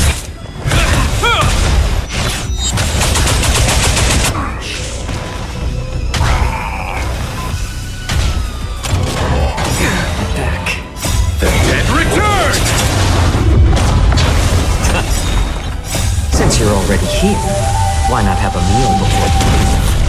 The dead return!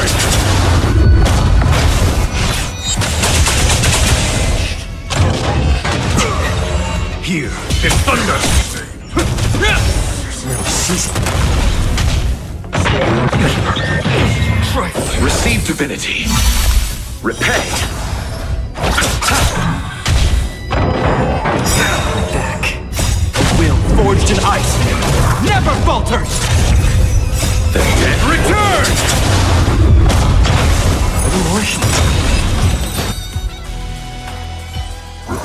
Guard the gates! They can't be allowed in!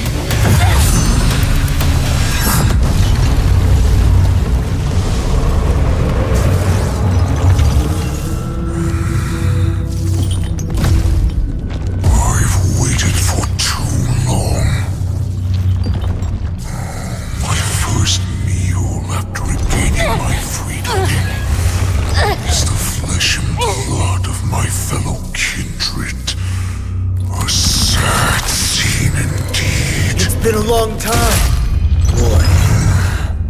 Welcome back.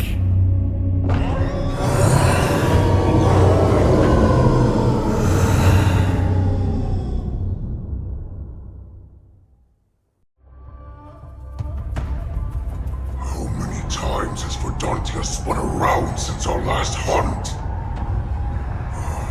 Duran's whelp. Tell me your name. Oh, great Huohuo, nemesis of the Foxians, and the hunter of all beings. I'm Moktok, a humble counselor of the Rhino Hound Pack. I am only one insignificant heir spawned from your bloodline. It's been at least 7 centuries since you led our pack through the hunting grounds of the stars. I'm thrilled to see that you are as cunning and skillful as ever. 7 centuries. 7 centuries have passed. But why have Duran's whelps grown to look like this? Tell me, Moktok, why have you grown to resemble our most despicable slaves and enemies, the Foxians? I've been commanded to release you from this cursed prison. It is Senjaya's will. That's why I had to take a magic pill, don the skin of a lowly beast, play along with your hypocrisy. Since you have an escape plan, tell me, what's our next move to get off of this ridiculously large ship? My brothers and I will lock down this prison, trapping the prison guards inside. This will buy us some time. The rest of my crew, who are undercover like me, secure the vessels for our escape. According to the plan, we only have 4 hours to get out of here. Originally, I intended to carry out the plan tomorrow, but they're planning to transfer you to the Xianzhou Yaoqing now. So I seized this opportunity to set you free. What a reckless plan, you idiot! Even if we manage to get the ships, our chances of escaping are slimmer than a Foxian slipping through my claws! But we have no other choice. The angel serving under the Master of Immortality sent me with a message. Only your return will end the prolonged divisions among the Borisin. Every one of my crew is ready to lay down their lives if it means setting you free.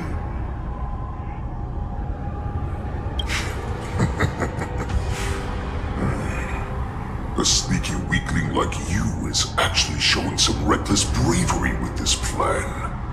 Fine. You'll get what you want. all of Duran's whelps will too. Well then, my lord, we should leave now. Before we go,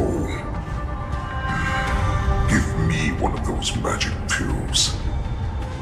My lord, you seriously want to don the skin of a lowly beast? That would be a disgrace to your greatness, my lord. You idiot. Greatness means nothing without freedom. Once I get out, I'll need a disguise that won't raise any suspicion. As you wish, my lord. Is that foxy slave my meal? No, he's an envoy from the Xianzhou Luofu. I plead you to endure him a bit, my lord, as he's more valuable as a hostage. Take him, guys. Time to move out.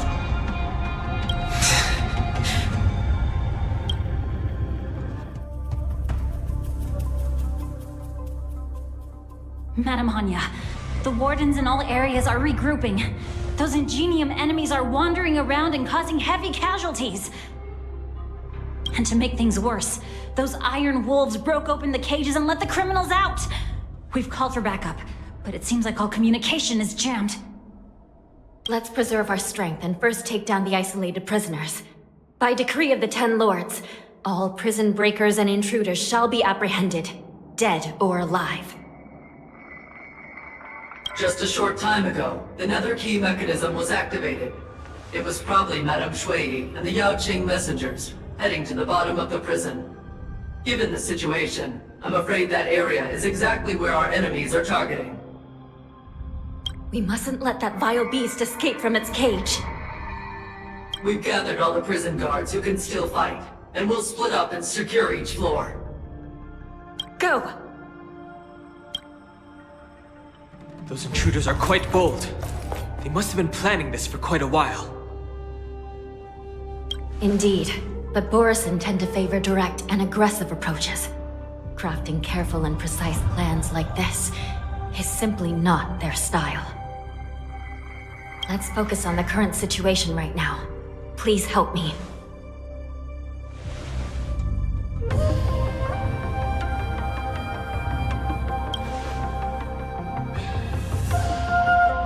What's the fastest way to the bottom of this prison, Miss Hanya?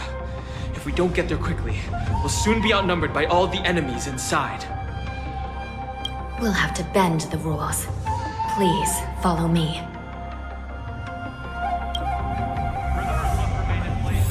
By decree of the 10 Lords, all prison breakers and intruders shall be apprehended, dead or alive. Yes, ma'am!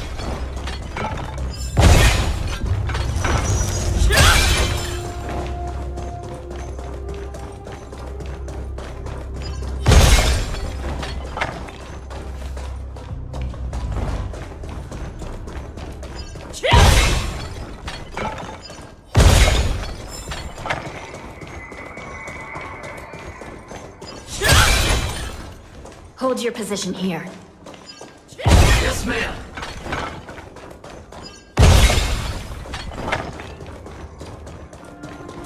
We need a few tools if we want to reach the bottom quickly.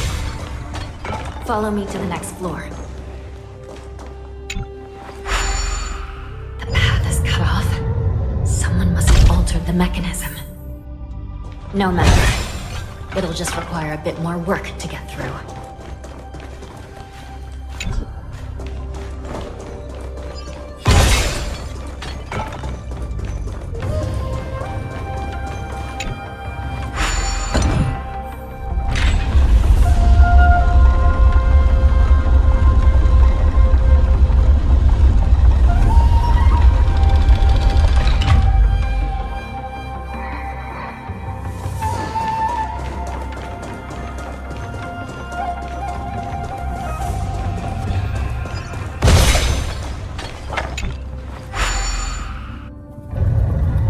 Some Spiritfarers occasionally use ingenia from the Artisanship Commission to navigate the treacherous terrain here. Normally, using devices like the shifting screen is strictly forbidden, as they could help prisoners escape. But, given the urgency of the situation, let's just ignore the usual regulations.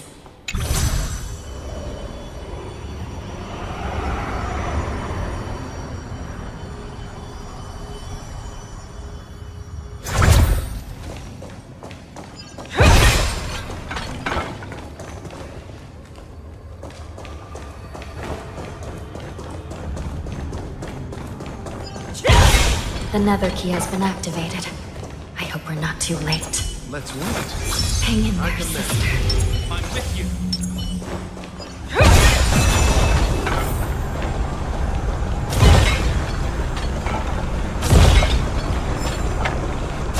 Let's see.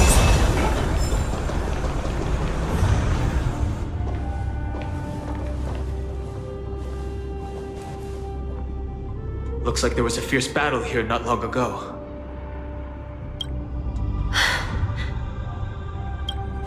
The gate to the prison delve is wide open. Huohuo has managed to break free. Where are the Yaoqing messengers? And where's my sister? Are they still alive? Let's look around. Maybe we'll find some clues.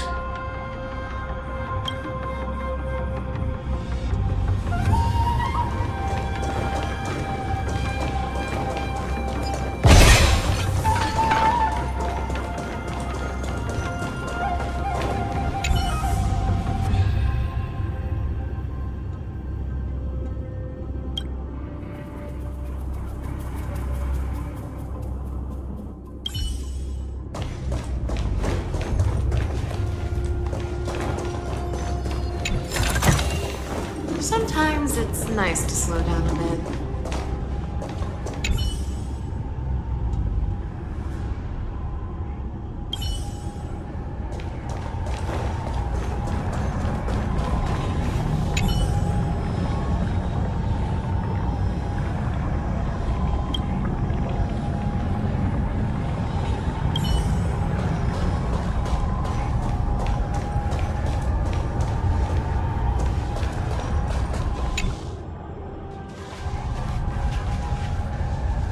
Xueyi is here.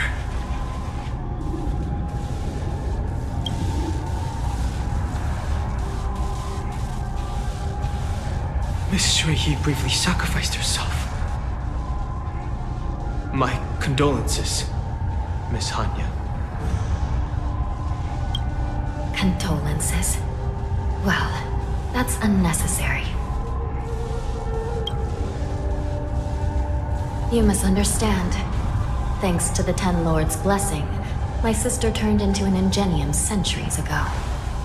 Dying and returning as just a soul to the Hall of Karma's document office has become a routine for her. While I'm not keen on seeing her throw away her body like it's some replaceable part, but...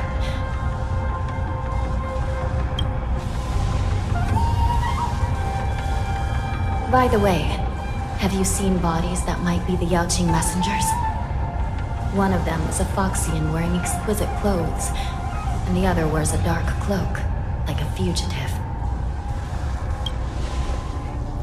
No, I haven't found any Foxian bodies. Only Borisin ones. So, the intruders and Huohuo are holding the Yaoqing messengers hostage. The worst situation. With hostages in their grasp, the prison guards can't do anything about the prisoners. If anything happens to the messengers, the relationship between the Yaoqing and the Luofu could be irreversibly damaged.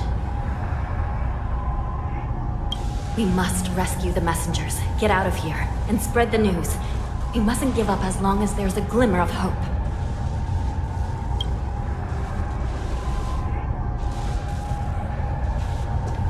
What have you found, Miss Hanya?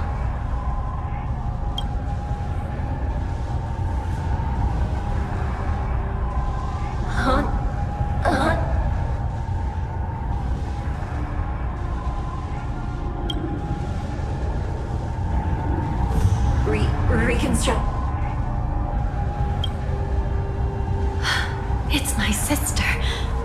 Looks like her soul hasn't returned to the Hall of Karma yet. At such a critical moment, her death can give us information that we can turn into an advantage.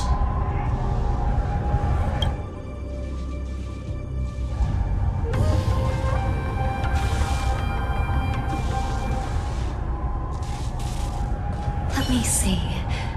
The damage isn't too bad. If I can fix it up, my sister will have a temporary body.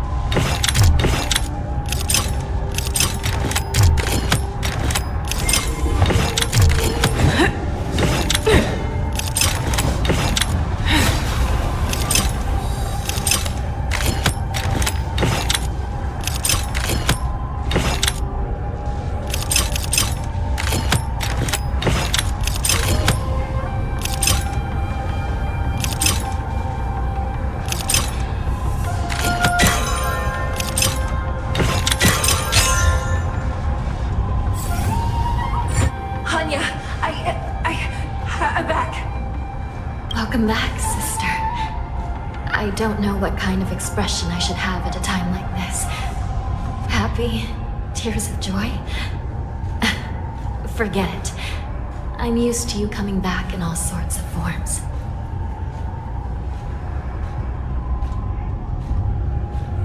Now is not the time for jokes. This Psycrane can't hold all of me. Sister, what did you see when you were killed?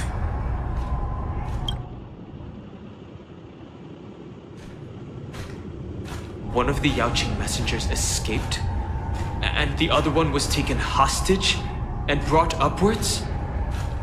Besides the Borisin, there were other intruders. Invisible.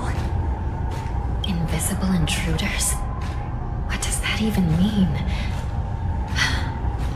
How many conspiracies are tangled up in this mess? Do me a favor, sister. The intruders have cut off all communication between inside and outside the prison. And now you're the only person, the only bird, who can slip out undetected. Make sure you deliver the news to the outside world. I understand. Please be careful, sister. You are different from me.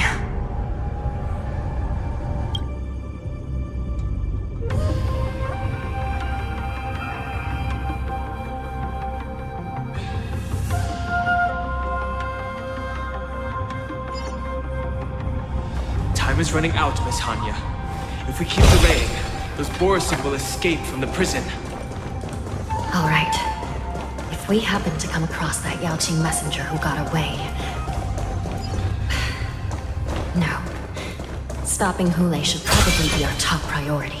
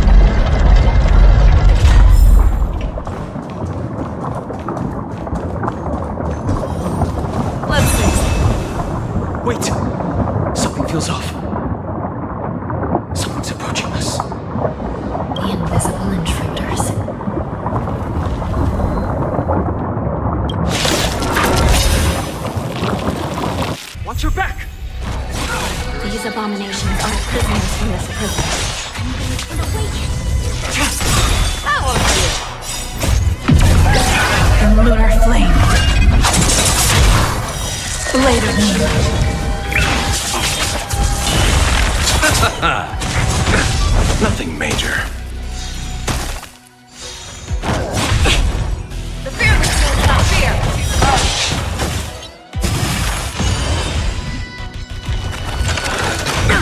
Nothing major.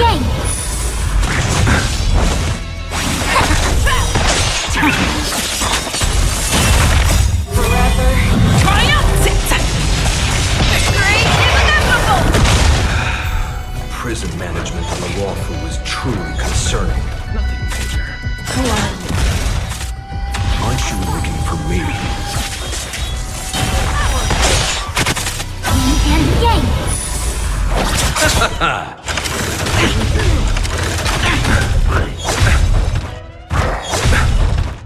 Receive divinity.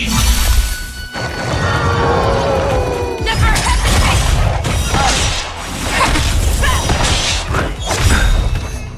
The dead return!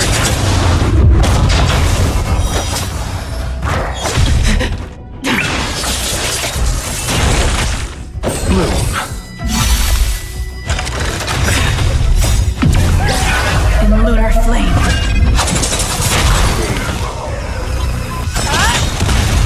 Forever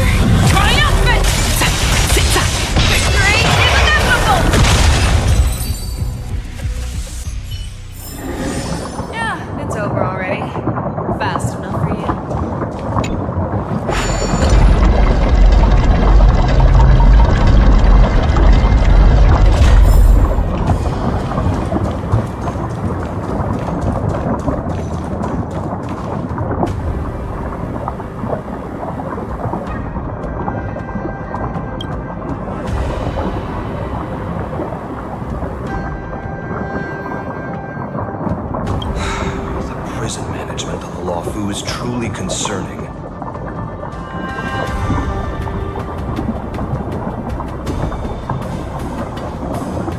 I prefer to be called the Yaoqing messenger who strategically retreated. At least 2 different groups of intruders infiltrated here. The wolf cubs and these Mara-struck soldiers. Their hiding technique. It's pretty similar to the wind mantle technique used by the Vidyadhara serving Kailorum Venti on the Yaoqing. What do you think? Never mind if you don't have any clues. Now is not the time to exchange assassination techniques. I'm moze. My friend fell into the clutches of that wolf. I was planning to escape and report back as quickly as possible. But now it seems... the prison on the Luofu is a real maze, I must admit. Thank you for your help, Mr. Moze. We'll do our best to ensure your friend's safety. No, you can do nothing for him now, and you shouldn't be focusing on his safety at the moment. Your friend is in Hulei's clutches, and you're just going to leave him behind? Look, I'm the Yaoqing General's guard, not his. I've seen how that giant wolf fights, and there's no way. Trying to save my friend will only get us killed. I don't know how you think, but I won't throw my life away for a lost cause. Listen up. I've been tracking these fugitives, and I know their next move. They're planning to seal off the entire prison to keep the outside world in the dark. The worst case scenario, we are all killed by that giant wolf. The shackling prison is sealed off. No one will know about us or about their escape until it's too late. And the best case scenario...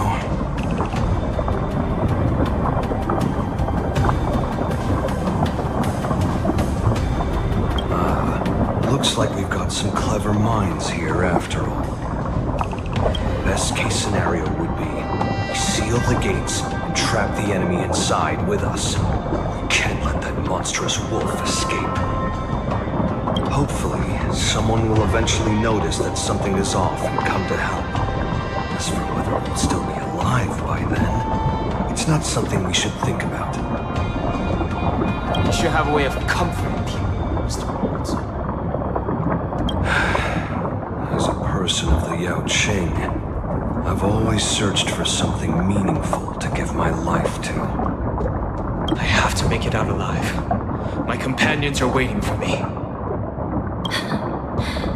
As a netherworld dweller, I've already died once.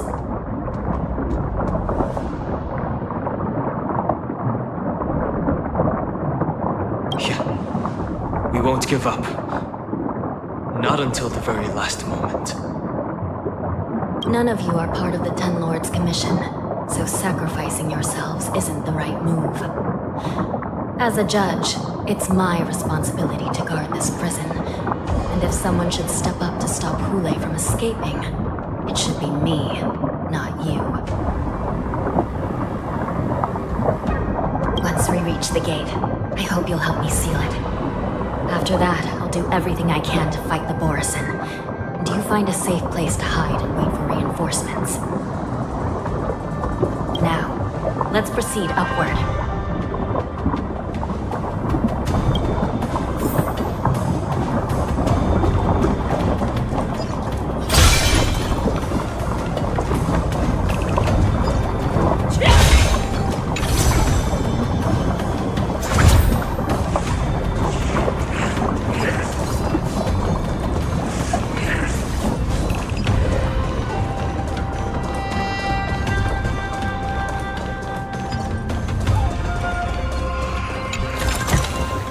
Sometimes it's nice to slow down a bit.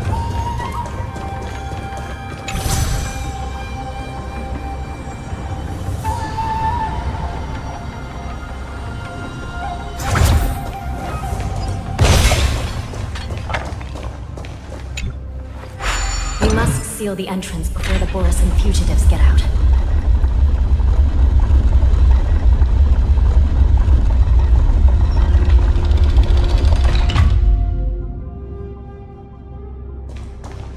frozen wardens and mechanisms won't be able to hold them for long. Follow me.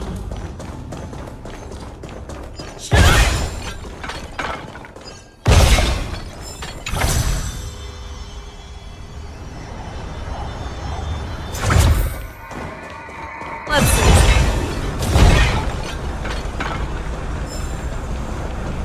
We're almost there. The gate is just ahead.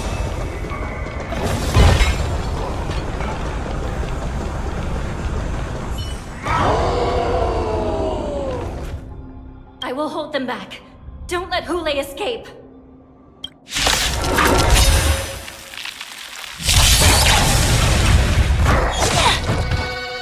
I underestimated you. The dead return!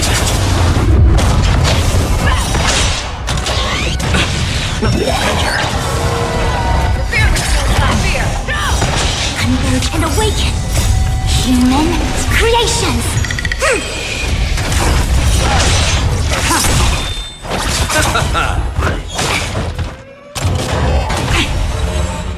Yin and yang! Never hesitate! Forever triumphant! Victory is inevitable!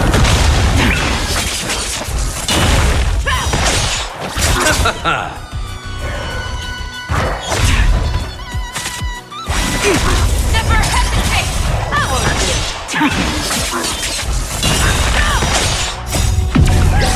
And the lunar flame.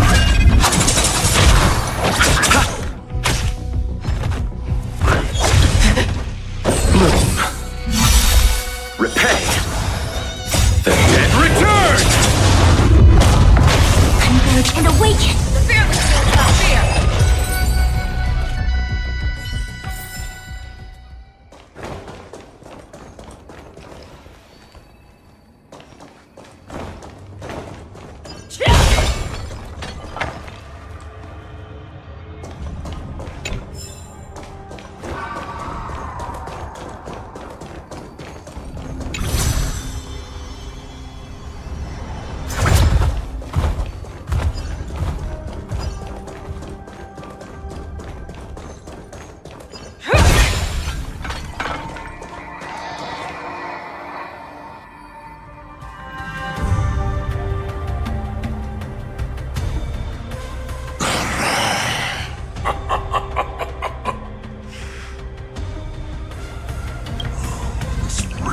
Such familiar memories. Memories of chasing, gnawing, and tearing. They're back. They're back. They've all come back. My lord, we're just one step away from freedom. As we pass through the gate, no one will be able to stop us. So this hostage is useless now. Kill him, Moktok. He's getting away. Do something, Jiaoqiu. It's just like the old days, you useless loser. Just do something! Maybe this Yaoqing messenger can strike a deal in exchange for his life. He can use his status to help us escape from the Xianzhou. What do you think, Mr. Jiaoqiu?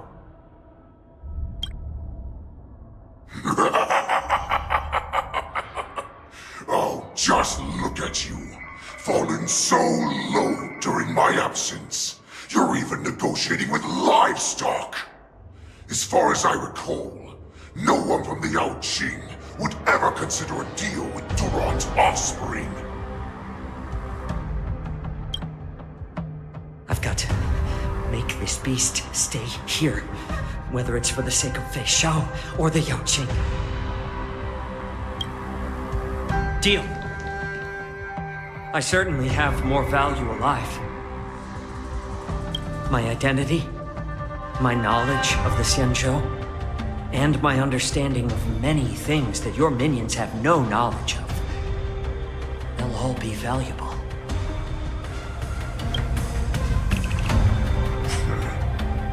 Lowly beast. Muster up that pitiful tongue of yours and plead for what remains of your life. Speak up. I'm afraid you're unaware. The woman who defeated you, Jingliu, she has recently returned to the Luofu. Your opportunity for revenge is right in front of you.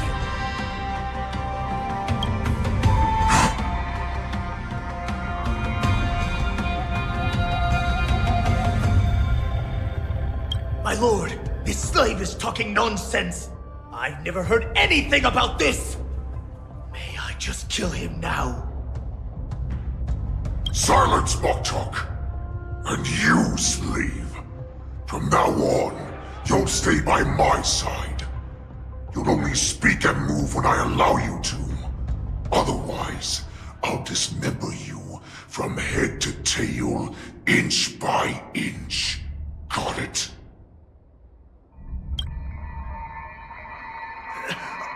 But my lord... We must stay here for some time, Moktok. Fear not. Because once I step out of the prison, it's the people of the Xianzhou who should tremble in fear. I'll show them what true calamity means. Now, Duran's whelps, follow me!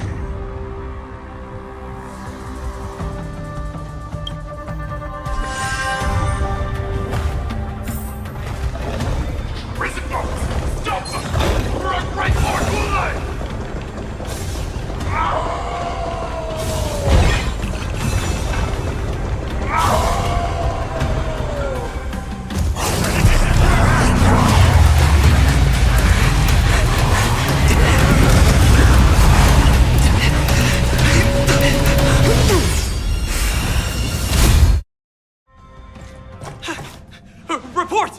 After we lost contact with the shackling prison, we received a message from a Psycrane. The prisoners have revolted, and the criminal Hule is nowhere to be found! What about the Yaoqing messengers and the Nameless? No news at the moment. We're trying to restore contact with the shackling prison as soon as possible. I see. You're dismissed.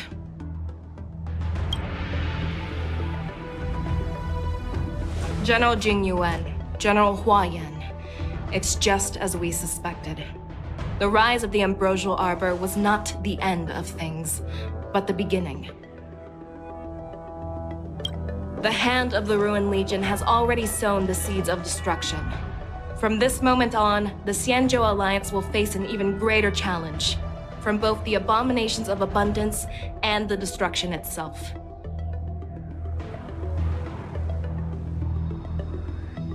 If this is what they want, I'm always up for a challenge.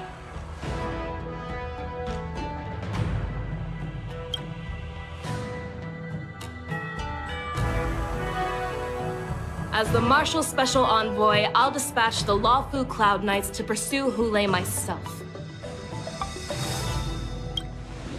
Looks like the hidden dregs have finally come to the surface. And as I said before, it's time to wash them away, once and for all.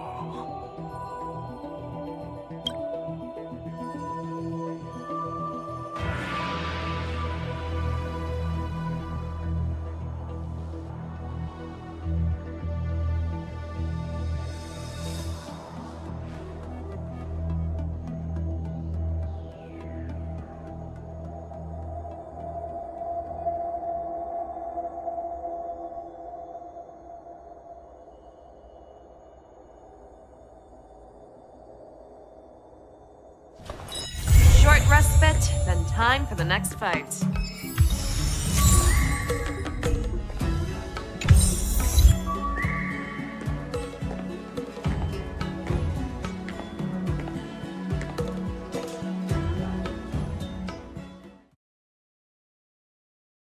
Let my heart bravely spread the